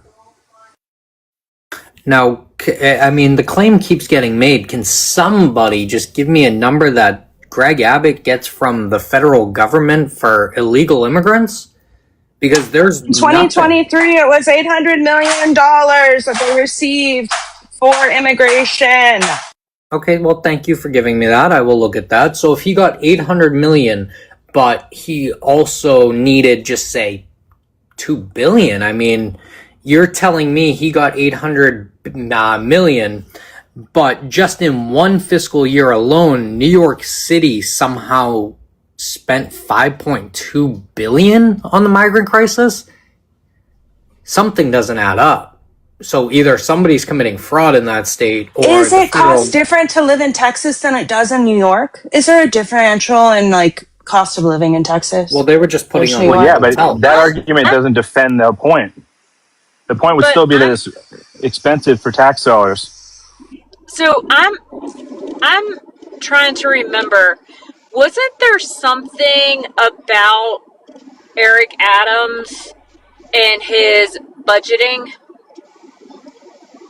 I don't know, but I'm going to give you this. Possibly. I'm going to give you this real quick. Austin, Texas. Governor Abbott thanks U.S. House for passing $12 billion border reimbursement. Greg Abbott today thanked the United States House of Representatives for designating $12 billion in President Donald J. Trump's One Big Beautiful Bill to reimburse states for the money spent defending the country from former President Joe Biden's border crisis.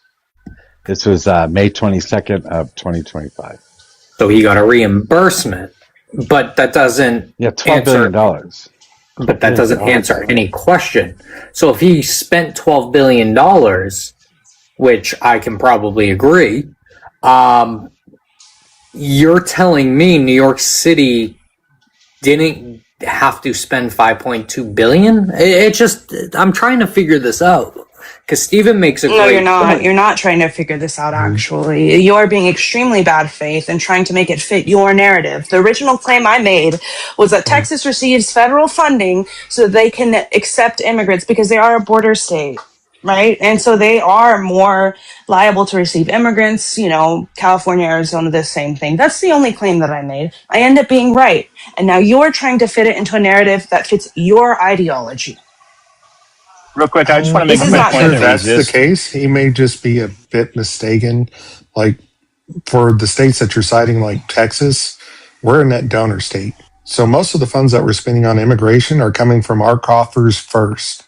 And then, yeah, like BBB had some reimbursement for it, which is probably just reimbursing the rainy day fund. It's the same with Florida. Thanks for having me up, guys. I just realized I don't want to mess up this chicken, but thanks for having me up. I'll drop down and listen in comments. Later, Stephen. It's the same with Florida. We're a net donor state also. These claims, and I mean, even to this day, the amount of money that is spent on migrant crisis in blue states is out of control. Massachusetts is one that is pretty much right up there. But when you're saying, oh, Madami has balanced the budget, he really hasn't. New York City continuously has to keep raising their taxes due to the immigration that was happening during C-19, as I pointed out, the $5.2 billion. These are the reasons. So truly what you guys have done is put a Band-Aid on something that needs stitches. How do you balance the budget? You make the money equal, correct? Yeah. What You raise in taxes. simple terms? You raise taxes and you cut spending at the same time to balance the budget. So now, has he done anything about raising taxes yet? All he has done is got a loan. He's robbed Peter to pay Paul at the moment, correct? He didn't get a loan. He didn't get a loan? No. Huh. Well, that's crazy because he got, I think it's what, $700 million from Kathy Hochul? That's how he's balanced his budget? He got $8 billion from Kathy Hochul. Oh, $8 billion, my bad. See, numbers are off. So he got $8 billion. But the problem you're going to have with that is that like 3/4 of the amount of money that's paid to this for the city of New York or for the state of New York comes from the city of New York. So correct. They're just asking to keep some of their money. That's it. Yes, but what has he done so far to recuperate that money to give back to the state of New York? Nothing. He doesn't have to give it back to the state of New York. It was their money in the first place. You're talking about net donor states. New York City is a net donor city by a shit ton. They have a $1.4 trillion GDP, New York City alone. Okay, and what's their debt or deficit? That's wild. Yes, and what is their debt or deficit? Because I'm pretty sure their debt is extremely high. Maybe not as of today. They have no debt. Cities are not allowed to have debt. States are not allowed to have debt. They have no debt, and their deficit was $12 billion before Mamdani took office. Their deficit now is zero. Because is that in New York law? They're not. Cities aren't allowed to have debt. Wait, that's in all law. States and cities can't. No. States and cities can't hold debt. They don't have a treasury to print money. They can't hold debt. No, they can. They have debt. I mean, if I recall, and I can look it up for you, but there were cities in California that hit debt crisis, usually through unpaid liabilities, and they like sold their city hall or other municipal buildings. Robot's right. New York They has can't. debt. They can't have debt at the end of New the York year. has debt. No, they don't. Google just told me. If you can find me a source that says otherwise, but Google AI is my source at the moment. What does it say? I would have to fucking go back over, but give me a second. New York City can and does hold debt. New York City what? Can and does hold debt. That's it. That's all it says. Yeah, well, that was the first line. I mean, I'm on my phone switching back and forth. I don't feel like pulling the laptop out, but Okay, well then don't fucking tell me until you can pull something out and give me an actual source for it. They can't. No, states can't hold debt. They don't have a treasury. They can't print money. They can't do bonds. They can do like building bonds or something like that, where they're asking taxpayers to fund a particular thing, or even private industry for that matter in that individual area. But these bonds are they're always paid back within the fiscal year, or generally speaking, they're paid back within the fiscal year. So I literally picked up my laptop and then set it down because I remembered, hey, City of Austin, or at least where I'm at in the school district, we just passed like a fucking $500 million bond, and it's a 30-year bond. Yeah, these are building bonds. But it's still debt, bonds. And it's a 30-year debt. But it's not. It's a 30-year debt for like the building of something. It's not a debt for the running of the city or the state. It's a different thing altogether. Can you explain that, please? Quite possibly. Well, the debt and the deficit for the U.S. Federal government, the deficit is how much we go over our budget every year. So we set up a budget generally in October, and by the following October, we will have spent a certain amount of money. Last year, I think our budget was $5.3 trillion, and I think we ended up spending $7 trillion or a little over $7 trillion. This year, we're going to have a $2 trillion deficit again. So this is all money that's going to be added to our debt. But this money. So how does that differ? This money comes from the Treasury and from the Federal Reserve, though. The Federal Reserve releasing bonds and printing money to actually pay for shit like this. So how does that differ with cities and states? Cities don't print their own money. They don't have control over their own interest rates. They don't have control over any of the financial tools that the federal government does. So you're saying they can't do a budget? They do have controls over certain things like property taxes, school district taxes, water district taxes. Like, yeah, they have control over taxes. I didn't have. say anything. They have control over taxes. I didn't say anything about taxes. I said monetary policy. They don't have control. Well, yeah, but that's a monetary policy that drives a revenue for a municipality, right? Yes, it is. No. The revenue comes from taxation. That's fiscal policy, not monetary policy. Okay, well, let's stick on the fiscal side. If you can drive revenue through taxation, can you not take out loans in some form or capacity like a bond? You can ask people to buy bonds for particular projects, but that's all you can do at the state level. I think individual cities can do like mill levies and shit like that, which is generally an increase in taxation, not even a bond. But the bonds are going to be for specific projects that they want to do in the state, like build a new city hall or something like that. So are you saying that cities and states don't do a budget? And if they do, what does it mean? They do a budget, and the budget is based on the taxation that they get coming in, and they have to keep their budget within the taxation that they're going to pull in. I think that's what Burbot and I just said. Yeah, but at the end of the year, if they end up spending more than they actually receive in taxation, there's no one for them to borrow from. They can't just start a bond asking for people to pay for their budget shortfall. They can't do that. So I'm looking it up. I'm just starting with Texas because I live here, and I've been to a lot of those, especially in the municipality. But there are several statutes that authorize cities to issue certain types of debt and obligations in Texas. along with the express authority to pledge taxes or revenues and establish a sinking fund to support those debts. And that's what's required by Texas Constitution. But cities can have debts. City of Austin has debts. Yeah, they can't have debts anywhere above and beyond bonds. They can't ask people to pay for their budget shortfall.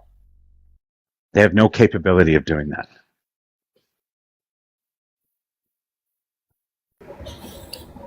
That means they have to cut before the end of the year in order to make sure their budget is balanced. So you're saying they can't raise taxes on property taxes? No, they can raise taxes. This has nothing to do with raising taxes. This has to do with asking for money at the end of the year. They have nobody to ask for money at the end of the year. They can't even ask the federal government to cover their shortfall. Yeah, so the city of Austin, even the 2026 and 2027 fiscal year has a $26 million budget shortfall. Yeah, so they're going to have to cut $26 million from their budget. They don't have a choice. They can't keep that debt. Okay, so what if they go into the next year and they raise taxes on property and blah blah blah? Can that not help the shortfall? But how do they pay for the previous year? So the budget is what they're paying for. These are all the things they pay for road construction, for employee salaries, for all this other shit. How do they pay for that shit by the end of the year if they don't have the money to pay for it? How can they just write an IOU to a city employee saying, I'll pay you next year when we raise the taxes? Can they do that? No. They have to cut in order to have a balanced budget at the end of the year. They're forced to. So before the end of the year comes, they have to cut to make sure it's. They have to. Yeah, they have to balance the budget by the end of the year because they have nowhere else to get the money from. Looking into the what Madami got, it is interesting because I will say you are correct. He does not have to pay it back in terms of going to the states or to the state of New York. But if you look where that money actually came from, it came from the pension repayment plan. He had to get 4 of the 5 boroughs to agree on it. So what he just did, if, let's say, hypothetically, his plan of taxing millionaires and billionaires on their second and third and whatever houses doesn't work, he is fucking the pension hard. And hard when I say that, because that's a lot of money that is coming out of the pensions. So I hope this plan works, but there's a lot of cracks. All right, New York City, Mamdani proposed and implemented a restructuring of city pension payments, delaying contributions to help close a multi-billion-dollar budget deficit. The plan extends the repayment schedule for the city's unfunded accrued liability by 5 years to 2037, freeing up billions in the short term. So what they did is push back when those payments could be started. The pension payments could be started. So if people were able to collect their pensions at 62, now they won't be able to start collecting their pensions until they're 65 or whatever. Is that fair to people who worked their whole lives to be able to now have to wait? Well, I don't know. If everybody had a pension, we'd all be better off. So I would say it's probably not fair, but it's the way our system works. It's crazy with that answer. So you're pretty much okay with hurting one person, because I have heard a lot of, and I'm not going to say anybody up here, I have heard a lot of people on the left side say, we need to help our elderly and the children the most. But what he's doing is hurting the elderly, because that would be 61 or whatever. And if for whatever reason his plan has a lot of cracks, because it does, this is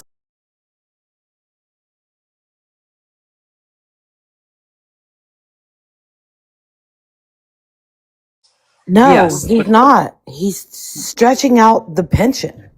well, so what he's trying to do is tax people on their second homes. Okay, cute, great. Yeah. Now, when you look into that, there are loopholes with that. I believe one of the loopholes is if a family member lives there, you don't have to pay. You don't get hit with that extra tax. If for whatever reason they decide to sell that second home because they say, fuck this, we're not going to pay any extra, which we know rich people are greedy. Right there, you just lost income. There is multiple different cracks in this plan that I don't necessarily think are going to work in the way it is going. That's not a crack. That's just the plan that he has set up. If he doesn't want people who are living in the home that are family members to pay, I mean, that's probably with good reason, right? Like they own the second home to help their family out. That's not crack. That is just it functioning the way that it is meant to function. Okay, so the people who only own one home still have to go from 61 to 65 to retire. Is that fair? 65 is our retirement age. 65 is our official retirement age in this country. What are you guys talking about? Are you talking about maybe 65 to 67? Well, you can get your pension. I mean, I could, if I actually followed through and went through at the fire academy and continued on with that, I would have already been retired. Or, no, I wouldn't have. I would have 7 more years. But I chose a different route in life and I would have had a pension. So you can retire at any age, depending on what you're in, and at least get your pension. If you do 20 years in the military, you get a pension. If you do 20, I think it's 25 in a union, you get a pension. It might be 20. So people usually push it out as long as possible, like 61, 55, because you get the most out of it. But you're simply saying you're okay with saying fuck the 61-year-olds for 5 years.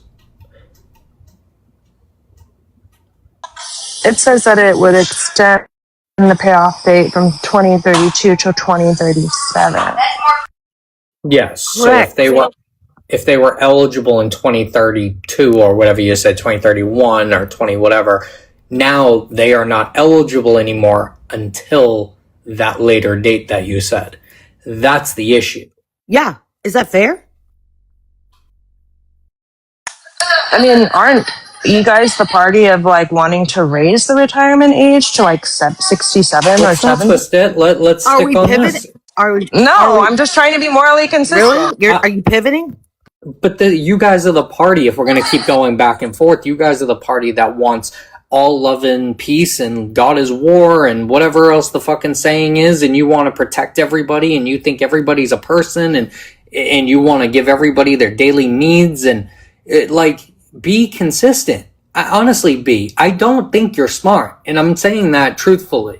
You have yet to bring up anything that actually is other than ad hominems in attacks. I've literally proved you wrong in this entire conversation that we have had since you got up here. You tried to say shit about Martha's Vineyard, that criminals were in Martha's Vineyard. Proved you wrong that, like, dude, this is just kind of weak on your parts. Really pathetic. Bring up Martha's Vineyard. That was Steven. I mean, I don't give a shit about Okay, Martha's you made Vineyard. claims about it. You made claims that the people were criminals. And again, you were proven Hold wrong. on. Are you So now you're trying to Ma'am, are you switch it up, and it's just not going to work, dude. Are you It's not gonna pivoting work. again? Are you pivoting? No, I'm not Wait, pivoting did at I- all. did I He hear said that that right, I've been Derek? thieved throughout an ad hom, so I threw out one back.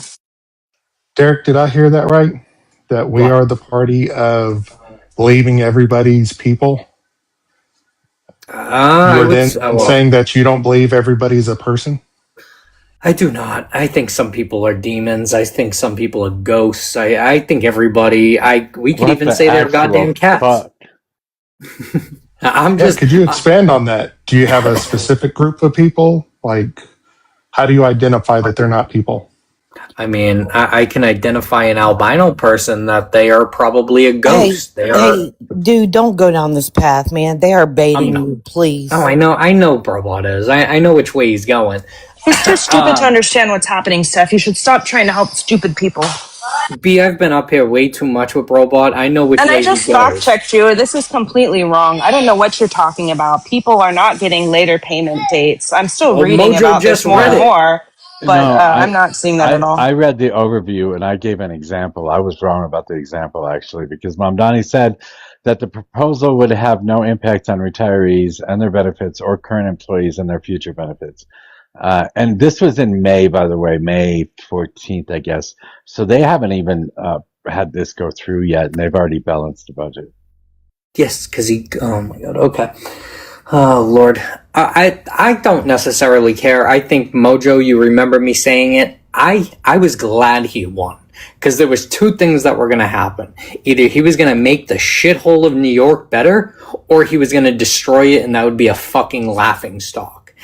I can't wait to see. Yeah, but that's what not really actually- what we're talking about. We're talking about this claim you made that they're extending this pension plan, and you're wrong. No. They're not I extending actually, it. wait, hold on, P. I made that claim because when I was I just went explaining into the, it. when I was Oh, explaining okay. Well, when I was explaining the pension thing, I said that would be an example of something he could do to the pensions. But after reading more into it as well, I realized I was wrong about that. So that is not what he's doing. He is simply because they have a fund. These pensions have funds because people pay into these pensions for their entire lives. So they have money sitting aside. I think what they're talking about is pulling money out of the accounts to pay for future projects or something like that, and then repaying the money back later. yeah, I Kind of think using what it I'm as reading it's saying that it'll make the payments into the pension plan smaller for 5 years. I don't really care at the end. I just the whole issue with this whole thing is the way he is going about it. It's going to be an interesting take because nothing he has proposed has actually, and nothing's been passed yet. So yes, And he got his little bill passed or whatever he did. He balanced the budget. so you just But contradicted yourself, right, in the same sentence. how so? Right. You You said nothing nothing's he's been, proposed has passed. Well, he said but what then he I'm got his saying little is, bill passed. well, where I'm going with this is that we have no actual evidence if his plan is going to work. All he has is concepts of a plan. No, he's implementing the plan. They're not concepts. There is Let a me, plan, and it is being implemented right now. may I What's ask you a wrong with you? question? Are people still paying to get on the trains in New York City? Has the garbage gotten any better? Has the rent gotten any better? Everything this guy ran on, has it gotten any better? Nope, I and New don't know York's that. raising their trains again Wait, I this don't year think any of us live there, so why the fuck would we know? because And this why do is you care? socialism. This is What the what this fuck? country's going to, though, right? So we have to be aware of what's going on in New York to see what's going to happen in the country because these are the No, people you want to elect. no. That's like saying we Okay, got. Go ahead. I looked it up. The rent freeze, these things that have actually been approved, rent fees, tax on expenses of second homes, that got approved.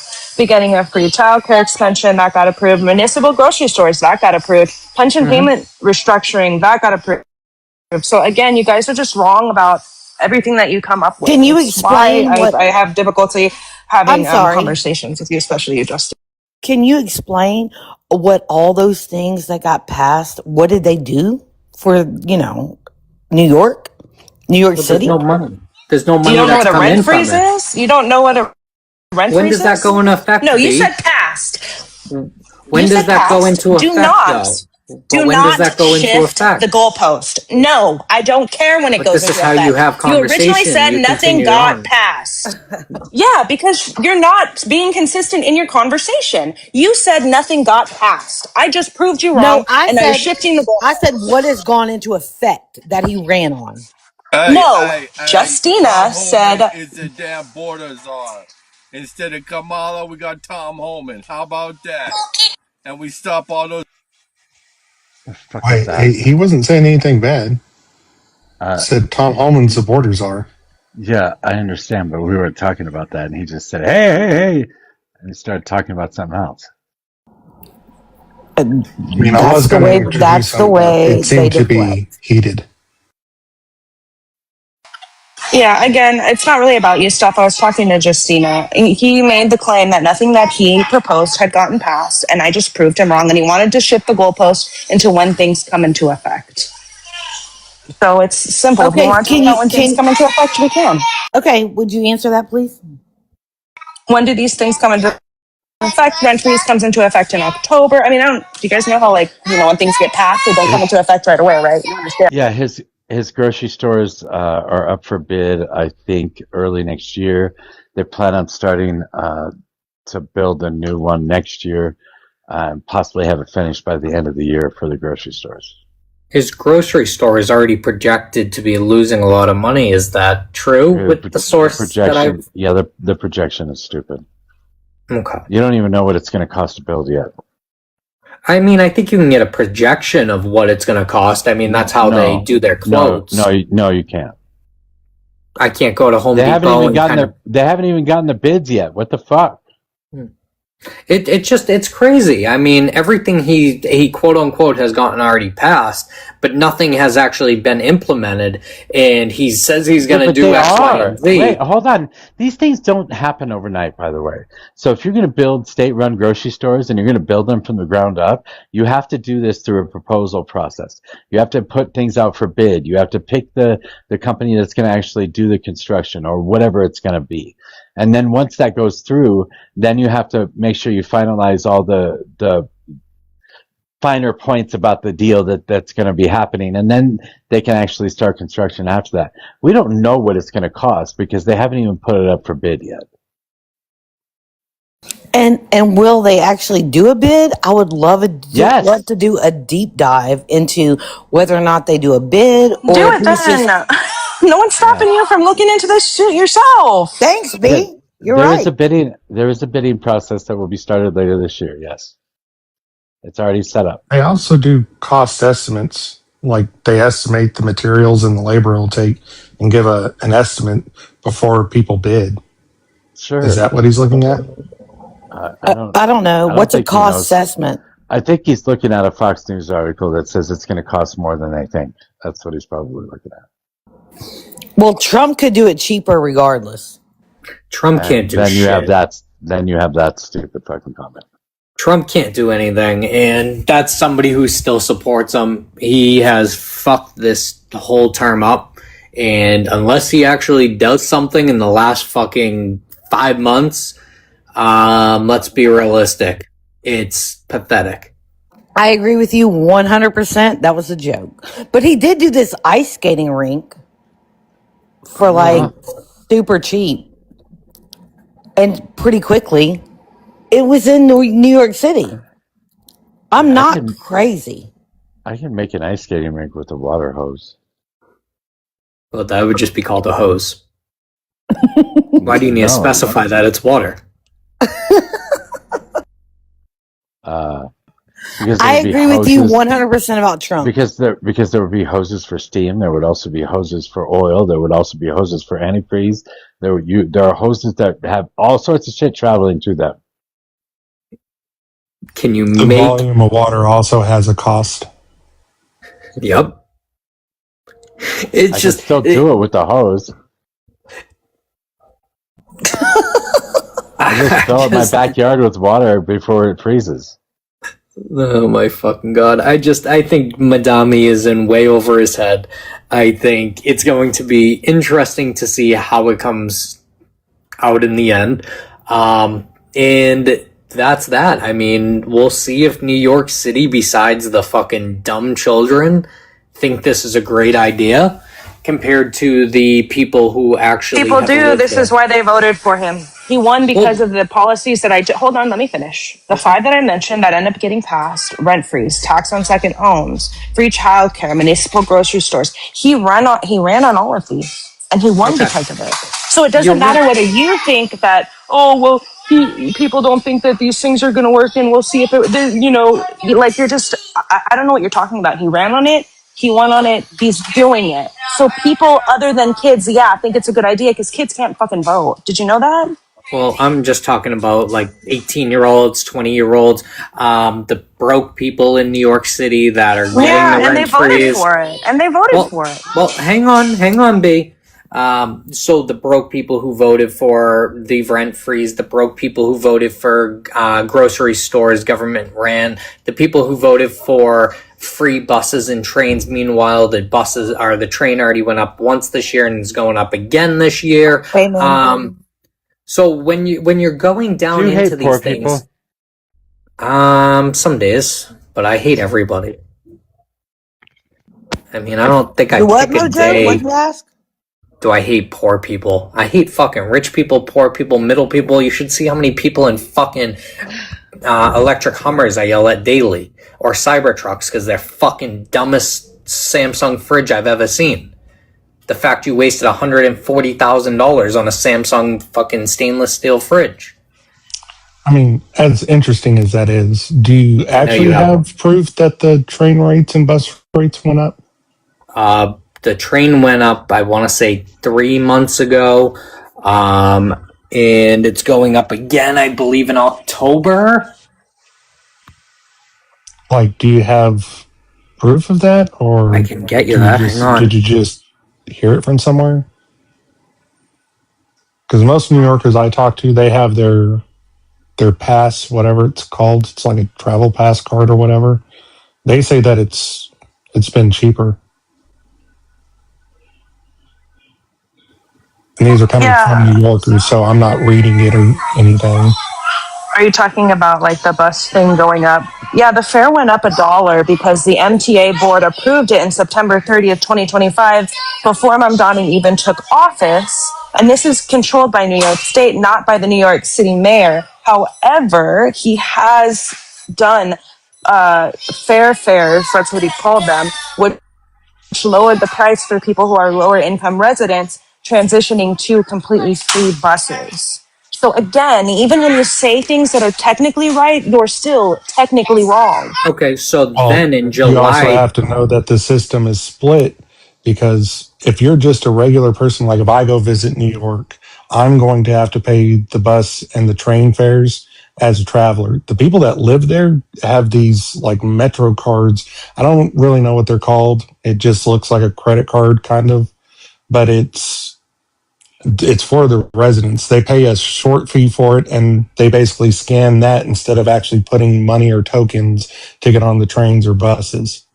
So it's physically cheaper for them as residents because they use it every day. we And have they had told those. me that it's getting cheaper. It broke up, but it's not. When you actually look at the price difference, it's not realistically cheaper. We have had that in Boston. It's called the Charlie card for MBTA card for fucking decades now. Same thing as New York has. And as of July 30th, 2026, they are looking at a 40% increase on the price of fares. I can give you the article if you want. It won't let me post the link, but this is shit that is happening in New York. I don't give two flying fucks because I can't stand New York City. I think it's a shithole. I think the amount of homeless that are all over the place, the trash, and just fucking nasty rats everywhere are beyond disgusting. Even when I was living in Boston, I think I went 4 times. Look at all the other sanctuary cities as well. Yep. I think he just mad at Pizza Rat for getting himself a slice. That's kind of selfish of you there, Justin. It's just this whole conversation of shit's getting cheaper. It's not. Is it getting cheaper for the broke people that do live there? 100%. I can't disagree with that. But when you are a middle class or even a lower class tier and you're not on the category of broke, your costs are getting higher and higher. So to say that this is what people voted for, of course. I mean, look at what we voted for. We voted for Trump. And as you just heard, I can't stand him. He's a complete buffoon and he has no idea what the fuck he's doing. I agree. I can agree with that, but I'm just trying to, I guess, find the understanding, because if it's getting more and more expensive to where you are now broke, then things would be absolutely getting cheaper, because as you put it in your words, it's getting cheaper for the people that are broke. So I'm just trying to find where that line is with you. To me, it sounds like you're maybe talking about middle class or even upper middle class. Like, they're not getting any closer to broke. Oh, middle Are class. you serious? You don't think we're getting any closer to broke with inflation and interest rates and the war and our $40 trillion debt? Are you serious? Yeah, whose fault is that? Okay, Steph, does that Nobody's mean getting that any you're closer to middle broke. class or upper middle class? Can you I'm middle afford to buy a class. home today? Can you afford to buy a home? I have 3. Yeah, it sounds like upper middle class. If It's you've got more not. than one home, It's you're not in the not. broke area. It's not. She's a real It's estate not. agent. She cooks chickens and sells houses and doesn't know anything. Thank you, Mojo. That is that's the greatest That's compliment kind of you've ever mean, given but me. to my point, the people that couldn't afford the train fare are getting free train rides. That is absolutely what we want. We want them to be able to participate in society. Are they But no, getting free train rides? it's getting cheaper. I wouldn't say free, but it is getting cheaper for them. But my point of all this is, if you are, what, Sue? That's a good thing though, right? That it's getting cheaper for lower income people. Not necessarily, because then when you're, I'll explain. Because when you're making it cheaper for one, you have to offset that cost. I mean, that's just basic logic. So you're going to have to supplement that money from somewhere else, just like he's trying to do with taxing the millionaires. Yes, pied-à-terres. So 2%. You understand that it's like a 2% raise on their taxes, right? Over like $5 million. That's nothing. That's nothing. That's absolutely nothing when it comes to a raise in your taxes. 2%. But it's not just. But it's not just that, Sue. It's everything entirely. So yes, you're talking about 2% on the millionaires or billionaires or second homes. But when you are raising the cost of that actual train ride for the everyday American worker that's just going to their job, they're not broke, they're just have enough to get by. Now you are taking money out of their pocket to pay for somebody else. Now I feel like you're just making up a scenario that's not necessarily happening. Can you show where they're raising? Okay, hold on a minute. Can you show where they're raising the price of tickets based on your income? Okay, no, what? Holy fucking shit! Talking to you is actually kind of worse than talking to a fucking wall. So when you are raising, when I just told you they are doing a no. 40%. What you said, you said they were. Okay, go on. What were you saying? If they are raising the fares of the train by 40%, and they make it cheaper for the people who are federally qualified as in poverty. Now, we'll just use me and you as an example. I'm in poverty, so they made my fare extremely cheap due to the savings.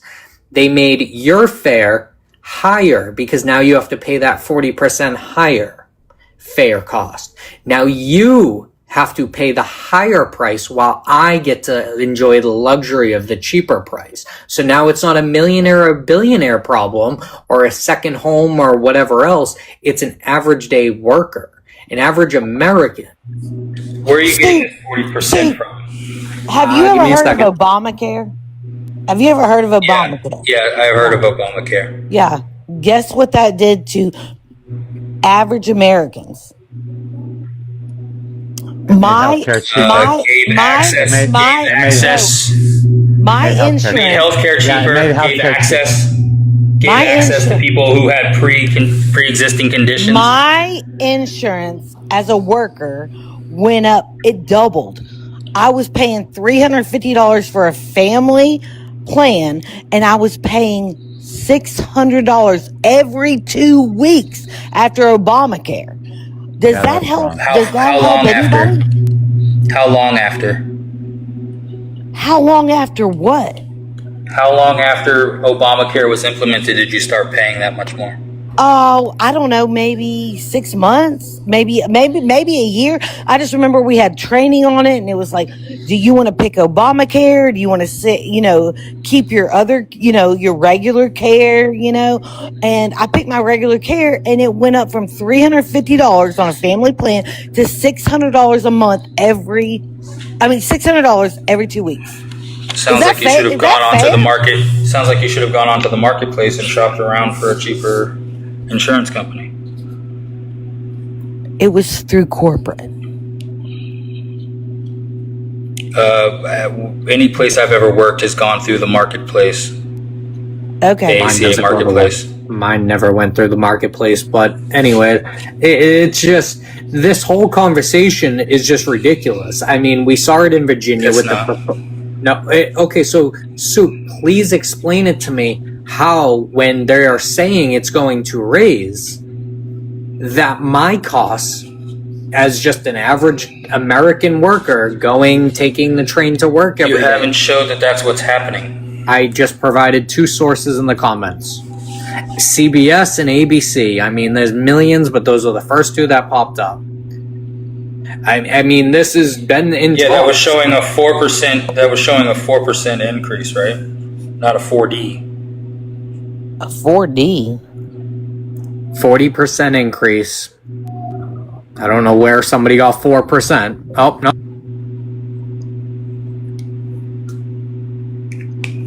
Oh no! What?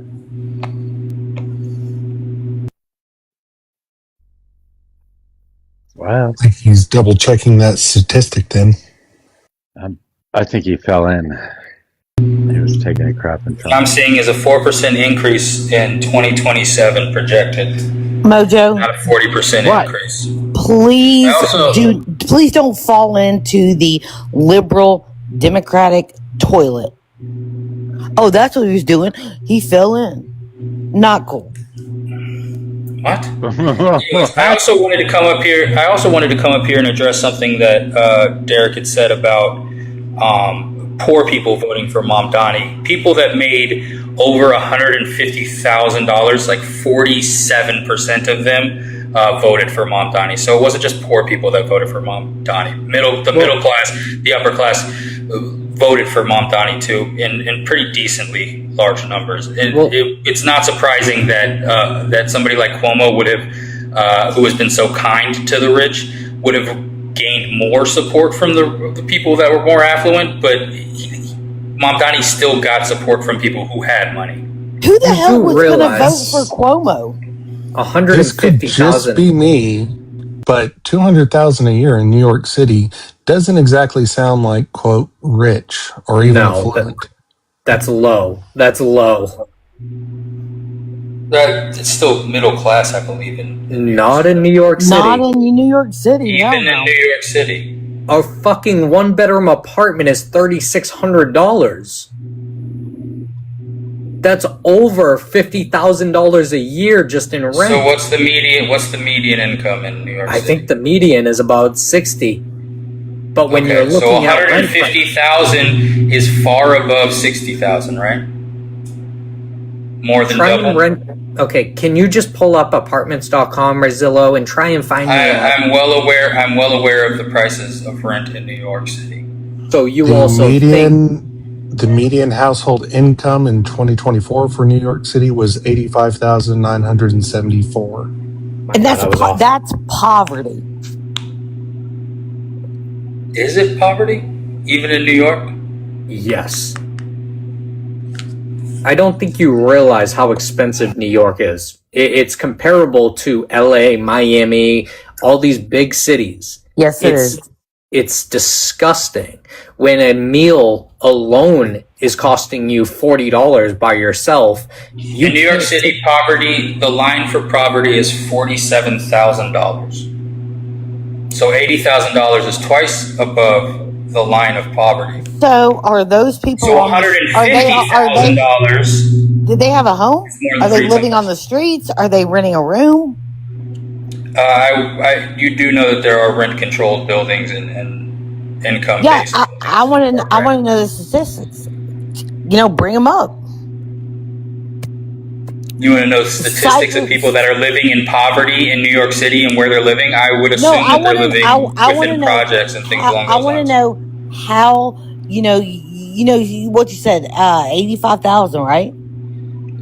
Burrowbot said 85,000 is the median income. Okay. Yes, Can you tell me? 85,974. Okay. Can you tell me what that median income, how they're living? Do they own an apartment? Do they rent an apartment? Do they have a home? I want to know because I bet you they are poverty. Well, if you're going based upon Manhattan, which is one of the 5 boroughs, the median income is 110,000. The median I gave was for the city as a whole, all 5 boroughs. And the further out you get from center of the cities, the cheaper rent gets. Is that household income? 85,000? Yes, that was household Okay. median income. And the 47,000 that I gave was family as well. The cost of living for a family of 4 often requires $1,600 to $8,200 a month. That's over $100,000 a year. What? That's the average cost of living for New York City. For a family of 4. For a family of 4, you're looking at 84,000 to 82,000 and 16,000. 98,000. And Mojo, so where is 84 to that? 98,000. $98,000 a year is what it would cost. The cost of living in New York City. New York City. You're scraping by with 100K in New York. Amen. No, that's your standard living to pay all your bills and all that. Yeah, that's not, and that's not with inflation. I mean, $150,000, even $200 in New York, it's not enough. It really isn't. Yeah, you're not So, buying Mojo, is that- $100,000 I'm fucking sorry. Cybertrucks, but you're still fine. So are you? You also don't have to buy a car for most people in New York City. Is that including groceries? Is that including all that Yes. stuff, or is that just? Yes, housing and rent $1,800 to $5,700 per month, depending on the borough, and if you have a roommate or a private apartment. Groceries, $400 to $800 per month per household, with prices running roughly 15% higher than national average. Utilities, $350 to $420 per month. Transportation, $132 per month for an unlimited MTA transit pass. Healthcare, $200 to $400 per month, tracking higher than a typical U.S. average. Okay, and can you? I'm so sorry. Is that for a family or that's for one person? I'm sorry. That's the cost of living for a family of 4. And that equates to almost 90,000. Is that right?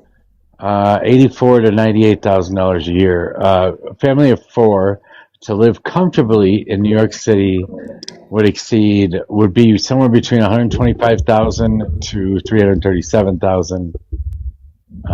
So what's the 94,000? What is that? The 94.5. That's the upper limits of a family of 4. Cost of living. Of just cost of living, your basic bills and necessities and needs. Basically meeting your basic needs. That's what it is. And the $150,000 are individual incomes, not household incomes. And people that made $150,000 or more, 47% of those people in New York City voted for Mamdani. That was my point. Yeah, they need help. Yes. I agree.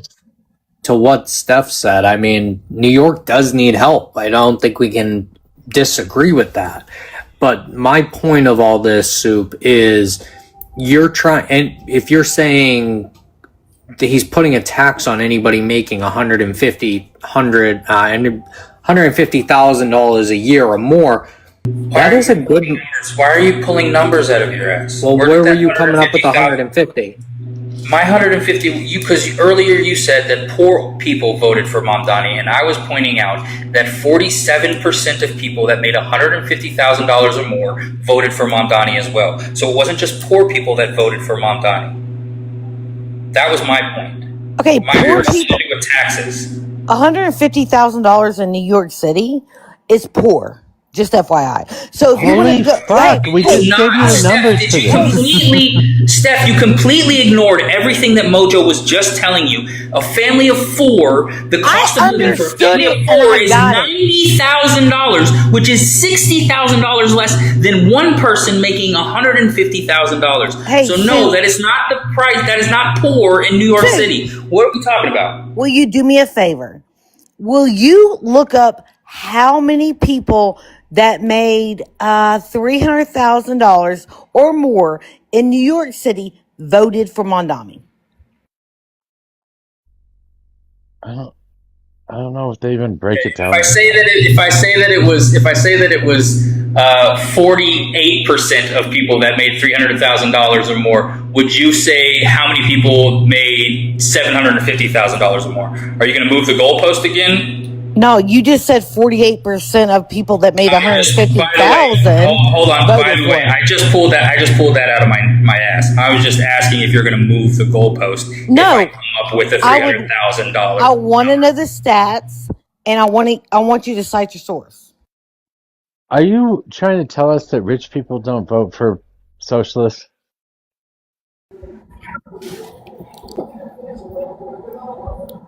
Is Mojo, that that was an ignorant. Like, what are you talking about? Do you think I'm rich? Do you I think didn't? all Republicans and conservatives are rich? We are. No. Did I say anything of the sort? Republicans think they are rich. We're rich in life.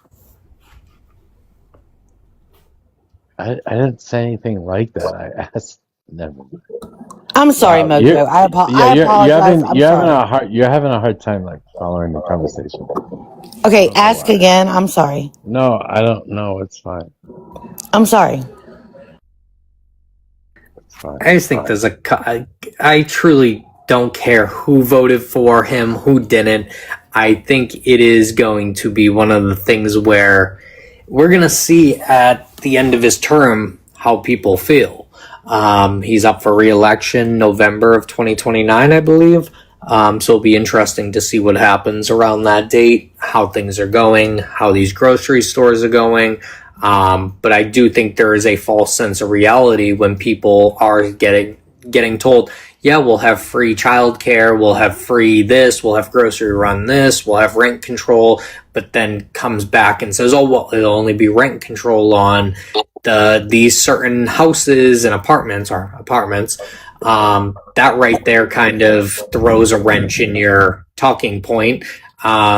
So Hey, They say that. When did they say that there was only going to be rent control on certain houses and apartments? Are you mad because there's not rent control for, like, I don't know, Manhattan skyscrapers, or like my goodness. what is happening? Sue, it's only for can you certain can you places.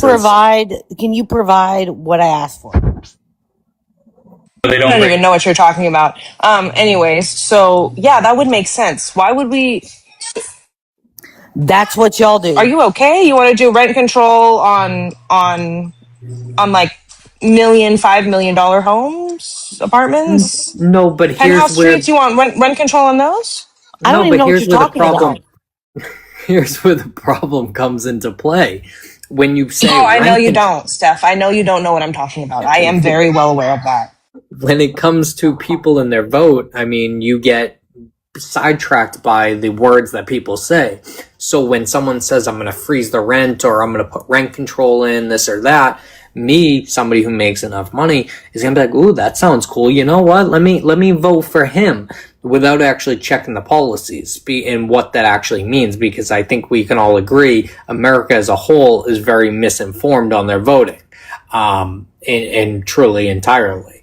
So when you're saying things of this nature, just like the whole abolish the police or defund the police, the messaging behind it was good, but the slogan was shit. And this is where we come into the problem with how this is going to turn out towards the end of his election. or his time. You have literally made no Here's why I sense. You disagreed promised with rent Derek. control and you delivered on the rent control. What are you bitching about now?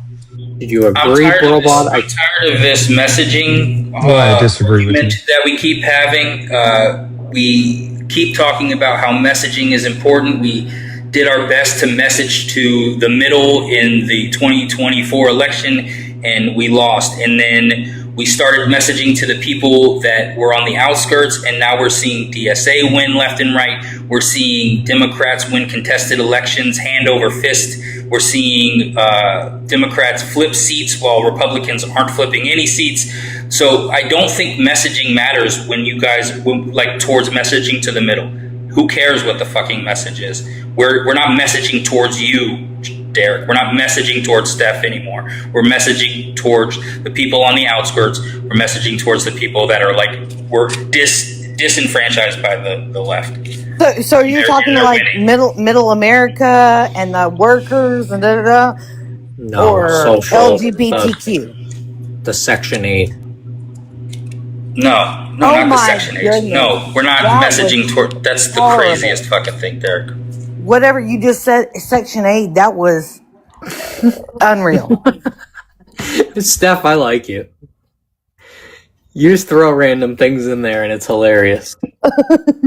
Section 8? Did you just say Section 8? That's who we're pulling for?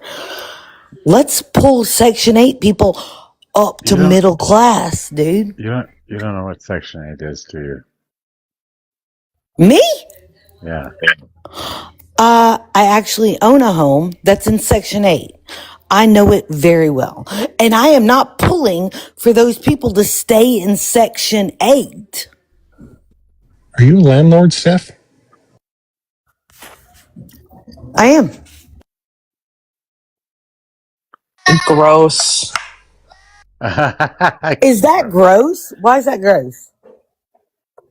Because you're a leech on society. You make money off of people's basic need to survive. Because you're the So do I. petite bourgeoisie. So do I. My house is in Arizona, or my second one. My God. Thank you. Oh my goodness.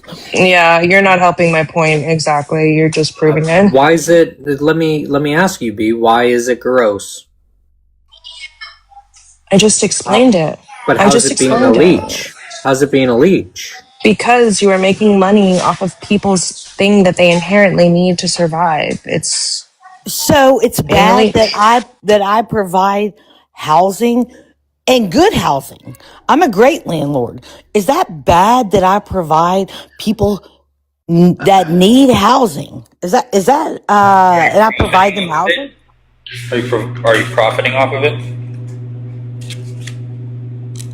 Actually, no. Then you're fine. If you're not profiting off of it, whatever. No, I say I'm not I don't make anything a month, but they are paying off my mortgage on it. I mean, I'm profiting. Another person is paying off your mortgage. I mean, that's for me. That is also the point. But why aren't you buying a house, B, and doing the same? You have. Who says that who says that I don't have one? No, I'm saying you have every opportunity to do the same thing. So why aren't you doing the same thing? I don't want to do that. And this honestly just goes to prove my point that the American dream really is can be summed up in one question. When is it my turn to hold the fucking whip? Like, I have no desire to exploit someone's need for shelter. Okay, that is the dumbest statement I've ever heard in my entire life. Just FYI. Okay, so what you're telling me is that... That means nothing coming from you. You either. So what I'm saying is, so you couldn't make the best out of the American dream like I did, and so you're going to call me a loser, or I don't have any morals. No, you're not a loser. No, you're ridiculous. A leech on society. No, you're not a loser, Steph. Let me make that. You're obviously not a loser. You're a leech on society. Wild things. Let's go in. Wild, random shit. Stephanie, you're fucking weird. That's why I love you, Mojo. Let's go into this. It's not wild or random. It's a fight of ideological means because they fundamentally view the owning of property differently. But let's go into this a little bit. If just say my mortgage, and we'll just kind of use a roundabout number, 2,000, I'm charging you 22. How is that exploiting or profiting? If you're calculating $2,000 or $200 in profit, but I also have to pay property tax and every other goddamn bill there is associated with that. I can explain it. I can explain it. Can I explain it to him? Hold on. And I have to pay for everything that goes wrong. All that money goes into savings in case the HVAC goes. And then also at the same time, let's just use a hypothetical and just say that person that is renting was unable to get a mortgage because they didn't have good credit or they were in a financial bind. How is that exploiting by pretty much giving someone that's like renting an apartment? Can I explain it to Derek? One more comment. I also pay $70 a month to a company that manages my properties. And You so don't even do any fucking work? That's fucking awesome. You thanks, own a home, Mojo. you don't do any fucking work, you make money without I don't doing a make money. I goddamn don't make thing. money. I make nothing Increasing off my your property. wealth. You're increasing your wealth with your property, right? Wait, I am. so Ownership of that property is you increasing your wealth. You can get a loan out on your property, right? Take a second mortgage, a home equity wait, line of credit. I thought Steph worked at a grocery store. She does, but she's I also a do. real estate agent, Yep. And the landlord. apparently. Section 8. So can I explain it to Derek now? Okay, Yeah. so Derek, and probably Steph, for both of you, you are aware that in the late 19th century and early at the 20th century, there was a thing called company towns. Essentially, they just came out of nowhere with the capital, started setting up houses for like a mining operation, whatever have you. It was normally centered around mining. But then your workers would come in. You know, these people aren't very well off. They're here for a job because, you know, food costs money. So does housing and everything else. So you would get your company housing. You would go to the company store to buy all of your goods that you needed, like your pickaxe or your tools, you know, whatever have you. And these particular, I don't even know what you call them, but slumlords would be the only way I could establish them. They found out, you know, because the people that work for them need all these things and will continue spending their money on it. How about we just charge them more than we pay them, essentially? You live in company housing, you use company tools, all that stuff you buy, company made food, whatever. We're just going to charge you enough to where you're always in debt into us. No matter how many hours you work, you will always be in debt to us. That is the fundamental difference between you and B. And y'all simply aren't seeing it. Y'all are charging the people that need shelter for a profit, irregardless of whether those people can actually afford it. Irregardless. But that's like the socialist slogan, though: own nothing and be happy. So I'm a socialist now. No, that has nothing to do with it, Justin. Robot, It's not let me about give- owning that. let I was me- literally talking. Why are you talking right now? Oh, you're always talking. That's a good point, actually. Go ahead and go, Steph. That's right. You owe me with that one. You owe me with that one. So when I started real That was estate wild. in 2019, Tyson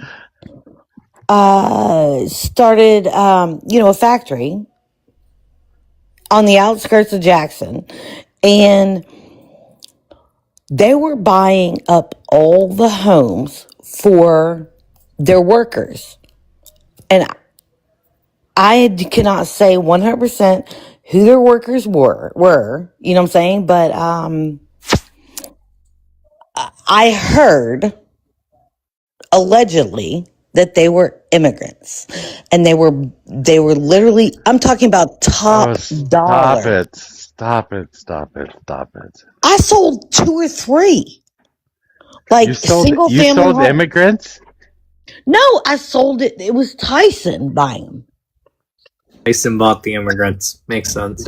Correct. Actually, it does make sense for Tyson to buy housing because they do have a lot of immigrants that come over for them because us Americans don't feel like working at a chicken or turkey plant.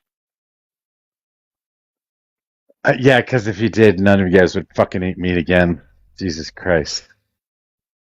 I don't know how anybody that could work at one of those places can eat meat. Fucking weird. I'm not lying. I swear. I sold 3 houses. And okay, one of them was 1,400 square feet. And everybody's like, you're never going to get what these people are offering it for 185,000 for 1,400 and something square feet. And they offered it and they said, you're never going to appraise for that much ever. And it appraised for $192,000. Steph, what kind of point are you trying to make with this story? Yeah, you I'm just not- help them. I'm not trying to make a point. That she likes chicken. What? I love chicken. The I love idea of chicken. selling immigrants. And that she likes selling immigrants. My I just- goodness. Justin, do you know the difference between personal and private property when it comes to socialism? Yes. So why would you say what you had said earlier? Because I just had to make a joke. At the end of the day, I Hey, really don't see Justin, owning. libs can't take jokes. He's No. talking. No, you guys are just Wait, you guys are just bad at giving jokes. I really just don't see the whole being a landlord or owning multiple homes a problem. If you own fucking 60, yeah, we have a massive problem. You own a couple, you are helping out somebody who isn't financially ready to be able to go out on their own or don't have enough money to get there.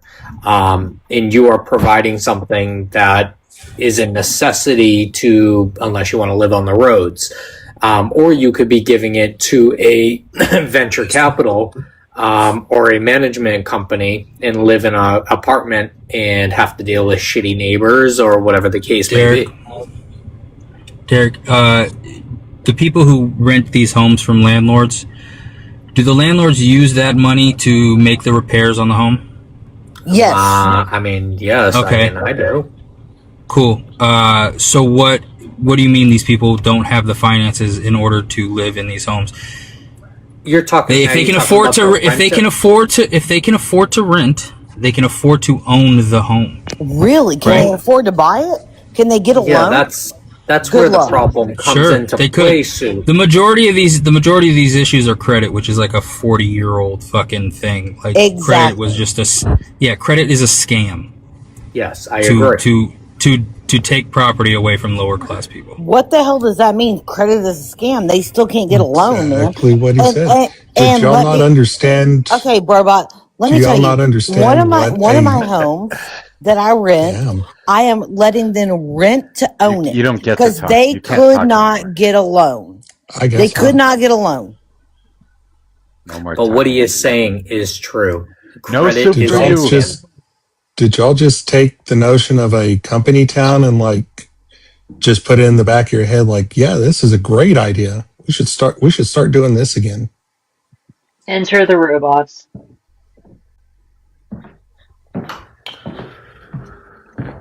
Zach, that's your cue. That was just Zach got this now.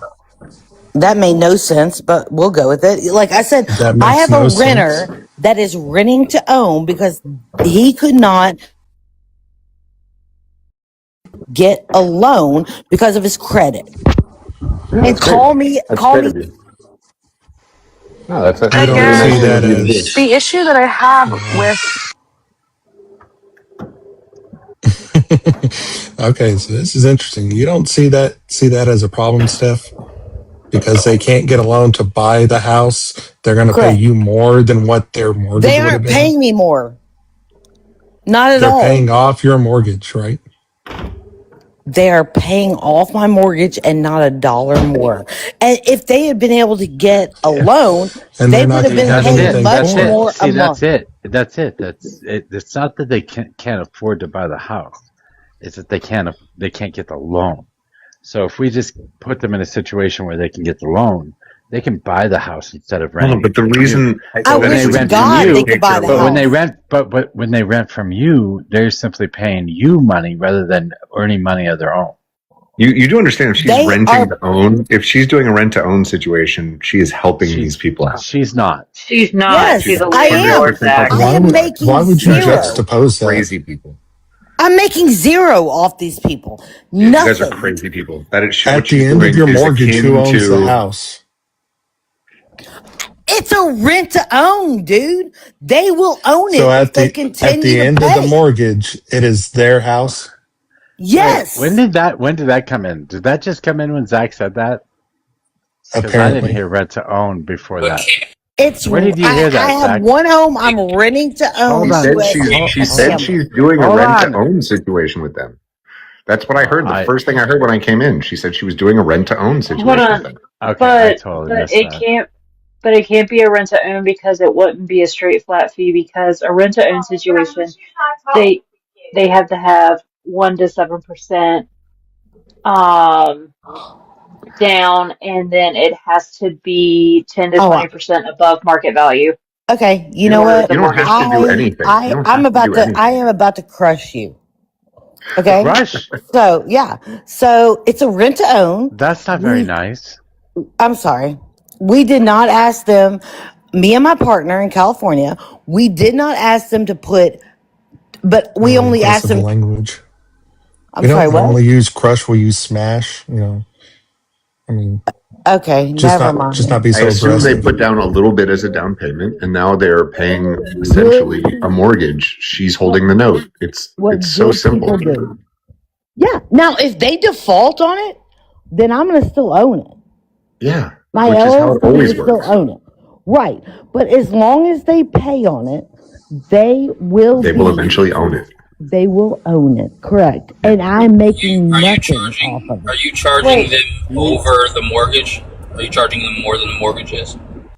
You should I charge am them Why charging rent wouldn't and them, you? I interest. am only charging them $70 a month over because that's what covers, like, if the HVAC goes out. Do you have the Why no, that's wouldn't the 10 to you? 20% phone? over market value, I bet.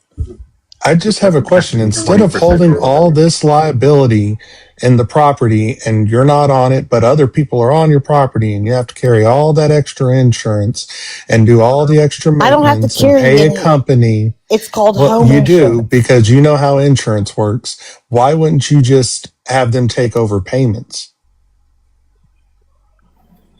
Good because question. I want them Because to she's the own homeowner. I want them to own a home. That's why we signed the contract. Me and my partner said, let's let these people own a home as long as they can keep up with the payments. And at the end of the day, let's let them have the home. And you know what normally Okay, if happens, you're by going the to way? let them One have the second. home, You just know let them how it take normally over happens? payments. Assuming Normally, payments is a normally thing. someone pays. Assuming Normally, someone will payments, pay. yeah, Someone guess will who's pay for a still matter of Like you time. responsible? don't understand when other people are talking, do you? Of course, I don't understand why people don't stop When you start talking because you're an asshole and nobody has any interest in fucking abiding by your fucking rules.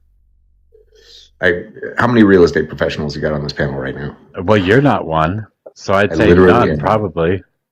I literally am, No, you're and it's not. okay. Yeah, stealing West Bank land doesn't count, Zach. Oh, guys. Oh I know real God. So estate, but what's the Oh average property God. price in the Golan Heights, Zach? I don't know. I'm not buying lands in the Golan Heights.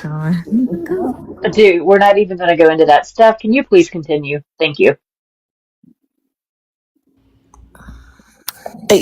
Yes, ma'am. I'm not sure I was, but yeah, Okay, we. then don't continue. Okay, thank you. Zach, you sell real estate in New York?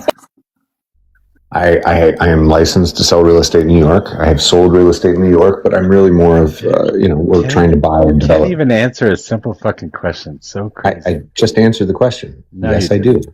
I am licensed to sell real estate in New York. That's what you Well, I said. hope you sell a lot of Answer. those. That actually didn't answer the question, though. Yeah, it You get didn't that, right? actually. You Okay, you so could I've be sold licensed, but you 10 may not houses, be doing it, 12 right? houses. I'm not Zach, doing hook it me there. up. I'm not doing I it can there. get Then the answer was licensed in New no. York. The Hold on, answer but was we're no. buying houses to develop. That's what we're doing these days. I Oh, you're understand one of about. those private equity firms buying out everybody? Well, No, we're just a are you private selling? family I just hope you. buying small units and small houses and accumulating property in a rising real estate market. Like it's Zach, big, basic. hit Rising me real up, estate dude. Hit market? me up. If you want to invest, I got the For best stuff rich to invest in. people? Certainly not young people, I bet. Hit me up. Who young people aren't investing. But what she's talking about, by the way, when you're trying to get properties, you're always trying to get the seller to do what she's doing.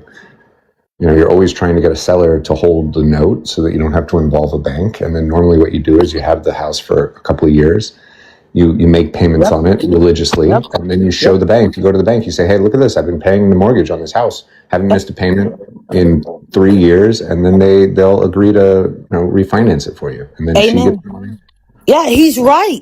He's right. So, How long I have got they been into. paying? How long have they been Can paying? you give me a second? Can you give me a second? Oh, now you So, want to psych? You couldn't remember what you were going to say before. Sorry, go ahead. Sorry, I was just thanks, giving you Mojo. shit. I know you do.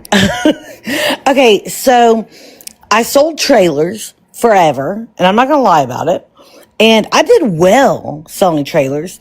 And then I got my real estate license, and I sold my house that I had owned for 12 years, and I made like 50, 60 grand on it.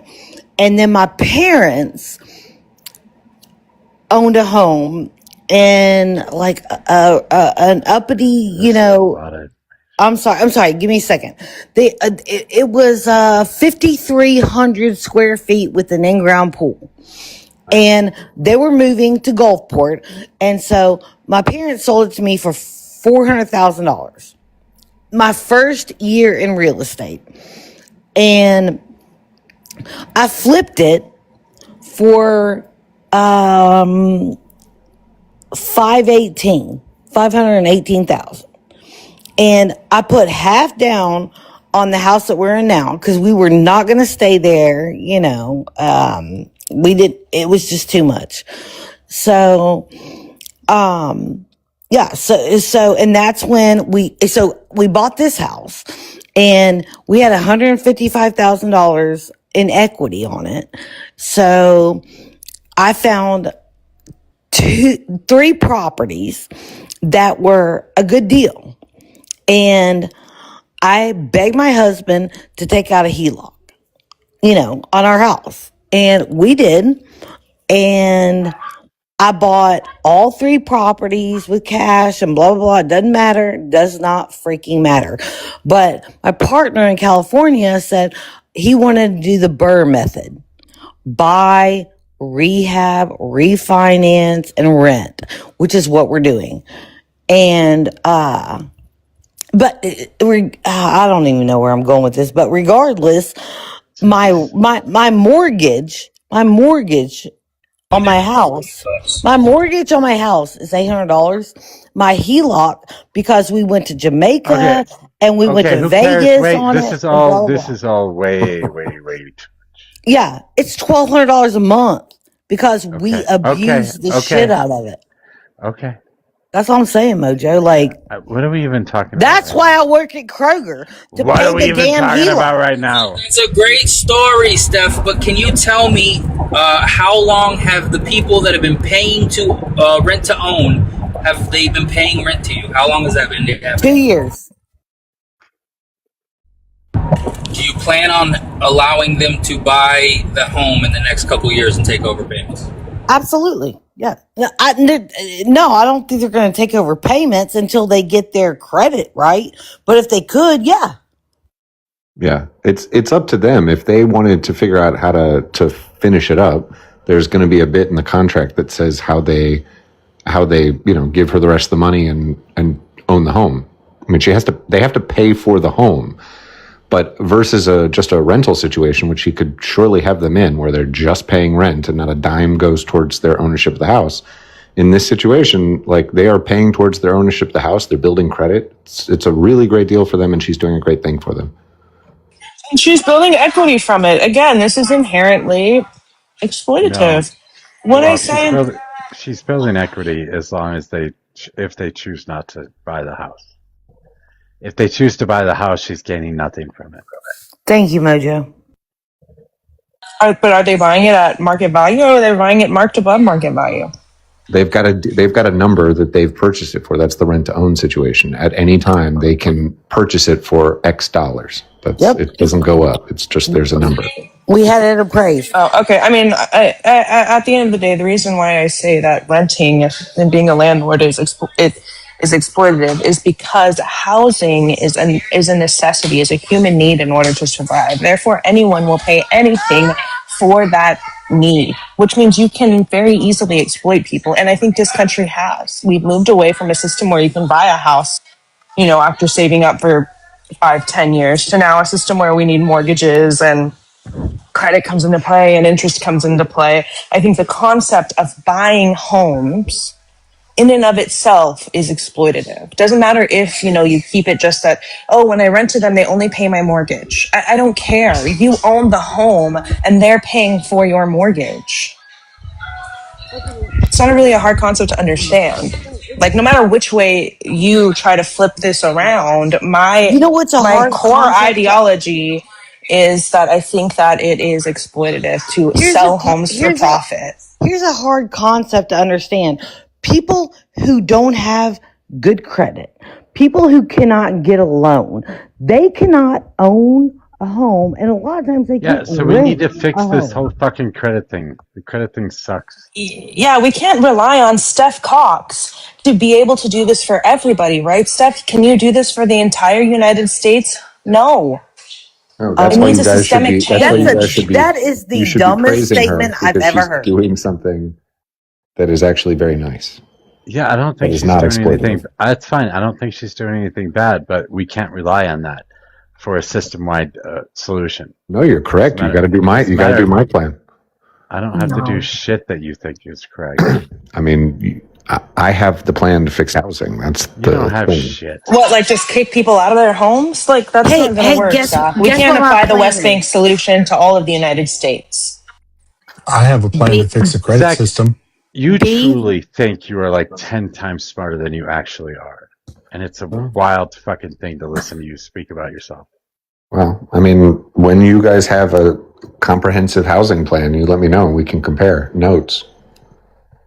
Yeah, but your idea, the community builds all homes. There's my comprehensive housing plan. Oh, good. That sounds like someone who really has a deep understanding of real estate and construction. Yeah, I want to create a system where the profit motive is irrelevant because there is no profit motive in it. So I'm sorry. I understand the whole system a little better than you do, and you just think you're smarter than you are, and it's fucking wild to listen to you.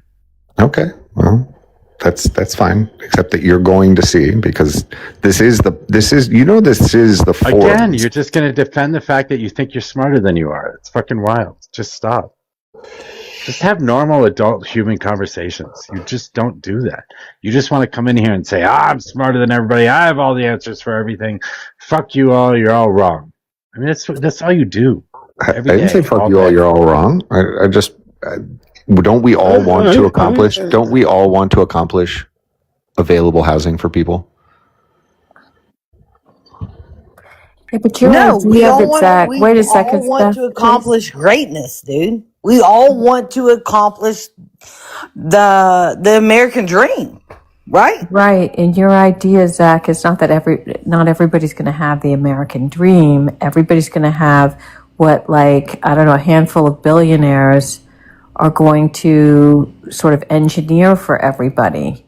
And I'm not a billionaire, and I'm going to engineer something that's not just for billionaires. I wasn't saying you were. I'm just saying what you were talking about last night is that, people like Elon Musk and the like are brilliant, and they're going to figure it out, and everybody's going to have housing, but we won't have a choice of how we succeed in life, or how big a house we want, or how small a house we want. It's going to be somebody else's plan.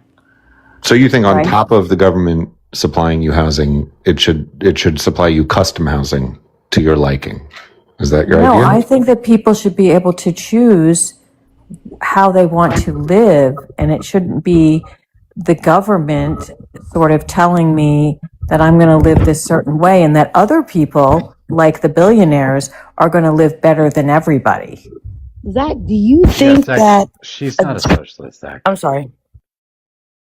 I'm not defending anyone's beliefs. I'm stating I didn't say you were only my defending own anybody's beliefs. You're mistaking her beliefs, you dipshit. She's not Mistaking a whose socialist. belief? She's Who? not a socialist. Oh, tennis? Yes. Oh yeah, no, I know. Hey, do Yeah, we except you care just who's a treated her like a socialist? fucking socialist, you dipshit. So, but thought we were I'm talking about wondering housing. what I'm wondering what her plan is. My We don't plan, have a if I plan had, for housing at this point. Okay, well, if I had it my way, we'd be post FDR. Everybody would have a chance to succeed. We would have, look, it's a pipe dream at this point, but there was a time in this country, okay, when a carpenter, a factory worker, a lawyer, a banker, could invest in a home and send their kids to school or help them to go to school. And things were we had the 60s, it was the civil rights. We were fighting for civil rights. We were succeeding in certain aspects, and we could Yes, ma'am. invest, we could invest, You're right. and we could maybe move up in life and try to achieve bigger and better things. And so you think I would at the that's very dead? least like to go back to that. Do you think that's From what I dead here? remember, Zach's plan is to buy a dilapidated building, remove the tenants from that building, put them in new housing, so that they don't owe anything on that housing. You're basically buying them out of the properties that they live on. But your whole plan depends on people living in dilapidated housing, right? Like, not everybody lives in dilapidated housing. Not everybody's going to feel like moving out of their housing. So I don't understand how your solution is the solution to the housing problem. so my solution for that specific public housing building is how we create generational wealth and actually give people who need housing. But you're right, that's not the plan for everyone. The plan for everyone is that we know we have a market for housing here in Hudson, and we can either wait until private companies come in and invest their own money to build that Why housing. do you have to ask him a fucking question? So that he Or can we can control build us? that housing. Sorry. I have Not some everybody questions. lives in the Hudson Valley. What are you talking about? So someone should take my concept and they should take it to their locale. No. Can I ask some questions of Steph about her rent home? Yes, go ahead. Hey, Steph, you said you have a rent home property. I'm wondering, do you own the home, or do you have it on assignment?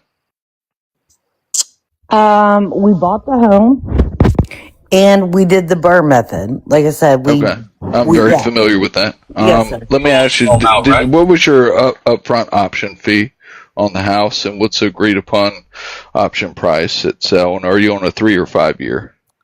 10 year. 10 No, year?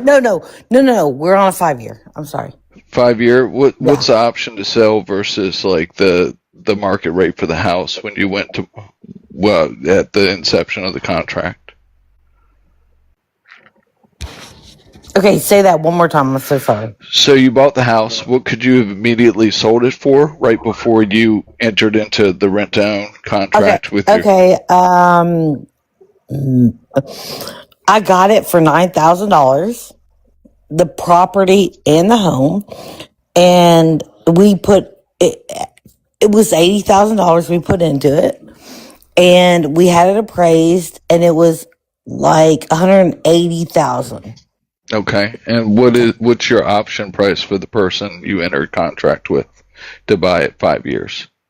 We're charging them only $1,600. It's 4-bedroom, 2-bath, 1.5 acres, and we only charge them $1,600 contract. So no, that's why not what I'm asking, Steph. I'm asking you signed a contract rent to own. In rent to own contracts, you say the future price is going to be X amount. No. We didn't say that.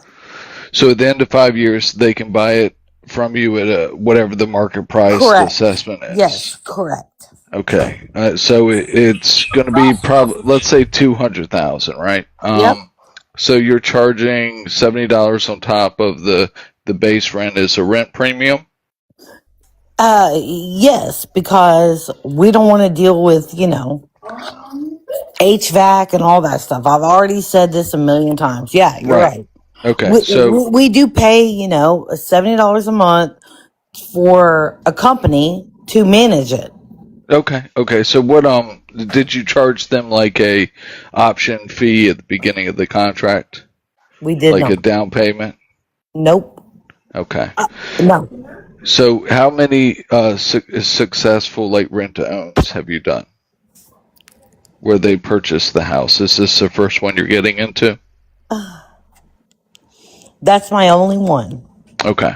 All I right. have two others that are not rent to own. They're just renting. Okay, so a couple things with rent to own. Usually there's an option fee paid up front, right? That can be small, medium, large, and then you have a base fee, so that's your market rate rent. But Yes, then you sir. charge a premium on top of that. And, I and the whole understand point. that. But if they they couldn't pay it. Okay, well, here's what I'm getting at. So if you set up a successful rent-to-own contract, they have an option fee they pay up front. You have an agreed-upon sales price in the future. Usually that's you like trying to figure out how much the house will be worth in the future. If the market goes gangbusters, you might lose out. If it dips, you're going to benefit from a profit standpoint, right? But here's the problem, though. If you don't put a rent premium on the base fee, and it's usually somewhere in the neighborhood of $100 to $500. If you have the contract set up properly, that is going into an established escrow account for that house. And what it is doing is it is helping the buyer accrue a down payment. So at the end of the option term, be it 3 or 5 years, in connection with their option fee they paid up front, they now have the 3 to 5% to go purchase the house. So if you are charging $70 on top, but that's not like going into an escrow account for them, all they're doing is paying the rent. So you're leaving it up to them to squirrel away the money that they No, need. sir. That's untrue, but we'll go with it. Sorry, so if I misspoke, I apologize. Can you correct me? So we have decided with this family that even though they're only paying basically, they're paying $70 more than the mortgage. Yes. We have, gone into a deal with them that in 5 years, they can own the home. Right, but in 5 years they have to apply for a mortgage, right? So are you giving that $70 a month back to them at the end of the 5-year term? Why would she give them back? You just said it should be 100 to 500. That's what a rent-to-own rent premium is, Zach. Her rent premium was $70. No, it's not. If she's not giving back the rent premium, it's not a rent credit. No, we are not. Absolutely not. And guess what?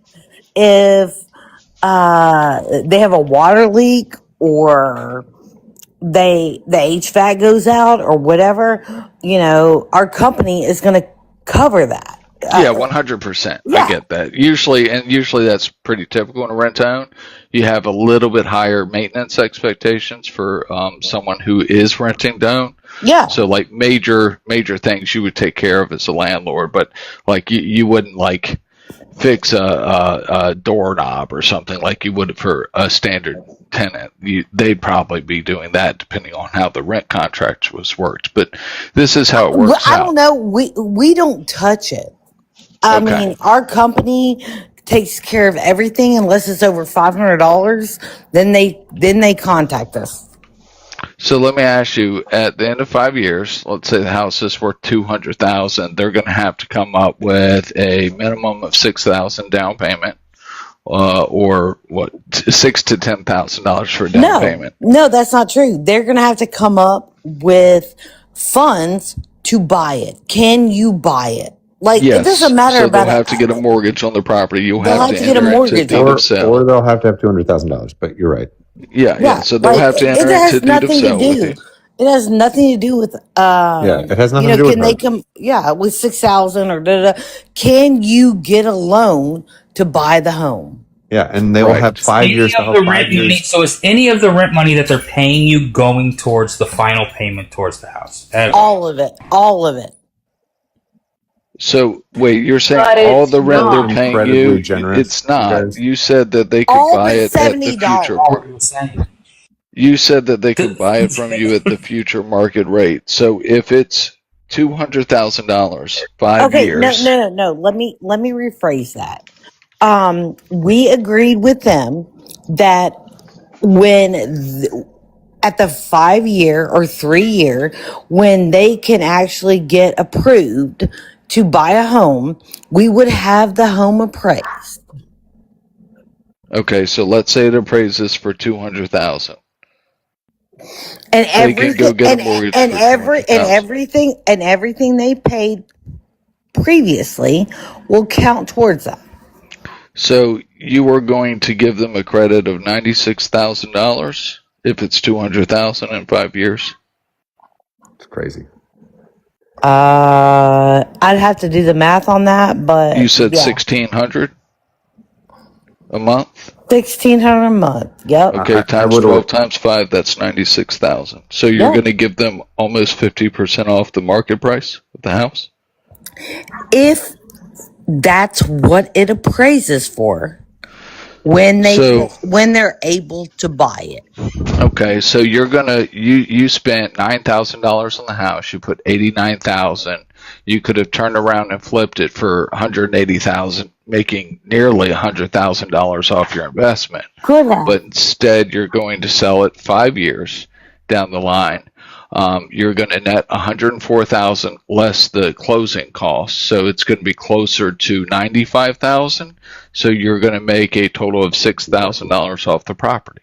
Yeah, I mean, I guess you can call me stupid. It's not a great deal, Steph. I agree, but you know what? I'm not evil. These people need that's clear. These people needed a home, and me and my partner in California agreed to help them out. Fuck you, dude. What does the partner expect in return? Really quick, is this in writing? Is this reduced to a contract, or is this? Everything is in writing with my LLC. Yes, ma'am. Gotcha.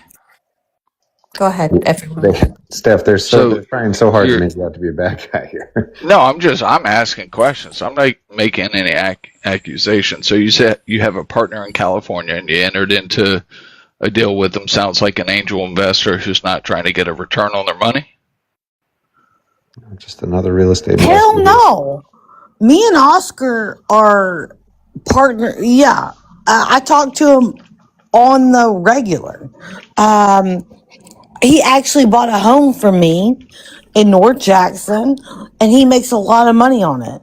And then I found the deal in Humboldt, and he got into it with me. And then I found another deal and another deal. So yeah, I mean, I don't know what you're talking about, man. Steph, I like your hustle. Good grief. I'm just saying We're just trying to get a straight story. We're just trying to get a straight story from her because what she's been telling us doesn't make sense all the time. I mean, that's a CAGR of 1.31. But regardless, she's still renting 2 other homes at a profit, right? Like she's still renting out 2 other homes, building her own equity. Well, it's still the same issue that me and B have called you out for and called out landlords for. It's the same thing. Regardless if you're doing this with one person, you still have 2 other homes that you are renting out. So you're saying you cannot, in this capitalistic economy, you cannot make money off real estate? Well, no, you can, but it's not moral. But Steph, what we're saying is with a CAGR of 1.31% over that 5-year period, you're losing about 9% per year, just not leaving your money in the stock market. So I'm interested to know what type of investor signs on to a partnership where they're losing money for 5 years on a house. But we are still gaining equity if they don't pay. Yeah, absolutely. You've gained equity already because you're doing the burst strategy. So is the intent that they're going to not be able to purchase at the end of 5 years? I hope they do. We have They given might them not. we've given them every opportunity to own a home. They do fail. Sorry, we own. Sucks for you. Well, you know why primarily rent-owns fail in general is because they don't have an option down payment up front. They don't have enough rent premium, which is translates into rent credit to be Is that applied my towards the fault? purchase price. Is Well, that if you my wrote the fault? did you write the contract? Yeah, but we asked for nothing from them. Yeah, so I'm not saying it's malicious, but I don't think you're a malicious person. But if you're not setting them up for success, Do you not think we're setting them up for success with you're not. a minimum mortgage or more? Yeah, it is a mortgage for them. And It's not a mortgage. It's a rent own with no rent credit accruing to take over the mortgage at the 5 year period. If it counts towards their sale price, dude, it's essentially a mortgage. Zach, so yeah. So if when it appraises for 200,000 and you're signing over the deed, you're going to give them the paperwork at the end of the 5 year stuff and say they have $96,000 in rental credits. absolutely, yes, we have signed that. Yes, they have earned it if they do that. Yes, if they fulfill their commitment. Yes. So there My is goodness. zero chance that they won't buy the house at the end of the 5 years because you're giving them a 50% down payment, right? Well, it's not a 50% down payment. You just gave them 5 years to essentially accumulate their down payment. No. Zach, you missed a whole point. She said every cent they paid, it goes into the, they'll get back as a credit. So We they'll pay are not $96,000. We are not asking for a down payment. She's not putting it in the bank to be ready to add to her thing. She's just saying we're going to spend that money now, but it'll count. Yeah, because they're paying for the mortgage. But when it's 200,000 and the sales price is $104,000, any bank's going to say, yeah, no problem. By the way, it might be 250,000 by the end.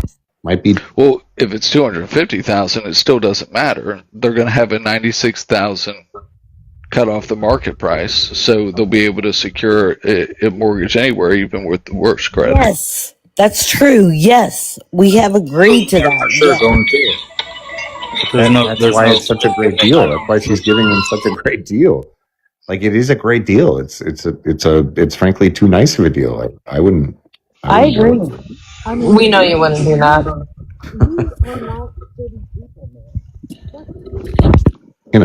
But the truth is that a lot of people who are they might just not be able to come up with, $6,000 to $10,000 in 5 years. That's why we rent to own, because they don't have to come up. Yeah, but they will. They will if they're going to get a mortgage. I mean, they could just keep paying rent into perpetuity and then eventually will own the home. Am I wrong?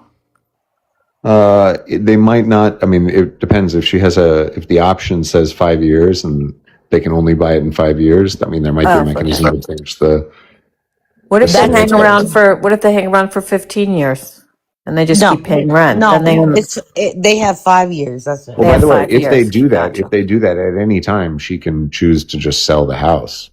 Well, yeah, but I mean, at the end of 5 years, they've got $96,000 off the market rate of that house. So even if they go to market, she could sell it to someone else. That's why they have a 5 year cutoff, and in those 5 years, they have right of first refusal. She can't sell the house to someone else. Yeah, I know. They can just go get a mortgage and say, "Hey, we want this $200,000 house," and they're only charging us $104,000 for it, and it's a done deal. Yeah, but they're not going to be able to do that after 5 years, hypothetically. So they Well, could no, continue but to why pay would for they it. wait past 5 years? They Because might they don't not have the be. money. No, what do you mean? They No, they I don't mean, have he's the right. money in The 5 LTV will years? be fine. Well, they don't If have In the they have, five? credit. What if No, they don't no, have the no, no, no, credit? no. Is the That's not bank an going to issue. sign on with that? No. It's not an issue when you get a 50% down payment. They're talking about Okay. their mortgage payment on yeah, that property is going to be around $700. yeah, Oh, So anyone can pay that. it's not a debt to income issue. It's not a credit issue. They're getting 50% off a house, and they're going to have a $700-800 mortgage. So Yeah, there's the no bank will chance do in that. hell that they wouldn't The bank will do buy that it at the because end of they own 5 the years. house. They own the house if you fuck up, Yeah. and they have plenty of meat in the game. okay. The Well, if bank normally everyone did wants this, we'd have 80% a perfect LTV. country, guys. Zach, you should start doing this method. I listen. I know that I could make a ton more money in real estate if I wanted to do things that I don't like to do. I mean, it's essentially it's not a rent to own. It's just I'm going to buy a house for someone deal. I have a 25-acre property in contract right now. That's what I prefer to do. In contract, get it entitled, and then that ends up being my LTV. Yeah. So you just got it on contract and you're going to flip it. No, I'm just gonna. I'll get a loan based on the new value of the property after it's entitled, and I don't have to pay for it until it's entitled. Exactly. So it's the same. It's the same as what you were just talking about, where it's like I'll have a contract at 870, but it'll be worth 1.5, and the difference between 870 and 1.5 is more than the 20%. So Are you getting a contract on it at below market rate, or you have enough long enough contract period you're hoping for the appreciation? no, that I'm going to make the appreciation when I'm done. I turn it from a non-entitled property, like a property that's just a lake, and I'm going to get gotcha. it You're approved developing for. it. Yeah. Yeah, I'm developing. Okay, let me tell you something.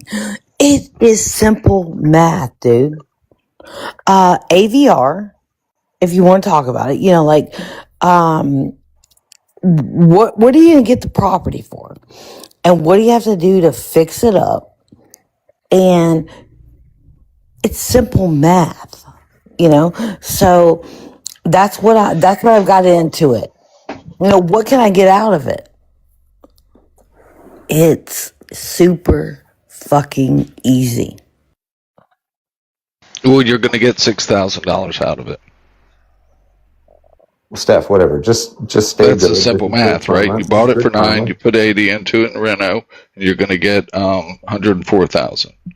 So after your commission and closing costs, it'll be about 95,000. So How you'll much do you make think closing 6,000. costs are? It depends. Wait, but she makes the money over those. It's not like the $96,000 didn't go to her per se. I guess actually it didn't. No, it's not going to her because she's giving them the discount off the sales price. Steph, you're too nice. You're too nice, Steph. Don't do more of these. Do Thank one of you. these every once in a while. Yes, sir. See, that's why the housing market, that's why I say that having housing for profit is predatory, because you've got Steph who wants to do something good for people, and then you got Zach who obviously cares about people, telling her not to do this. Don't be too nice to people. Don't be doing this for somebody else who may actually really need it in the future. No. Let me clear why I'm saying this to her. Because if she does too many of these, then she won't have the money to do it for anyone. So you do it every once in a while, so that you can carry yourself on good deals, so that you can afford to give away bad deals every once in a while to people that need them. Yes, sir. Which is why I have the other two. My other two, investment properties that are going to do well, and they are continuing. Okay, my yeah, whatever. I'm sorry. No, you're good. I'm so sorry, y'all. Thank you I guys. love you. I Now that love we have you. figured out the housing market, let's go ahead and still keep tapping the screen because Mojo has been live for about for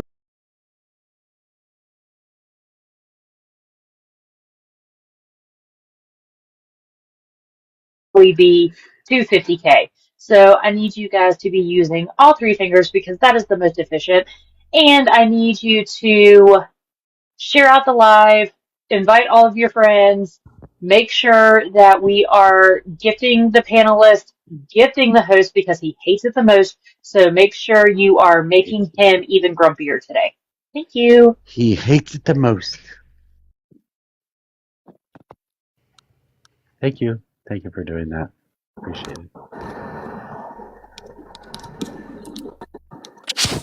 Seems like we've come to a resolution. Is that what you call that? Oh. Yeah, I don't know what any of this was, but it was a wild ride, and I'm here for it. Thanks for mansplaining for me, robot. You are welcome. If you'd like me to mansplain further, hey, everybody in the gulag, tap that screen. Tapping is clapping. If you like what's being said, gift the panelist. If you don't like what's being said, gift Mojo because he hates it, and I love to see Mojo crash out. It's nice to see someone occasionally give a. What the fuck? It's nice to see an occasional commercial break. Thanks, Brobot. Hey, guess what? Tapping is free. That's all I gotta say. That's all you gotta say, really? That's it? Nothing?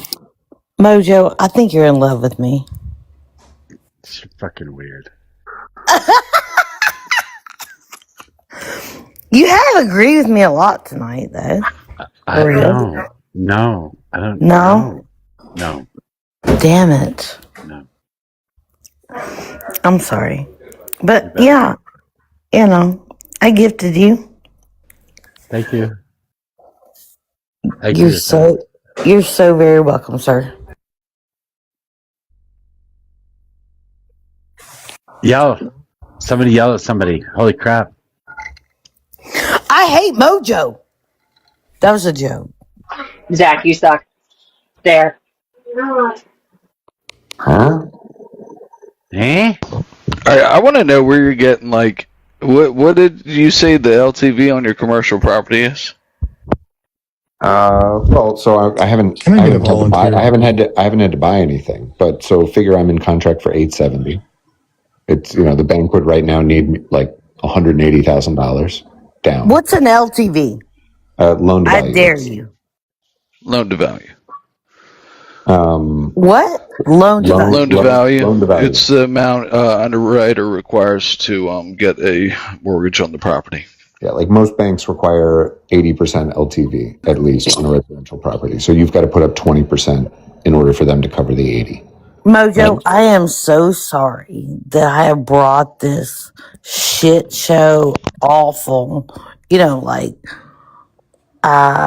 estate shit to your live. I apologize. Thank you. You're just lucky. I haven't kicked you. So anyway, point is, if it's valued at 1.5 after entitlements, then I can get at 80% LTV, I can get 1.3 million out. No. Yeah, that's 80% LTV. No, Zach, that's not how it works.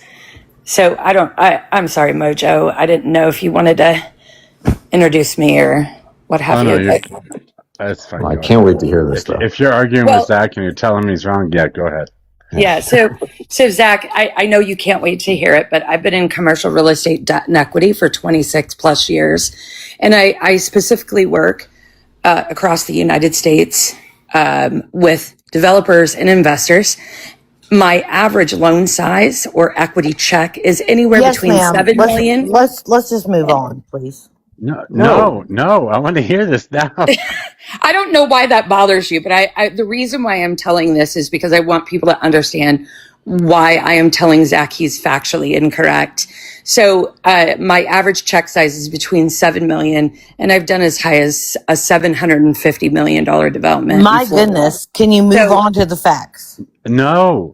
She's I just don't. so Why is she Yeah, so? stop. chill. Why is she so Don't offended? mind her, artist. Don't mind her. Just keep going. We're all listening. You're Don't. so offended with your 3 little investment homes, ma'am. Please The hush. artist, I am not like her. I want Damn. all the foreplay. Give it to us. Come on. I appreciate it. Oh my I goodness. was like that. So really quickly, the reason why I'm telling Zach no is that you cannot simply go buy a piece of dirt, entitle it, and then pull all of the cash out. So what Zach is trying to say is that he's going to go buy a piece of dirt for 180K, and I don't know how much it costs to entitle it where he's going to own it, but let's say it's 500K to do the entitlements, to work the dirt, etc.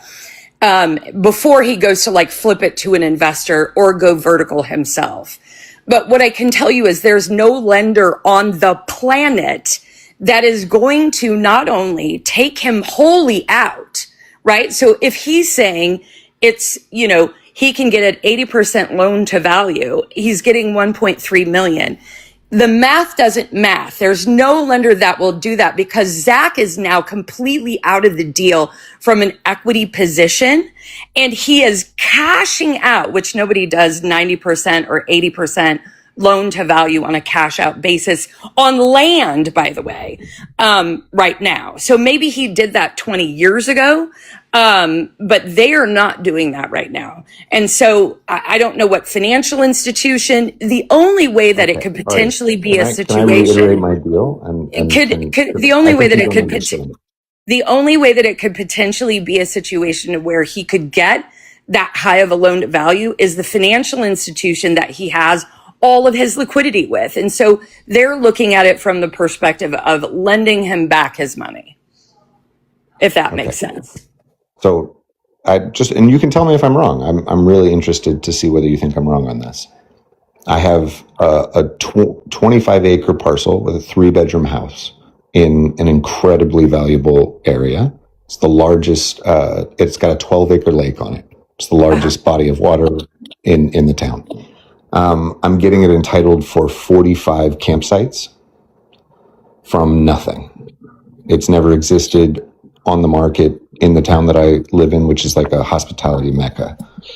And I'm quite sure that the value of the property post entitlements, with the green light to go ahead and run a hospitality operation there, will be worth 1.5 million.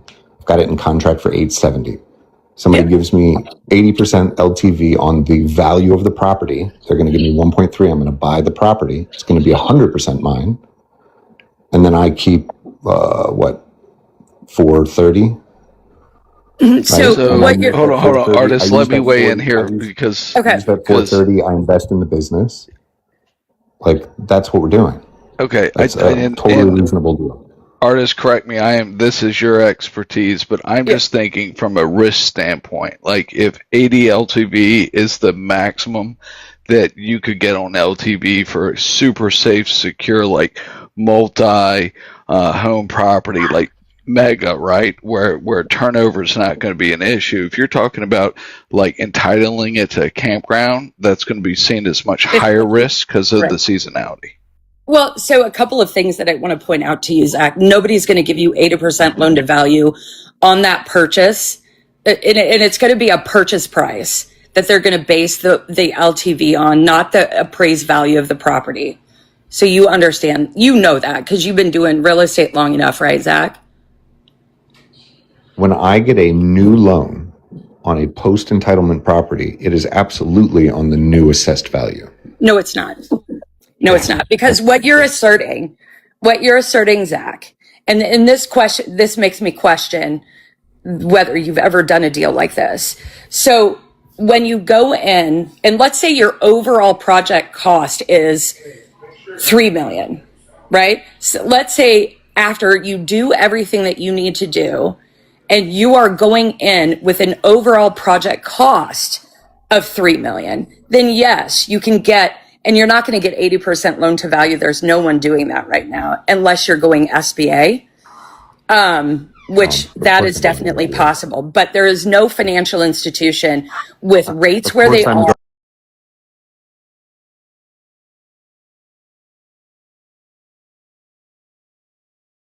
0.30, sir, it's going to cap your loan to value well below 80% unless you have an NOI that you're going to show covering higher than that.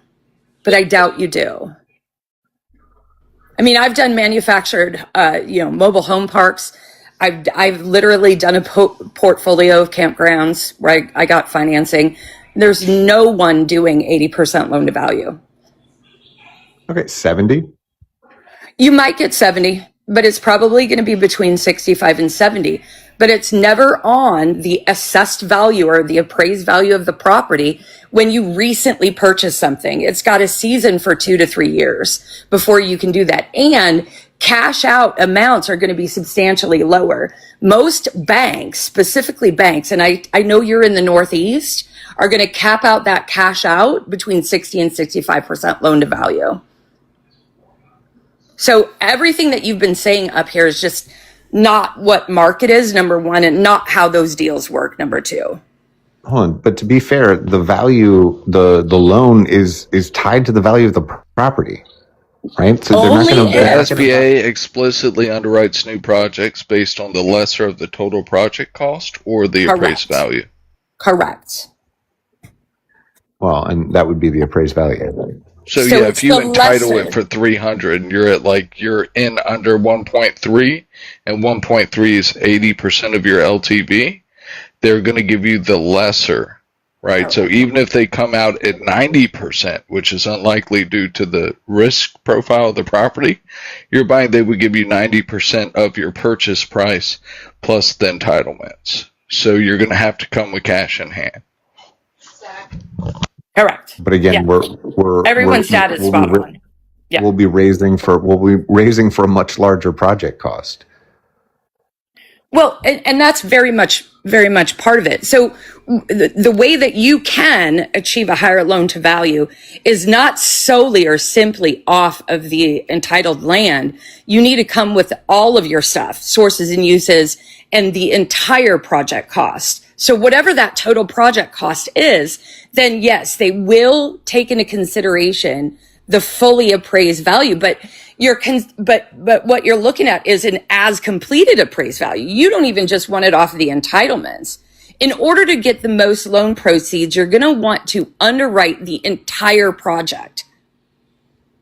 And that's because no one's taking you out, giving you a 1.3 million when you've only put $300,000 in the project. What you're expecting someone to do is to stroke you a check for 1.3 million, completely take you out from an equity position altogether. So the entirety of the risk is on the lender.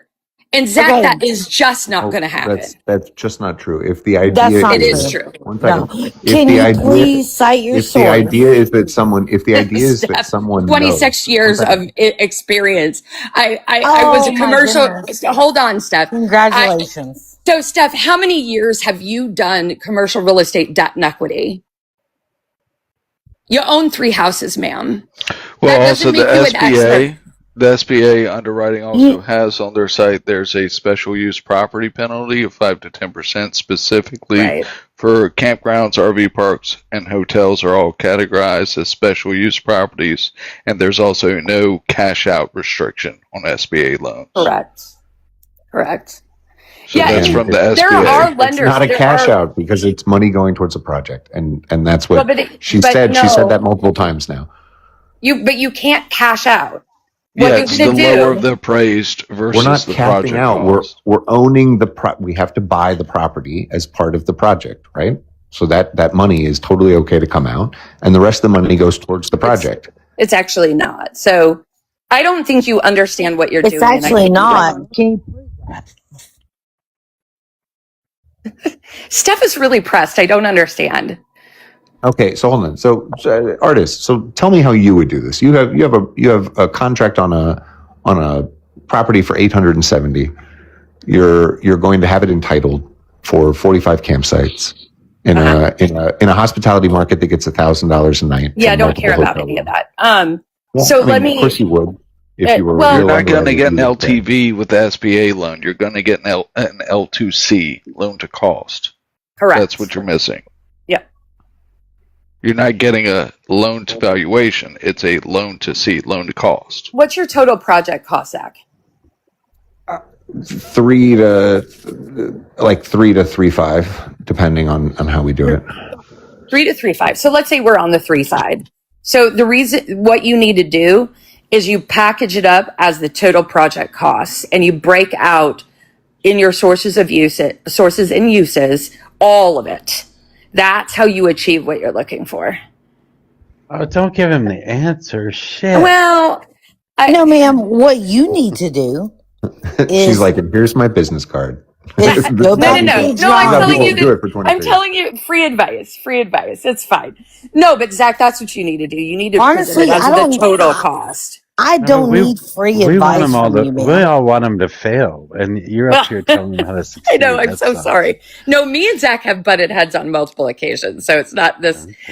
I'm sure he's like shock and awe that I'm actually being nice to him. But let me ask you know a a question. good deal when you hear one. I'm sure. If you are this, like great and prosperity, or whatever you want to call it. It's prosperous, ma'am. It's happening. Thank you, ma'am. Thank you. Why the fuck are you on here? Why? So I can't be on here if There's a lot of prosperity. am a high net. I do believe Zach is a high net worth individual, and I think everyone's dad is a high net worth individual. I got you. What is your issue with that? Can you describe high net worth? Is that what you are? She's buying wine in the bottle. I was just going to say, I think Miss Steph has had a few adult beverages. Oh my goodness! It's no longer with us. You know what? I honestly think that you think you're more than you are. Wow. How is it that I think I'm more? I'm up here talking about real estate, ma'am, and I just gave Zach a cheat code. Really, not a cheat code. He knows what he's doing of how to go and get. No, he doesn't. Well, perhaps. Listen, finance, but max is not loan my to thing. cost. Finance is not my strong suit. Deal finance. I'm a deal generator. That's. And for all the adults that have ever come onto TikTok and talked about how we need more financial literacy, if you're not in this room, you fucked up twice in life. No. But that's all I came up to say. I am a nerd when it comes to this stuff. So when I hear somebody talking about commercial real estate, I'm like, hello, I would like to come in and speak. So guess what? By the way, if I was selling this to private equity, I mentioned nothing about commercial real estate. No, I wasn't talking about you, Steph. Oh, okay, who are you talking about? All right, have you not been following?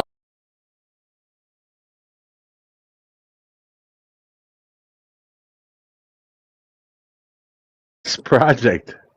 That would be the high antioxidants within the box full of liquid that she has been consuming. Steph, she's been talking about it for the last 15 minutes, girl. Steph. Anyway, well, thank you for helping Zach out, I guess. Sorry, Mojo. I didn't mean to. It's going to be called Camp No View. You guys are going to love it. It's going to be the coolest campsite you've ever been to. Yeah. I didn't even get there in the first place. I don't know anything that you guys said at all. I don't understand any of it, but I thought it was great. Mojo thinks 70s summer camp meets Adirondack Swim Club. I don't know what any of that shit means either. I know. I went, ew. I'm not an outdoorsy girl, so I will take your word for it. And good luck. Good luck to you. Oh no, you guys. I think you should name it Camp Crystal Lake there, Zach, because you're definitely going to I like make them that Jason. idea. I definitely like that idea. What's Crystal Lake? Did you What's say Crystal Lake? We love Lake? Jason. No, it's going to be called Camp. I guess we all got that joke. Looks at an industrial flour mill. My goodness. Okay. Oh. You guys can drop me if you'd like to create room. You can drop Oh, no. yourself if you'd like, unless Oh, there's okay. something else you want to correct Zach on. I don't. No, We are no. going to hold you financially hostage to this panel. I will tell you, it's funny because I came up and I'm like, I don't know how this is going to go because Zach and I have, like I said, butted heads before, but chalk this up, Zach. Don't say that I never have been nice to you because I was nice to you tonight. Artist, that was lovely. I only look for nice interactions. There's no Yeah. reason to butt heads. All right. Talk to you later, guys. Have a good Thank you night, very Good everybody. night. Bye. Bye. Thank you, Artist. That's good. I realize I don't understand any of that shit, and I'm okay with that. Damn it, I had no clue what That's they one of were. those moments where I know I'm not the smartest person in the room and I should stay Me quiet. too, bro. Yeah, exactly. Me too. Me too. Definitely not my bailiwick. Way to go, Jorts. Real estate is the great equalizer in American economy. Like, you can be anything. You don't have to have a college degree. Real You can estate literally is just hustle your ass off and make disgusting a ton of money. real estate Zach, is are you disgusting as calling an me industry. dumb? Are you literally calling me dumb? I'm not calling you dumb, Steph, but there's. Yeah. I'm not calling you dumb. But That seems to be a Stutter theme seems to not recently. be psychologically and more present tense. I don't like to say anything mean about anyone. I don't think that's the. I agree Except with that. Palestinian people, but it's all good. I mean, they don't exist. Or So that's Arabs. Actually, Arabs in general, you've said horrible things about. sure. I will say horrible things about Arab colonialism and My Islamic goodness. imperialism. I'm down to say horrible things about this stuff, and as should all About of you Arabs? supposed liberals. So are you a That's wild. Zionist Jew? Are you a Zionist Jew? Of course, I'm a Zionist. Okay, my goodness. I'm going to be quiet. Yeah, you don't like Zach anymore, do you? Is he telling the truth? Yes. No. Yeah, he thinks it's Did okay you to think kill we little. were joking? He thinks Oh it's my okay to goodness. shoot little Palestinian kids in the head. Okay, that's not okay. That's Zach. No. Oh, That's Did He you believes think in we the were right to joking when create. we asked him what the prices of homes were in Golan Heights? do you actually think I think kids should be unalive? Yes, you've said it on here. I think you're okay with it. Whether you think it should happen or Zach, not is are irrelevant. you a okay with it. Zionist Jew? I am Just a be Zionist. honest. I am a Zionist Jew, a very, very proud Zionist, and a very, very proud Jew. And so I'm okay with that. But do you think what Israel is doing in Gaza, in the West Bank, in Lebanon too. in southern Lebanon, is that okay to you? I think what they're actually doing is 100% okay with me. If I thought Oh that they my were doing God. what you think that they were doing, of course I would be very against it. But they're not doing the things that you think they're doing. Okay, but tell I me am what against they're them doing. Tell me what they're doing. So everything that they do revolves around the defense of themselves as a nation and their people, which is all a government is supposed to do. That's not defense. That's offense. It's not if you start it, it's not defense. Well, sometimes the best defense is a good offense. And you're correct about that too, but it's not offense, it's just defense. So honestly, you're like like this real estate guy, that thinks he's all that and blah blah, and you're actually, of course, a Zionist Jew. Yes. Yep. Have to You have one on the head, I Steph. do find it funny as the only person in here who's been to the place that we're talking about that Oh you my guys God, that's are your so that's sure your battle of what cry you that believe. you've been there, and the last time you were there was when? Just say I kissed the wall. Did you 21. kiss the wall? Hey, Zach, are Did you a you virgin? kiss the wall? Oh, hey, Zach, by Zach, the are way, you I've a been there virgin? too. You're not I'm special. not a virgin. Does that Zach, make you a I've been there too. gynecologist? You're not special, bud. No, I'm not a gynecologist, and it doesn't make me a gynecologist. And So I'm not I saying don't know that why you I'm not saying think that that being the to fact Israel that you've makes you an been expert on there Israel. makes you I'm an an expert on expert. Israel because I'm an Okay, expert on Israel. You're not an expert on Israel. You're not an expert on Israel, though. Literally That's an the thing. expert on Israel. so where you? You're not Hold on. literally an expert. Where? Where did you get Oh, I have a your good expertise from? Where question. did you become Where were certified? you What born? books did you write about Where were you this? B, born? B, I I've was got a born good in question. Washington, Have you D.C. One been at to a time with Gaza? this. So, Whoa, what whoa, makes you a whoa, whoa, Zionist Jew? whoa. Why are 5 people at a time asking goddamn Zach questions? I've been trying to ask a question. May I? I love I, this. Have you I, been to Gaza? No, I have not. That would make you definitely not an expert. Interesting. On So Gaza. would that make because I haven't been there? Well, you Okay, keep saying that somehow. No, I'm just You saying. Do you keep agree with saying that? that Because I because might you've been agree to with you. I Israel, am. that By the makes way, you an no, expert I've on the never been to subject Gaza. in this panel, but you haven't been to the place that's relevant to the subject we're talking about. okay, Well, Zach, can you the tell whole me the nation, and difference certainly the between a North. Jew and a Zionist, please? Sure. All Jews, if they follow Judaism, are Zionists, and all Zionists are not Jews. Are you serious? You're Yeah, saying there's tons of Christian every Zionists. Jewish person Yes. around the If they, world is not yes. truly Jewish if they don't believe in Zionism. Is that what you're saying? Not what he I think said. your That's what you modern. just said. I think your It's not what he modern said. word of Zionism is like an incorrect usage of the word. The What word is means the that we difference? believe in the What's the existence of the Jewish difference? state, right? We believe in the existence of the Jewish state. I think that you can't be an adherent to what did the Judaism. guy that coined the term say that it meant?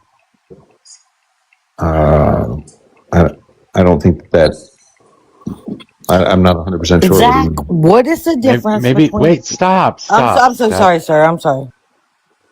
Maybe you should go back and read his writings because when Well, he I coined the have, term but he said, when he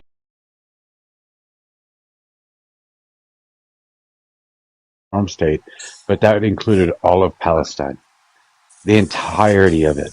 So yeah, yes, the expansionist policy that the no, Likud charter or has there's right just now, no the Palestine. There's never expansionist, been a Palestine. It's not a real thing. exactly, it's the entirety of the fucking area. Sure, So it should the be the Mojo. expansion, entirety so of shut up.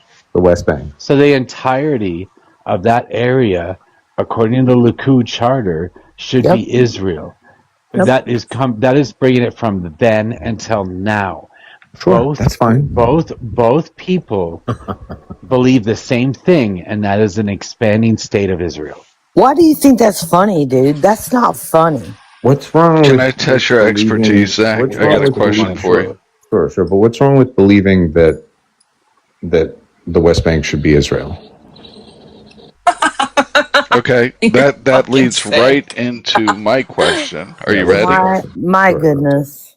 All right, here's the question. Since you're the expert, what's the Uh-huh. difference between Area A, Area B, and Area C in the West Bank, and which agreement established those? I believe it was the Camp David Accords, and it was one is under Israeli control with Palestinian. It's sort of a dual Palestinian-Israeli territory, and then one is territory that Dude, is I don't even want to let you speak Hold anymore. on, administered Steph. by You Palestinian. hater. You don't Stop. Steph, hold even. on. Stop.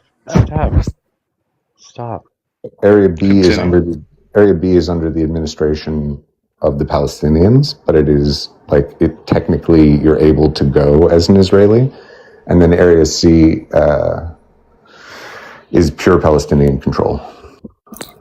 I So pray it for you, was the man. Oslo II Accords. Area A is full Palestinian civil and security. Area B is under Palestinian civil control and civil control, Israeli security control. Right. And Area C, which makes up roughly 60% of the West Bank and includes all Israeli settlements, is under full Israeli civil and security control. But you were very close. Oh, I just switched A and C. You're right. I get those. And it was Why Oslo. exactly? It wasn't the Why? Camp David Accords. Why do you What's the think block I'll y'all? go vote or two. electoral Why do you threshold in think the you Knesset? own all that land? Why? Because it was I'm being literally honest. sure. So Abraham buried his wives in Hebron. Abraham is buried in Hebron. Tell me where you're One of the quoting first from, things he does, by the way, please. one of the first things he does in the Bible is he Okay. buys, when he gets to the land of Canaan, when he gets to the land that God promises to his future children, Oh dear people, goodness. right? Uh-huh. He literally buys himself a burial plot and his wife and stuff like that. So he like purchases it. Where The are you first thing that we quoting this have, from? Where are and you right now quoting it that from? Let him the finish. She'll tell Bible. you after. Please continue, Zach. Yeah, that's the Bible. The Bible. So what was the You're using area the fucking called? Bible to justify it? To justify it? I'm saying What was your the area That's Bible. called fucking wild. before You're it was using the Israel? Bible. Hold on. One You're second. She asked why using the we should. Bible as your deed? No, Abraham and his legend, and I'm only calling it legend because I'm not really a Christian or any of the subscribe to the Abrahamic religions, but all three of the great religions accept Abraham's dealings and comings and goings and when what he did, including the Muslims, right? Okay. I don't give a So Brendan's fuck. going to come The at it from Bible the or the three opposing books are angle. not any deeds. Do you know They that can they deny it all literally they He's still want. quoting. do you understand He's that they still put quoting from a moss? book that he doesn't believe in. And Guys, he's they quoting put a incorrectly. moss. In fact, They not put all a of moss. Abraham's wives are buried in Hebron. Only his Yeah, first no, wife, not Sarah, all. is buried there. Yeah, Where's the most Hagar at? important. Okay, Hagar, so we have the first Abram's book of the second wife or Bible. You concubine, and the guys, mother of Ishmael was exiled to the desert. The biblical text Yeah. does not record her burial site. So You're do an you expert, believe though. in the second book Yeah. of the Bible at all? Do you believe in Jesus Christ? I believe he was a person. I believe he was a very charismatic Jewish dude who got a lot of people to think a lot of really great things, and maybe not do so many great things for a couple thousand years, but they're okay now. What the fuck did you just say? I mean, You heard him. yeah, I think that was pretty clear. No, So You did ask if he was so Jewish, what right? I'm saying, what you're saying is that you only believe in the first book of the Bible. Is that correct? yeah, not the That fan makes him fiction Jewish. part two. What? The And fanfic part two. you do not believe in Jesus Jesus Christ at Christ. all. Is that right? That he did not come down and save us from our sins, and all you believe in is the first. Oh my God. Yeah, Mother of God. before the magic Son of God shows up. That's the part that we believe The in. magic Son of God. Is that what you said about? He Yeah, was again, pretty magical. he was a pretty dope dude, and I'm really all about another awesome Jewish guy to put on our list. But like, it was fanfic, and you guys fell for it. And it's cute. It's good. What the fuck?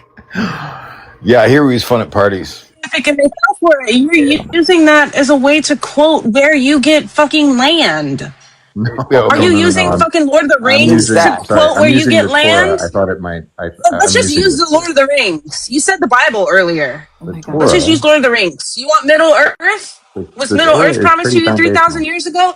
Like, I don't give a fuck about the Torah either. The Torah is the Okay, first 5 books of the fucking Christian Bible. Hey, Zach, I have yeah, a but question You for think you. that gives you right to choose where land is? That's fucking wild. Let's just quote Lord of the Rings. Yeah, Let's just quote fucking Narnia. Gaza isn't in Lord of the if, Rings, and the other if we book is were, The Fucking Lion, the weird, Witch, and the dude. Wardrobe. yeah, if Zach, we can were, I by ask you the a way, question? Who's to say it was not? It's Gaza's not technically in the fucking Bible or the Torah either. I love how you Okay, my accentuate the turn. Torah there. yeah, I was about to say that was so cute. I have Yeah. another Zach, can I ask expert you a question question? for the Israeli expert. What is the tall law? Why did the Supreme Court strike it down? And why does it remain the biggest domestic political fault line today in the state of Israel? Oh, God. Show your work, too. Fuck's sake. You said you were an Tall expert. law? I'm testing. I literally Googled what would any expert on Israel know, and when you got the first one wrong, I said make them easier. And this is the easier version of the questions. Right, but instead of get his opinion on something, you want to play a Quizler game to point at him if he gets it wrong and be like, "Oh, you were wrong." He I mean, yeah. was an no, expert. Donovan, even you could guess at what this law is. The Tall law? Yeah, TAL. So Tal, like it references a person probably named Tal. I don't know. It doesn't say anything in here about individual we name. We don't spell the word tall TAL. We spell it TALL. So if it's tall, it's the name Tal in. Okay, I don't think he knows. But I'm not familiar. Dad, I don't think he knows what your next So question. it was passed in 2002, legally exempted ultra-Orthodox students from mandatory military service, and it was struck down in 2012. I was going to guess that based on the thing that you said, that it was the most divisive. And of course it is. I actually don't know where I stand on it. I think that, the idea has always been that the ultra-Orthodox are sort of our priestly class, and they do the job, the spiritual work of protecting Israel, while the rest of the group does the physical work. But I think that we've gotten to a point from a security standpoint that it's fair to say there needs to be some real service. What did you just say? Wild. He wants the ultra Orthodox to serve in the IDF, even though it's technically against their fucking religion. No, it's not. It's You know not that at all. the How do they get out of it then, Hasidic, Zach? What's the excuse that they use? Because their excuse Getting a is that they migraine. are literally doing the spiritual work of praying for us all day. All they do, by the way, is they literally sit around and they study Torah. So their religion, their religion. Yeah, we're a tribe. We're a tribe. Like there are priestly class that does the work of the shamans in some other, right? They do that shit. And so we have an expectation, we have an understanding in our population that, we're a very tiny population, and a segment of us do that really like literally 20 hours a day sitting and reading the Torah and praying. Like we consider that to be a contribution. Uh-huh. Are all rabbis morals? No, all rabbis are moral. Okay, just thought I'd ask. Okay. But that wasn't the question I was going to ask. You don't have to be a rabbi to be immoral. Cool. Do you think that the Jews can hold Israel without the Christians' help? I don't see where Christians. No. First off, do you know that Christians were the majority of the Palestinian terrorists in the early days? Like Entebbe was a group of Palestinian Christians. So I don't know if there's any evidence that the Christians are doing much work for us. You get that from your fucking Bible too? No, that's No. just To say that in your that's Bible. literally just the truth. You do recognize that Israel gets a lot of help from the Christians, though, right? Christians of where? You mean America? Well, yeah. America. Is it also true that 6 million, the other half of the Jewish population, live in America and that we're fairly influential here? Well, sure. Why can't you just answer it? Why Sure, can't I'm you just just answer saying, it, Zach? I don't think you that we think get that what help from Donovan is America. saying is correct. There's plenty of Christian countries, like Spain is a Christian country. They're not very helpful. Ireland is a Christian country. They're not very helpful. It's not the Christians America that are helping us. that's helping you. It's Okay. it's But Jewish Americans. Do you who have realize helped that the build America. Hasidic populate, the Hasids, Zach? Can we talk about that? Yes, we can talk about the Hasids. Okay, so there's a very, very Not a big fan, pretty to be clear. sizable. Sorry, I mean, I have Said my he likes the rights. Yazidis. you don't like them. No, He said he does. I have issues. I have issues. Okay, you have issues, but what I wanted to point out for the panel is that they are Jews. Yes, of course. Okay, Yes, and they they are. have a. They're the real Yeah. Jews. They're the real Jews. Okay, they would love to hear you say that. Oh, I'm They unmuted. My agree. bad. They agree. By the way. They are. Okay, so I was speaking. So there's a pretty big population of them in Brooklyn, correct?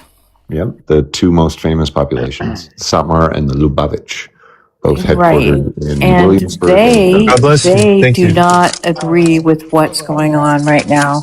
No, a very They are specific against segment. Easy That's not mute. true. Easy mute. A specific segment of the Satmar called the Tori Karta. So it's a subsection of a subsection. There's two big groups. The Lubavitch are 100% in support of Israel. They're the ones you'll see on the street asking if you've davened or if you've wrapped tefillin. And then the Satmar, they're assholes already. a segment of them believe that since Israel is not a literal theocratic dictatorship, that we shouldn't actually be able to have the state of Israel. So I would prefer that little group not. They do. I'm just But going to you state guys, it you guys can simply. go You're with that. you're You being guys very can. complicated about it. I It's think not that complicated. well, you're interrupting me. So I don't agree with you. I think that the Hasids in New York are against. They are They're not. 100% That's not against true. That's what's going 100% not on true. right now No, and that's what's just been going 100% not on. true. 98% of them are Can for you Israel. stop interrupting her? She didn't get to She's just finish, and I fucking, really she want doesn't to know what the hear fuck she's about it talking from a about. real Jewish person. And she is a real You Jewish think person, Tennis is Zach. a So I'd real like to Jewish really person? hear about what she has to Whoa. Tennis, who's say. never been to Dennis, can Israel, you please hasn't you? continue? Both of you, Here comes hold the on. aria that he likes to sing. That aria is what? We can all sing it. Have you ever been to Israel? And if you Tennis, haven't, there's you literally don't no excuse know. for you not to have been. They will pay for a trip for you. They will literally pay you Well, to I go to Israel. purposely did not let my I kids know know, on and that birthright. So does no, thank not you. that does not give you No, any thank you. expertise on the Zach, subject. stop interrupting her. I want to hear her finish about the The Hasidic Jews in New birthright York. is the She's in biggest, New York. She's Jewish. I'd like to hear her. and there's a lot of us a lot of us Reform, Orthodox, and Hasid who do not agree with this. Okay, and I just want to point that out.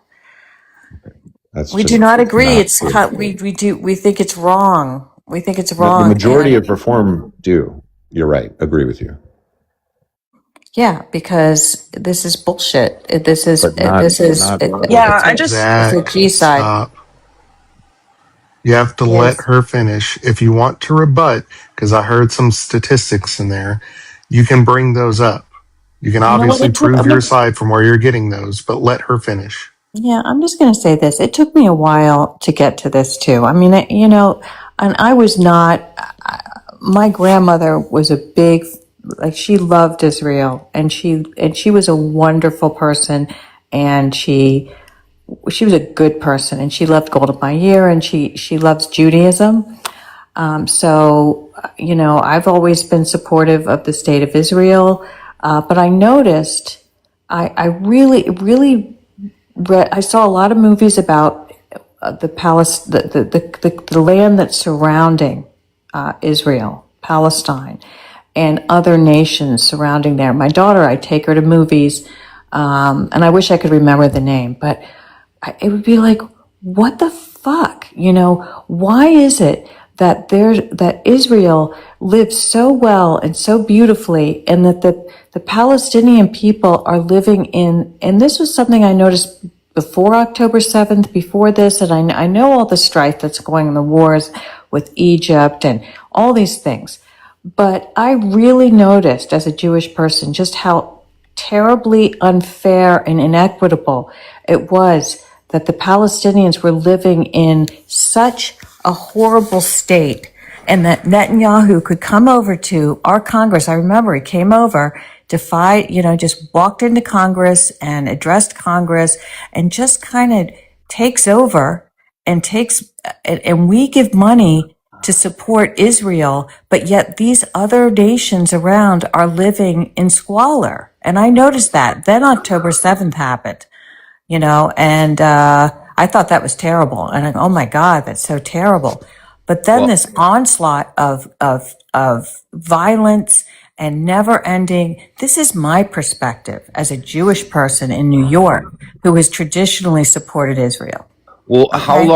how You don't long even live in New have, York. sorry? What? You He don't live in New said you don't York. live in New York. I How live long in have New the York. oh, What the Oh, fuck you is live your in New York problem? State, not in New York City. I live in Westchester. Stop it. I Yeah, live in the not New greater, York I City. live in the, so You don't live in what? the city. Shut up, Because you. you What LARP the like you what the do. what the No, I actual don't. what the actual fuck? New York, New York City, all New York. He What the does fuck not is live it? in the city. I You live don't. in the Yeah, It doesn't metropolitan matter. live She didn't say area. I city. live Zach, in New York Zach, City do Didn't I for say live, city. 16 is years. She Westchester I live in the LARPs near? like she city. I take does. a 30 She minute didn't train to say New York. stop. Jesus. Stop. She Stop. LARPs like she Stop. does. Yeah, Stop. she's suburban. She didn't say. She didn't say city. Stop the fucking idiocy.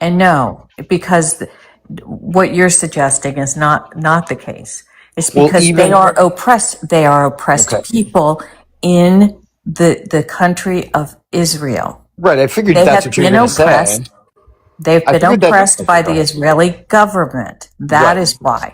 Right. I figured that's what you're going to say, but the reason I brought it up is because even I believe they elected Hamas in like 2005, 2006, but even prior to that, their leader was Yasser Arafat, who is essentially also a terrorist leader. He was the leader of Black September. So going all the way back to the 70s, Palestine has been run by criminal schmurderers, terrorists. So isn't it reasonable to assume The then the reason they're fighting living in that went squalor on is between because Nasser Arafat, rather than put I'm money sorry. into infrastructure and bridges and roads and schools and water filtration, they spend it all on weapons.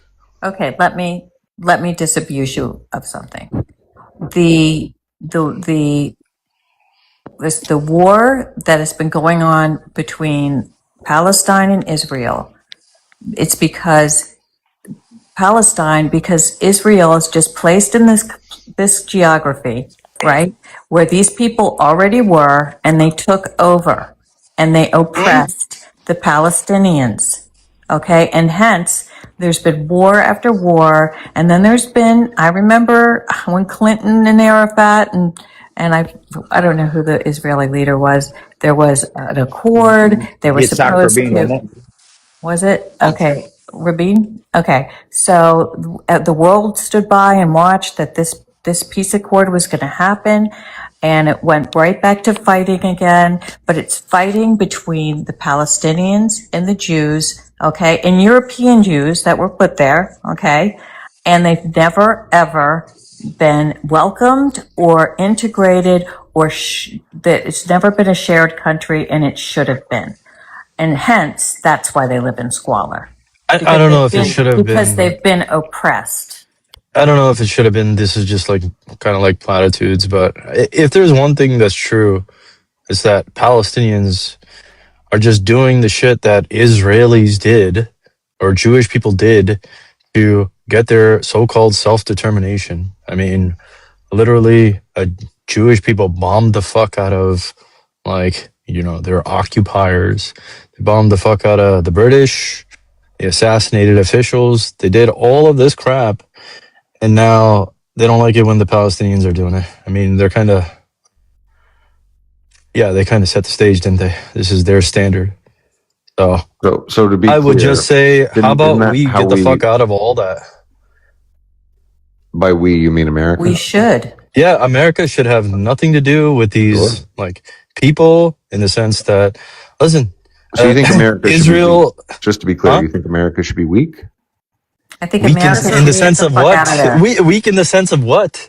This isn't weakness. This is actually strength, in the sense that you, all right, should be self-sufficient. Israel and Palestine, you guys as well, be self-sufficient. Like, support yourselves. Okay, they self-actualized. Israelis did, and so With the help of America. No, they didn't. No, not without that. Not with No, the it help wasn't of the help America. of You America. morons. And Palestinians didn't No, get this is any okay. help from You're America. just trying to like put a narrative. I'm No, not that's the saying truth. either party is like better in the sense, but Israel or Jewish people within Israel, they set the standard. Okay, and you can't just like then They call the set the person that's standard doing the because same shit America as helped you. them. Holy fuck! No, Yeah. you don't know what the fuck I'm saying. Okay. You're Wait. talking Hold on. about I things that happened understand what Easy's afterwards, in saying. terms of like Yom Kippur, like the 7-Day War, all of that crap. I'm saying, like, when they became a state. I have one more question for you, Ken. Absolutely not. In the same vein as what we were talking about, can you explain to me how Yasser Arafat, when he died, had amassed a fortune of between $1 and $3 billion? Can I you have explain no that? idea. I have no idea. Why is that relevant? Like, okay, we can Oh, talk it's about not. BB being investigated for fraud for all the fortune he's amassed. Like, that's not relevant, It Donovan, to be is. honest. Her question was about squalor.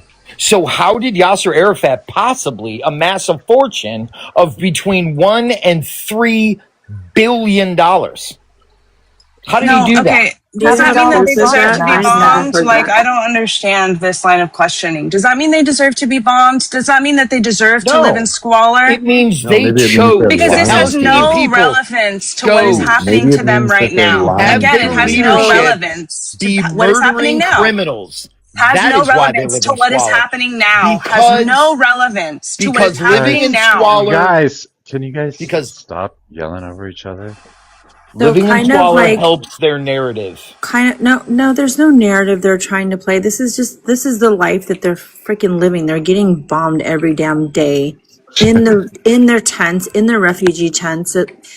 Like, oh my God, easy dropped. And I actually kind of agreed with some of what he said. I don't know what kind of reality I just got dropped into, but I agreed with some of what he said too. yeah, And, but that's weird, right? No, no, don't So agree weird. with EZ. He's advocating for isolationism. Like, no, American isolationism does not fucking work. No, that's not. Yeah, I definitely wouldn't agree with that. But like, that's not what I'm saying. But go I ahead. did want to say that. Okay, we They're could like, make oh the no, same there's a word argument. for it. Oh, I absolutely Zach, don't. stop. I did want to say No that we offenses. could make Zach stop. That we could make the same argument about Trump and manipulating the market and getting him and his family and his friends so wealthy while we are paying out the ass just to try to survive. Like, that's not a relevant argument in this case. It's just not. Yeah. Told And I you. looked it up. He's even wrong. So, not surprising. That's why you have to Google everything Donovan says. There is no conclusive public evidence whatsoever that Arafat personally accumulated $2 to $3 billion for private use. 1 to 3 So where are you billion. making this? Okay, so 2 to 3 is not in there. Yeah, No, I so it said says 1 1 to to 3 3 billion dollars. Okay, billion, let me put and it's 1 from billion in if it makes Brookings you happy. Institution, is what I'm saying, and it's following the Oslo Accords. Billions of dollars flowed from the United States, European Union, Japan, and Arab states to support Palestinian Authority and refugees. Arafat kept strict personal control over these funds, diverted tax revenues from the value-added taxes collected by Israel on goods for Palestinians. That was transferred into the control of his account, state monopolies, secret investment portfolio managed largely by trusted aides. Arafat built a hidden portfolio worth close to $1 billion. This includes stakes in Coca-Cola bottling plant and Ramallah cellular phone companies in Tunisia and venture capital funds in the U.S. Thank you. By the way, also, who do you think gets the construction? Who do you think gets the construction accounts to rebuild Gaza every time they have a little scuffle? A little scuffle is weird It's all the leaders to of word Hamas. genocide that It's all way. the leader. No. I'm talking before in 21 and No, they're 19 never and little scuffles, Zach. 18 and you're right. No. Buildings get bombed, and then Okay, who that's do not you a think? scuffle. No. So That are here's what I'm bombed saying. by the IDF. I'm Like saying completely the bombed by the leaders of IDF. Hamas, Can you guys own all finish the too? construction Yes, companies. The leaders I of will. Hamas own all the construction companies. They pick fights with the Israelis. The Israelis bomb a few buildings. Who do you think gets the international contracts to rebuild those buildings, making them That's billionaires? just not true. That's not true, It is actually. So I don't know 100% where true. you're getting that from. No, that's not. Because in 2004, 2005 actually, when Hamas gets elected, the Israel just essentially throws up a wall around Gaza and says, "You guys are here now. Like you're here, and we control everything, in, out, everything." So this idea that they're You're missing somehow something. in on it with Israel and asking Israel to bomb them so that they can get construction workers who are apparently their family or friends who own these businesses to rebuild is honestly probably now today the sickest thing I've heard on this app. That's ridiculous and not true at The all. leaders of There's no Hamas launch collusion. rockets at Israel, or they kidnap kids from Israel, or they do some How do terrorist they act get to against Israel Israel. to how do they get to Israel to kidnap kids? If Gaza is locked down tight, how do Tunnels. they get to That's a really how do great they question. It's get to almost as if Israel it's to kidnap not locked kids? down, and It's every almost day as if tens you're of thousands lying. of people. Hold on. Do you know that tens of thousands of Palestinians used to leave Gaza every day before October 7th? And in fact, some used to work at the kibbutzim, and they gave their fellow Palestinians detailed maps of the kibbutzes because they had worked there.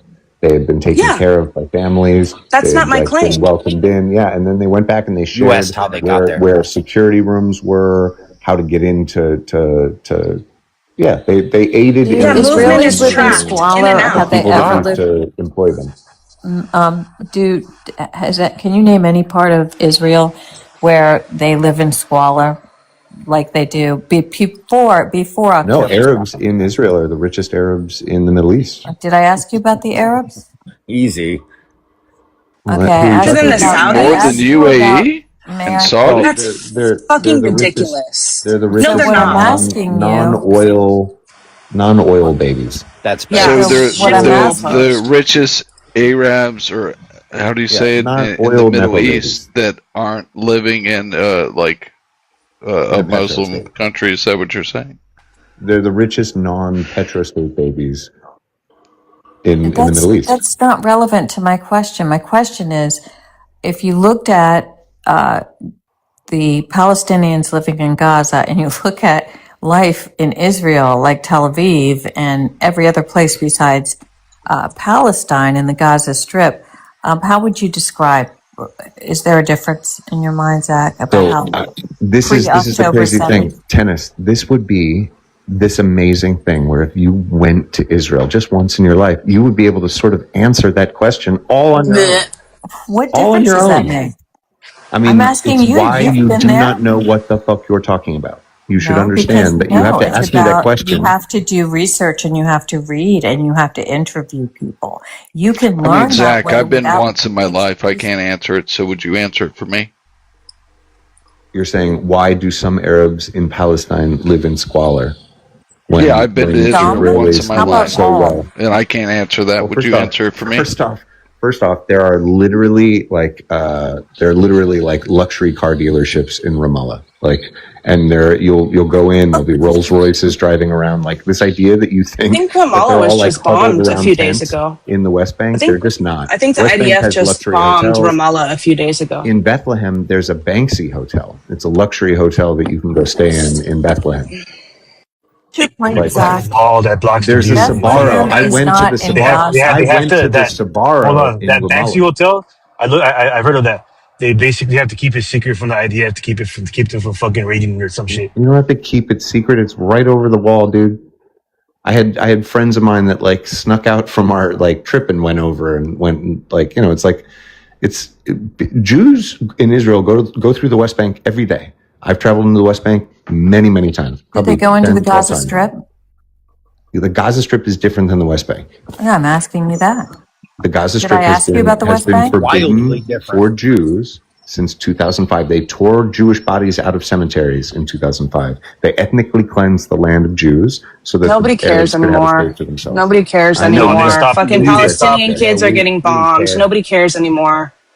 That They never stopped happened. occupying. Actually, what happened was when they threw up a wall around Gaza, because Israel did that. Israel is responsible for this. Israel went in and So why removed did they give them Jewish the land? people. Why You did can they give them the just land? simply fucking look it up and Why did Google they it. give them the It's land? so simple. Why did You they know, give Zach, them the my land? first It was impression of it was Israel's. already there from the last contract. What are you talking about? Over the years since 1947, the Israelis and the Palestinians have been having contracts that divvy up the land that is under Palestinian authority and land that is under Israeli authority. So the reason why they throw up a wall around Gaza and have no problem giving up the land, quote unquote, to Gaza is it was theirs in the fucking first place. This was the treaty that they agreed to. Okay, so See how you're you automatically incorrect. assume that You're the land is incorrect. fucking Israel's? So And so first off, again, the IDF in 2004, after Hamas, quote unquote, wins, goes and physically removes all Jews from that area. And these quote unquote grave excavations that happen at the hands of IDF. It is well documented. B. In 1948, Also, one second, Zach. 1948, Gaza was Egyptian. In 1949, Gaza was Egyptian. 1950, Gaza was Egyptian. 51, Egyptian. 52, Egyptian. Right? It is not until 1967 that it becomes part of the state of Israel. And then from 1967 until 2005, it is 100% under the control of Israel. So are you denying the Nakba? What? Are you denying Nakba? What does the Nakba have anything to do with that? I'm asking if you deny the Nakba. Why would you ask me a question that has nothing to do with what I just said? It does actually, because No, it doesn't. you're saying It doesn't Gaza say was so. Egyptian. It When in was. It was. 1948, Israelis, the Jewish people who came, actually unalived There were no Jews in Gaza in indigenous 1948. Palestinians. So No are you Jews in Gaza denying in the 1948. Nakba There were by no this Jews in ridiculous Gaza. statement? There were no Jews in Gaza in 1948 or 49 or 50 or So you're 51 denying or the 52, Nakba. all the way to 1967. There are no Jews in Gaza. So you're denying the Nakba. That has nothing to do with the Nakba. The It Nakba was absolutely does. Palestinians who got displaced from other areas of Israel to Gaza. Why And did they spent, get by the way, displaced? and spent from 1948 to 1967 in refugees camps.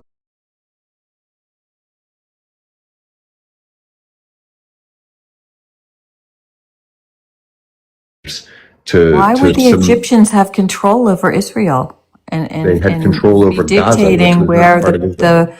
the Palestinians were placed? Israel did not control Gaza until 1967. They did control. No, because they were there. No, they were and they not. oppressed and they placed were them not. there. Nope, sorry. No, the Israelis did not have complete control over Gaza until 67. No Zach control. is right Zero about control. that. Not complete. Zero control. But it doesn't matter. The Palestinians were still there under And by the Egyptian way, rule. didn't have any control over West Bank. Also, 1948, 1967, that's owned by Jordan. They kick out all the Jews. They destroy synagogues. They disgrace holy sites. They That don't is allow Jews irrelevant to what study at the happens in Western Wall. 2004, 2005, when Hamas takes over, like we were No, talking you're about. right. That is But again, irrelevant. so from 1967 to 2005, Israel is totally 100% in control of all of Gaza. Right? There's no Palestinian state. And in 2005, they give the Palestinians a state. They turn over land. They make them remove stay all there. the Jews They that have been give there you for make it 1,000 sound like a years. gift. They remove the Jews and they give them 25 miles on the Mediterranean So it's coast. an open air prison, is what that is. It didn't even have walls, by the way. It didn't have Then walls they should until leave. Hamas. Didn't have walls until Why should they Hamas leave their home, wins a Donovan? democratic election and then murders all the Fatah Why did members the and Jews starts leave launching- Egypt? What do you mean? Why did the That's Jews not a leave real Egypt? thing. No, it is a real fucking thing. If you No, guys it's are not. saying it's an open air prison, then they should leave. Similar to how the Jews They can't didn't leave. like how They they were can't being leave. treated. What do you think a They- prison is? So What do you did think a they prison do? is? They fucking Why do you left. think they call it a prison? Because they're not allowed to leave. They're That not is allowed why to it's go called to an Israel. open air Why didn't the prison. Jews in Egypt say, "We're not leaving. This is our land"? That Why never didn't they do happened, that? Brendan. That never happened. What never I'm Well, sorry, happened? like The guys, Jews never little left if I'm biblical going Egypt. to entertain stories just fiction don't happen. tonight, it's going to be House of Dragons. Y'all have a good Agreed. night. Telling you. Well, thank you for being up here, Bye. Dad. Bye, And Dad. Brendan, unfortunately, many times there have been refugees from Palestine that other countries would not accept. That actually factually makes it a prison, quote unquote. Right. Why are Because there are you telling me other because the Arab countries states that that won't supposedly accept care them? so much? Yeah, Well, how is that a We prison? don't even accept the Hispanics coming across the By the southern way, border. you know why nobody That would accepts be them? making Because Mexico an open air prison. No. you know why they don't accept them? Because they went into Jordan and they tried to assassinate the prime minister of There it Jordan. is. Okay, That's you're And then why. they went into Lebanon. oversimplifying Then they what went into happened in Lebanon and they Jordan, and started that's the just Lebanese civil disingenuous. war. They are literally the problem children of the Arab world, and they really, are you're used going to by the use the Arab old world. Yes. anti-Semitic trope He's against exactly right. Palestinian people? I'm No, just that's telling not you. true whatsoever. It's because because the British mandate of Palestine was supposed to be where they were supposed to be. Notoriously, countries do not want to accept Oh, I refugees from see. war-torn regions. I That is where they see. were supposed to be. And prior Oh, to, so all the Arab again, 19 countries are just. Britain, Can you Brendan, let can you her? stop Oh, Can you, interrupting me? Brendan? Can you let Stop her interrupting me. talk? Brendan, you're the So, only one that sounds pissed off on this whole panel. You sound so angry. Everybody else is just talking. Can you let her chill? finish. prior to 1948, for the most part, the Palestinians, after the 1948 Israeli-Arab War, the Palestinians then go to Gaza as refugees, and the Egyptians do accept them there as refugees. So you're saying that the Palestinians are just doing what they were told by the British? No, they're just trying to fucking survive because somebody came in and decided to stomp all over their home. and take their land. So they're just literally trying to survive. They should become Israeli citizens or get the fuck out. Or Israel should just give it back to the Palestinians. I mean, that is unrealistic as what you just said. Wow. No, because the Palestinians, and everyone knows it, everyone is willing to be honest, they're just living weapons created by Islam to destroy Israel. This is a military, a political, and an ideological conflict. And the sooner you guys recognize that, the sooner we can fix this bullshit. It's all about land. It's not getting fixed. It's about religion. It has nothing. It's not it has getting much less fixed. to do with land than it has to do with religion. It's not getting religion fixed. as much as you want, Donovan. It's not a religious thing. Oh, okay. Yeah, and 80% of Gaza's level. Jesus isn't into religion either, is he? Jesus wouldn't be. I don't know what Jesus has to do with this. What does Jesus have to do with this? Jesus Both parties don't literally believe in Christ. the rabbis. Nonsense I hear out of you guys every fucking day. What the You're fuck? the one talking It's about from- Jesus in a religious Bible, war in dude. which both religions do not believe in Jesus. Jesus Like, do you hear rebuked the yourself? rabbis. He Actually, was the in Quran, the temple. Islam believes in Jesus. Yeah. Yes, they just believe he's a prophet. He's not a Messiah. I mean, well, he is a Messiah, but he's not the prophet. I mean, he is the prophet. He's not the king. He's not God. Yeah, tell us Muhammad had no imagination without telling us Muhammad had no imagination. Yeah, exactly. Anyway, this isn't a religious war, Brendan. This is a really, you just quoted the Bible as a way to justify why the land is Israel's about an hour ago. That's ridiculous. He did. He used that as a justification. Which You is understand why that the majority Islam of Zionists are not actually. I don't care about Jewish. Islam. I care about Palestinian kids dying under rubble. That's what I care about. I don't care about Islam. I don't care if they believe in what they believe in at all. I don't care. But The IDF is a sick, sadistic Nazi group that has become the terrorist in the region. That is what is at the heart of the matter of all of this. They are aggressive. They are not content with what they have, what they were given illegally. They're not content with what they have. They invade neighboring countries. They have nukes. They don't comply with anything. Any other rules that every other country who has nukes has to comply with, they don't. Their borders are never static, which is actually a violation. You can't consider them a valid state because they don't have static borders. They're always moving. They're always taking territory. They're not a sovereign valid nation. state. Nope, they're not. They're still, why are they still being aggressive and bombing Palestine right now in the Gaza Strip?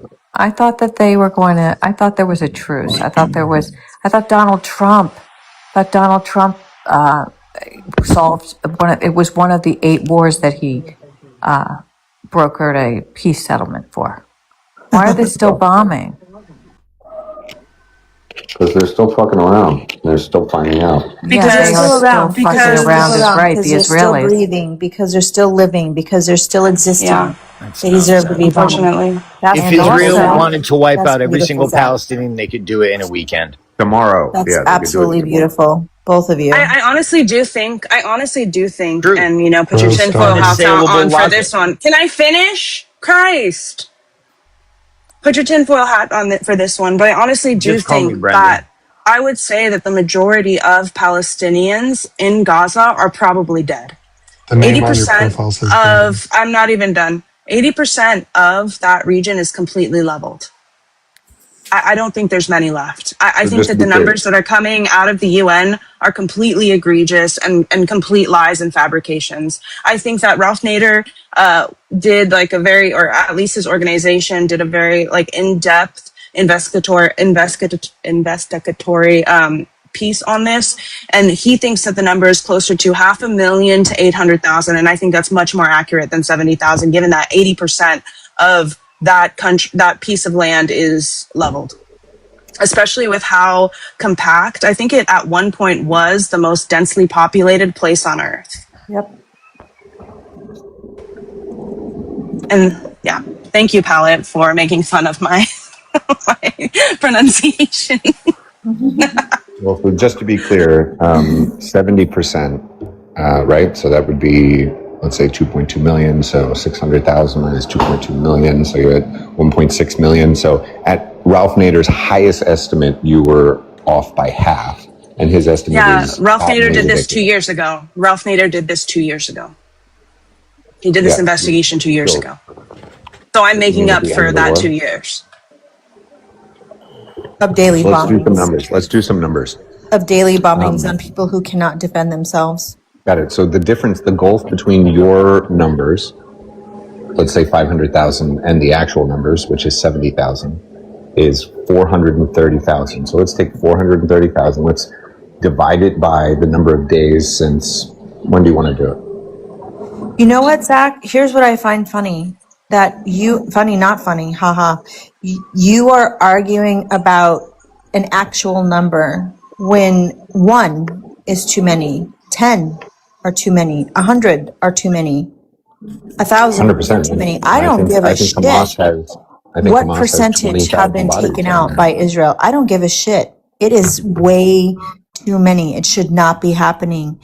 Israel has occupied that land, has brutally treated the Palestinians with No, complete that's where you're contempt wrong. and disregard for their lives. And this has gone on for decades. So I don't care what the actual number is. Nothing you say and no ridiculous argument about, oh, well, Ralph Nader, that was 2 years ago. Well, if you compute it like this, or if you compute it like that, or if I give you this concession and then we still compute it like this, I don't care. That doesn't matter, Zach. Every damn day they're getting bombed and they cannot defend themselves. Listen, I know what you're saying, right? Like the facts are not going to dissuade you from But you your don't story. care. And I fully agree But that you don't you care. are unlikely to hear facts and have that change the narrative that you want to believe, because you There are are no facts. deeply propagandized and have to believe this because it's become part of your identity. And so I No, feel for Oh, you. the wow. only evidence That's we rich. have, the only actual evidence we have, because we cannot trust the IDF to report numbers correctly. They are just lying demons. The only evidence that we have is satellite imagery that shows 80% of the region completely leveled. That is probably the only accurate, hardcore evidence that we have. So it's not even 80% of Gaza, it's 80% of parts of Gaza. How does that even make sense, Zach? Do you Well, even hear yourself? God, he doesn't. He Because it's a can't. Because if different he did, measure. he might So self-combust or or you guys heard a thing that said 80% of Gaza City or No, 80% of the it north of wasn't. Gaza. I didn't hear a Yeah. thing, Zach. I read an article on it. If you look at Oh, Google, you read an Google article. Earth, can you really see the devastation? Because I haven't looked. No, I read an article on it that did this through that method. I don't look at that. I think I would probably it wouldn't be good for my mental health. Right. So not only have you never been there, you won't even look at a satellite photo of the area. I've never been there, but you also have never been to 1940s Germany. And yet the difference between you and me is that I've seen the image from 1940s Germany, the multiple images. I trust what those multiple sources have said, and I know that atrocity happened. Even though I I haven't don't been think there. you do. I don't think you do, though. I do. It was 6 million J people. I'm not going to downplay the number like some people try to do and say it was 100,000. No, it was obviously 6 million and probably even more. And it was horrible and it was awful. But you can't do that in the reverse. So just to be clear, you are comfortable using the same words for 6 million Jews taken out of their homes because they were Jewish, marched onto cattle cars, sent to camps where they shaved their heads, put them in like smocks and made them Tattoos. essentially work to die. Numbers. You think that is the same? You think that is and then they put them into ovens so that they could kill them quickly. You think that's the same as a nation responding to a vicious He terrorist didn't attack? say that. Oh, it's a nation. He did not Basically, say it's a nation. She didn't make a comparison. What she Well, she said uses the was, same words. excuse me, Zach.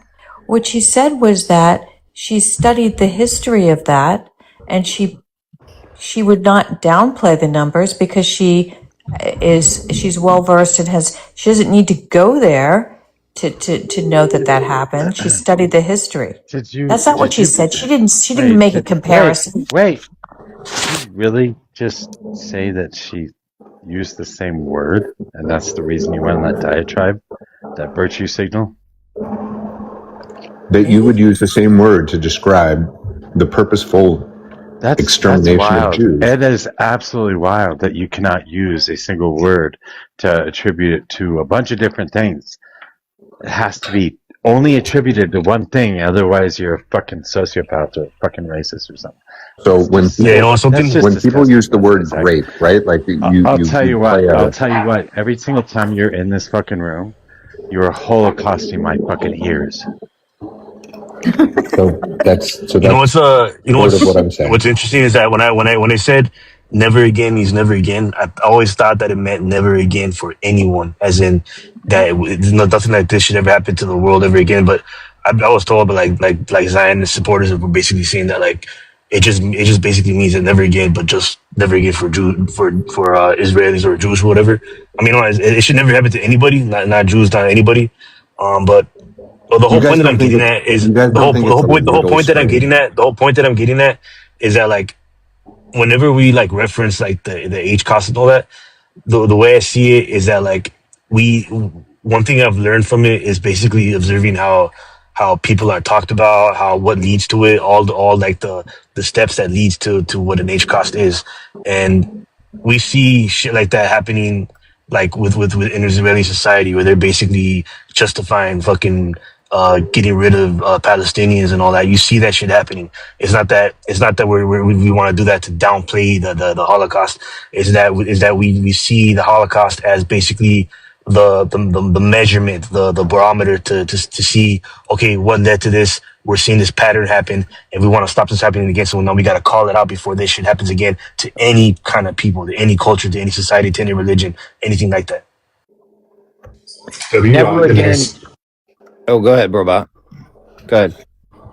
No, I was just saying W-Ibanez, because we're not actually like calling any specific person a Yahtzee unless they actually are using Yahtzee rhetoric, which does happen quite often on this app. But more specifically, we're calling out what we're seeing, the parallels between that particular government and what's going on today. Exactly. It's my understanding that never again is a resolution on the part of the Jews that they're going to fight. It's my understanding. That's that they're going to your fight. interpretation of the Yeah. phrase. That's your interpretation, and that's wild. So to be clear, It's wild that it was people our that phrase. be treated that It was way. our It's phrase. wild that people that could be treated that way would turn around and do the same shit to another group of people. Not the same shit. And he just showed you that it's not the same shit.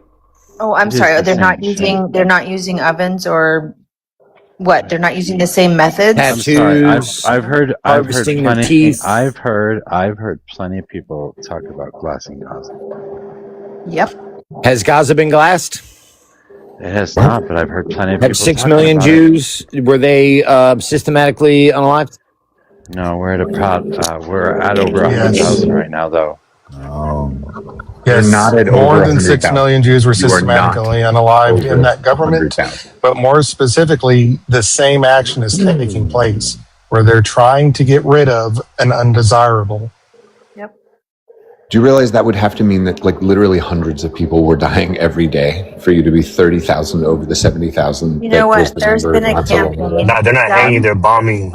Hold on, guys. You guys are just, Hold on, guys. you guys are so off. Like on a Guys, bad day these days. I have a point I'd like to make.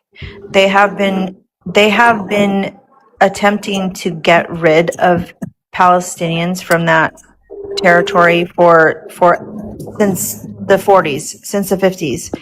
They have done campaigns to limit of jobs that are available inside Palestine and making it more attractive for them to leave Palestine. Like there's documentation to show. Like they've done every freaking thing they can do to get them out of the country so they can take it. And they have said every day, like they've made statements every day. Ben Gvir and Netanyahu and Smotrich saying and other people saying shit about the only good Palestinian is a unalived Palestinian, and they want all of them dead and gone.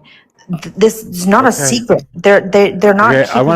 Okay, I want to be clear here. When I say over 100,000, I mean that since the 50s, as she just said, Z just said, since the 50s, Israel's been killing Palestinians. Mm-hmm. It's well over 100,000 people that they've killed. Yep. I think the So numbers when you like say the 50s, that includes the 140 7-Day War and all the other conflicts that they engaged in. every Yes? conflict. I think the number's like Yes. 150 actually. Yeah, that includes all of the conflicts in which Israel essentially starts. All of them, because the Palestinians are an occupied people, so they are, according to UN and international law, allowed to resist by any means necessary. That part. Oh my goodness, guys. How do you not see that there's a bunch of old It's Arab true. men that are in a I room don't right care now about just old Arab laughing at men. how dumb Western women are? I don't care. Does that? I don't Wow. care. That's your excuse? What You is think that I what would is that? approve of a genocide because of old Arab men? If old Arab men have What been the you fuck have is a wrong with and you? you exist within a victimhood cult, Zach. dude, Yeah. I'm telling you, there's a I bunch do of agree like with very, Mojo. very wealthy old Arab men who are like religious And you radicals, and exist they're in a just in a room victimhood cult. somewhere, Yes, you and exist they in are a just victimhood cult. laughing their You live ass off every single at fucking dumb day of liberal your life women as a in the victim. West. You live every Will single day of literally your do life. anything. You live every single day of your life as a fucking victim, and you make sure that everybody fucking knows that you're a goddamn victim.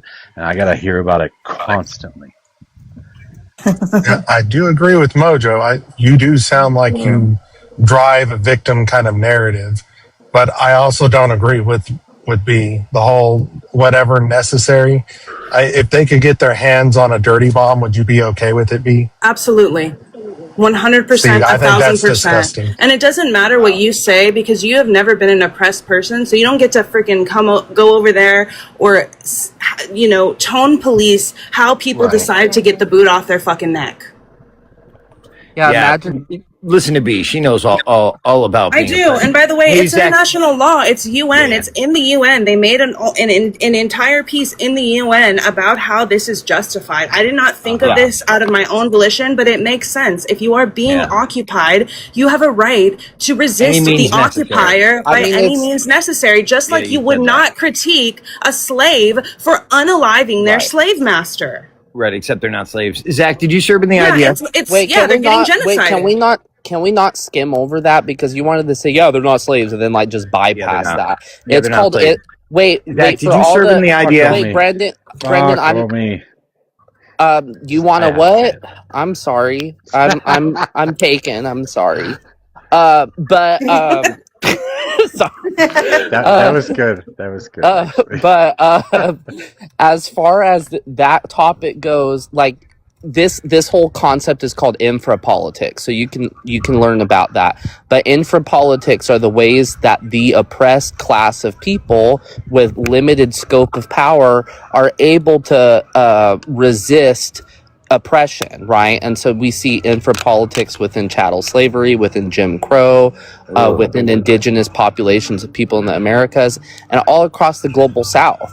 And so, like, in no way, shape, or form are infrapolitics, by definition, are reactionary to oppression. So you can't put accountability on somebody for their infrapolitics when their infrapolitics are a manifestation of G-side or ethnocide, forceful assimilation, displacement, and dehumanization. You have to address the core issue, which is causing the conditions for infrapolitics to be necessary. So the core reason would be the Palestinians electing terrorists. Thank you very much. Zach, did you serve in the IDF? That's not the core reason. You didn't engage with any content that I said. No, it is You're not. a revisionist anti-Semite who likes to do this weird tribalism thing where you pick one Semitic group to war with the other one to make you feel better about your imperialistic position globally. Like that's weird. So you're saying that I want there to be war in the Middle East? That's your absolutely. Yes, Can I absolutely. ask Omi a question? Can I ask Omi a question? Yeah, I would be delighted. Okay, so who gets to decide who is occupying who? So when you have an indigenous group of people who's lived in a place and has a whole relational epistemology and ontology with that place for thousands of years, those are the people who are being occupied, not the people who moved in there post World War II. Interesting. Okay, so the Jews. So just to be clear, who is the indigenous population of the land? Palestinian people in that case. Like the Jewish Ashkenazi people specifically, that group of Jewish people are not indigenous to Gaza. Okay, That's so just hold on. But so first off, Because I'm Ashkenazi and I know that I'm not indigenous to Israel. Sure. Thank But you. let's even if So are you, let's say I Zach. accept that You're also Ashkenazi. let's say I accept that ridiculous premise. Do the Mizrahi Jews have indigenous status? one sec. I'm transition space. No worries. Well, I'm sure Tennis could answer that, right, Tennis? What the Mizrahis? Jonathan, I why don't do you know. simp I so don't hard know. for Israel? I'm not simping shit. He just I hates think people who are oh Islamic. my god. You No, just Froth I out the just mouth want when he this shit to sees be little Arab kids crying. over. I don't you want to just see have conflict in the simp Middle energy. East. The Omi, but Israelis hold on should just one second. secure their fucking borders. They should You give just them a have choice to simp either become energy. Israeli They don't citizens have borders. or get the fuck out. They No, the don't have Israelis borders. should They leave. don't And have why are static you borders. Well, all of it? And all of here's the this is problem with really that. You Nothing all have but of to be this. simp able to fight. energy. No, You are all of Right this. simp now, All of the this is Israelis are about. fighters. No, all You of know this who is aren't about. fighters? Wait, let's Yeah, not you could make. say that about the Nazis, dude. The Come on. Yeah, Palestinians. you're Hold on, weird. Omi, So answer this my is about. question. Yeah, sorry. Omi, Can you answer my restate question. your question, Zach? Yeah. Mizrahi Jews, are they indigenous? To that specific area of the Levant, yeah. Okay. They consider the rest of their Jewish tribe to be equally part of the same Judaism that is indigenous, right? Yeah, but there's a difference in between considering other people who are a part of an ethno-religious identity, and including them in your sort of kinship, versus like actually acknowledging the other people who inhabited an area. So by extending kinship to other people who are not Muslim is not the same thing as being indigenous.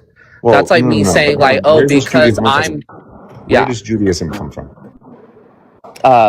From Jewish people, No. the Like, where does it descendants come of from? Abraham, Where does it actually come from land-wise? the Levant. A little bit more specific than the Levant. I wouldn't have that off the cuff personally.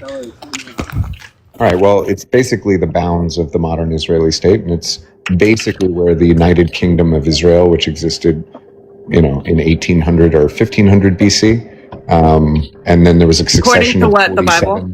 47 The Bible that Jewish you kings. quoted earlier, is that what it was Archaeological according to, Zach? discoveries too. According to a wealth of Regardless. archaeological evidence, there was Regardless. multiple Jewish monarchies in the land. They're the first people to ever have self-rule in the land. They speak a language, by the way, that they find on Roman mosaics. Okay, 2,000 cool. years ago. Here's the I'm problem. just wondering. Here's the problem. No. I'm just Here's the wondering. problem. He said indigenous has to do with an epistemological and social relationship to the land, and I'm just wondering, why don't you consider Jewish people as being the indigenous people? Because you don't feel, because you don't. Okay, so this is where the logic is really fucking flawed, right? Like, I'm indigenous with to the Otami, with the basically I can trace my blood back to Otami, right? Does that mean that I get to kick people out of there and set up my home there? No, of Because course not. Of course not. apparently I have a relationship through some, I don't know, through fucking like DNA that I can trace, but of course, like you can't really get a DNA test in Israel because they have it restricted for some reason. When did the But Jews basically, ever- the whole point is just the whole point. Stop interrupting Ibanez! The whole point is that just because you can fucking trace your ancestry back to that region, whether you actually have a real connection or not, doesn't mean that you have a right to fucking push people out that already fucking live there. That's the problem right there. If you want, like it wouldn't be a problem if like you wanted to find a connection and respect to people that live there, maybe and visit the place. But no, this is all basically being made as an excuse in order to fucking push out people that already fucking live on that land. They could always assimilate. Assimilate, like what? Assimilation like is become Yes, the citizens of Israelis Israel. should. assimilation The Jews is should. evil. Assimilation is evil. Assimilation is what produces quotes like "kill the Indian, save the man." So like your whole argumentation is garbage. Like forceful assimilation because they want a deep water port They want to control the Suez Canal, so now they have to be forcefully assimilated into your neo-imperialistic colonial That's how modern state. countries work. Look, if you want to live barefoot Okay, and but who's the one and trade with the animals, okay, now that's you're all you, making bro. fallacies. Go Brendan, and you're live in a making commune somewhere in straw man Southeast Asia. fallacy. One second. Why Straw can't Omi man just answer the He fallacy. does that question? a lot, One second. Omi. Omi, Yeah, I Honestly, let's just want not to do the know. straw. he And does Brendan, that. that was very racist of you Omi, I too, just How want was to that because know. now you're ascribing barefooted, No, primitive, what I'm doing is classless I'm just saying identities that we with should indigenous probably people. adapt modern concepts. Omi, I just What want to And know your why you entire you know don't what's premise was consider. interesting though? obliterated What you know by what's interesting archaeological though evidence of Jews living is in that that you'll area. talk about archaeological evidence in one Yes. breath, and you'll talk about modern invention, right? No, even though your ancestors didn't even wash their legs until they learned how to do that from North and West Africans. And you're Hold going to on. talk Wait about a how second. Hold on a primitive second. We've people got of the Brendan. What global the South Brendan, give me a are. second. So Y'all Brendan, give let me didn't a me get this even second. straight. wash your Let me get this straight. legs. One at a Give You me time, one didn't have second. Let me get this please. modern straight. medicine until you stole it Mother from of people of the God. global South. All right. Omi, You're the Omi, Stop last person to talking talk over about everybody. modernity. Omi, It's Omi. Can I just ask Just Zach a modernity. answer the question. question? One second. No. I want Omi. Omi's very. Okay, I need I want everybody Omi to to answer the stop. question. Shut up! I need you all to stop. One person at a time. Please stop talking over each other. It's ridiculous. Because I just, this whole thing about Zach and like you think that you're entitled because of Abraham and, his wives, etc., and the Jews were there. I mean, I'm not doubting the Jews were in that area, but under your logic, I guess the Native Americans are entitled to North America, right? Wrong. If I America, didn't ask you, Brendan. I 100% believe that if a bunch of Texans or a bunch of New Mexicans started to want to infringe on the reservation, that it would be very much within the right of the Native Americans on those reservations to fight back. And I think that's what's happening right now. The ethnic majority of the area, who are Arabic Muslims, No, are it's not. fighting against their last non-colonized ethnic minority that they have been trying to wipe off the planet for many, many, many, many, many years in many, many different ways. I'm And I sorry. don't Last time understand I how you checked, it look. was fucking German Nazis that did that I shit. don't understand. First off, it was German Nazis in combination with the Arab states during World War II, which is why they got carved up. All right, Okay. one sec. Can He's everybody not tap the exactly screen? wrong. Can everybody tap the screen? Show the live, do the heart me, and help me out with my gift goals. I'm trying to stay and remain in B level or B league or whatever. Thank you. Zach, that I didn't was answer saying my he's question not at all. exactly wrong. Sorry, Tennis. I was saying he's not exactly wrong because even America played its part in it. In the 1920s, we had laws passed that Jewish descendants or heritage could not immigrate to the United States.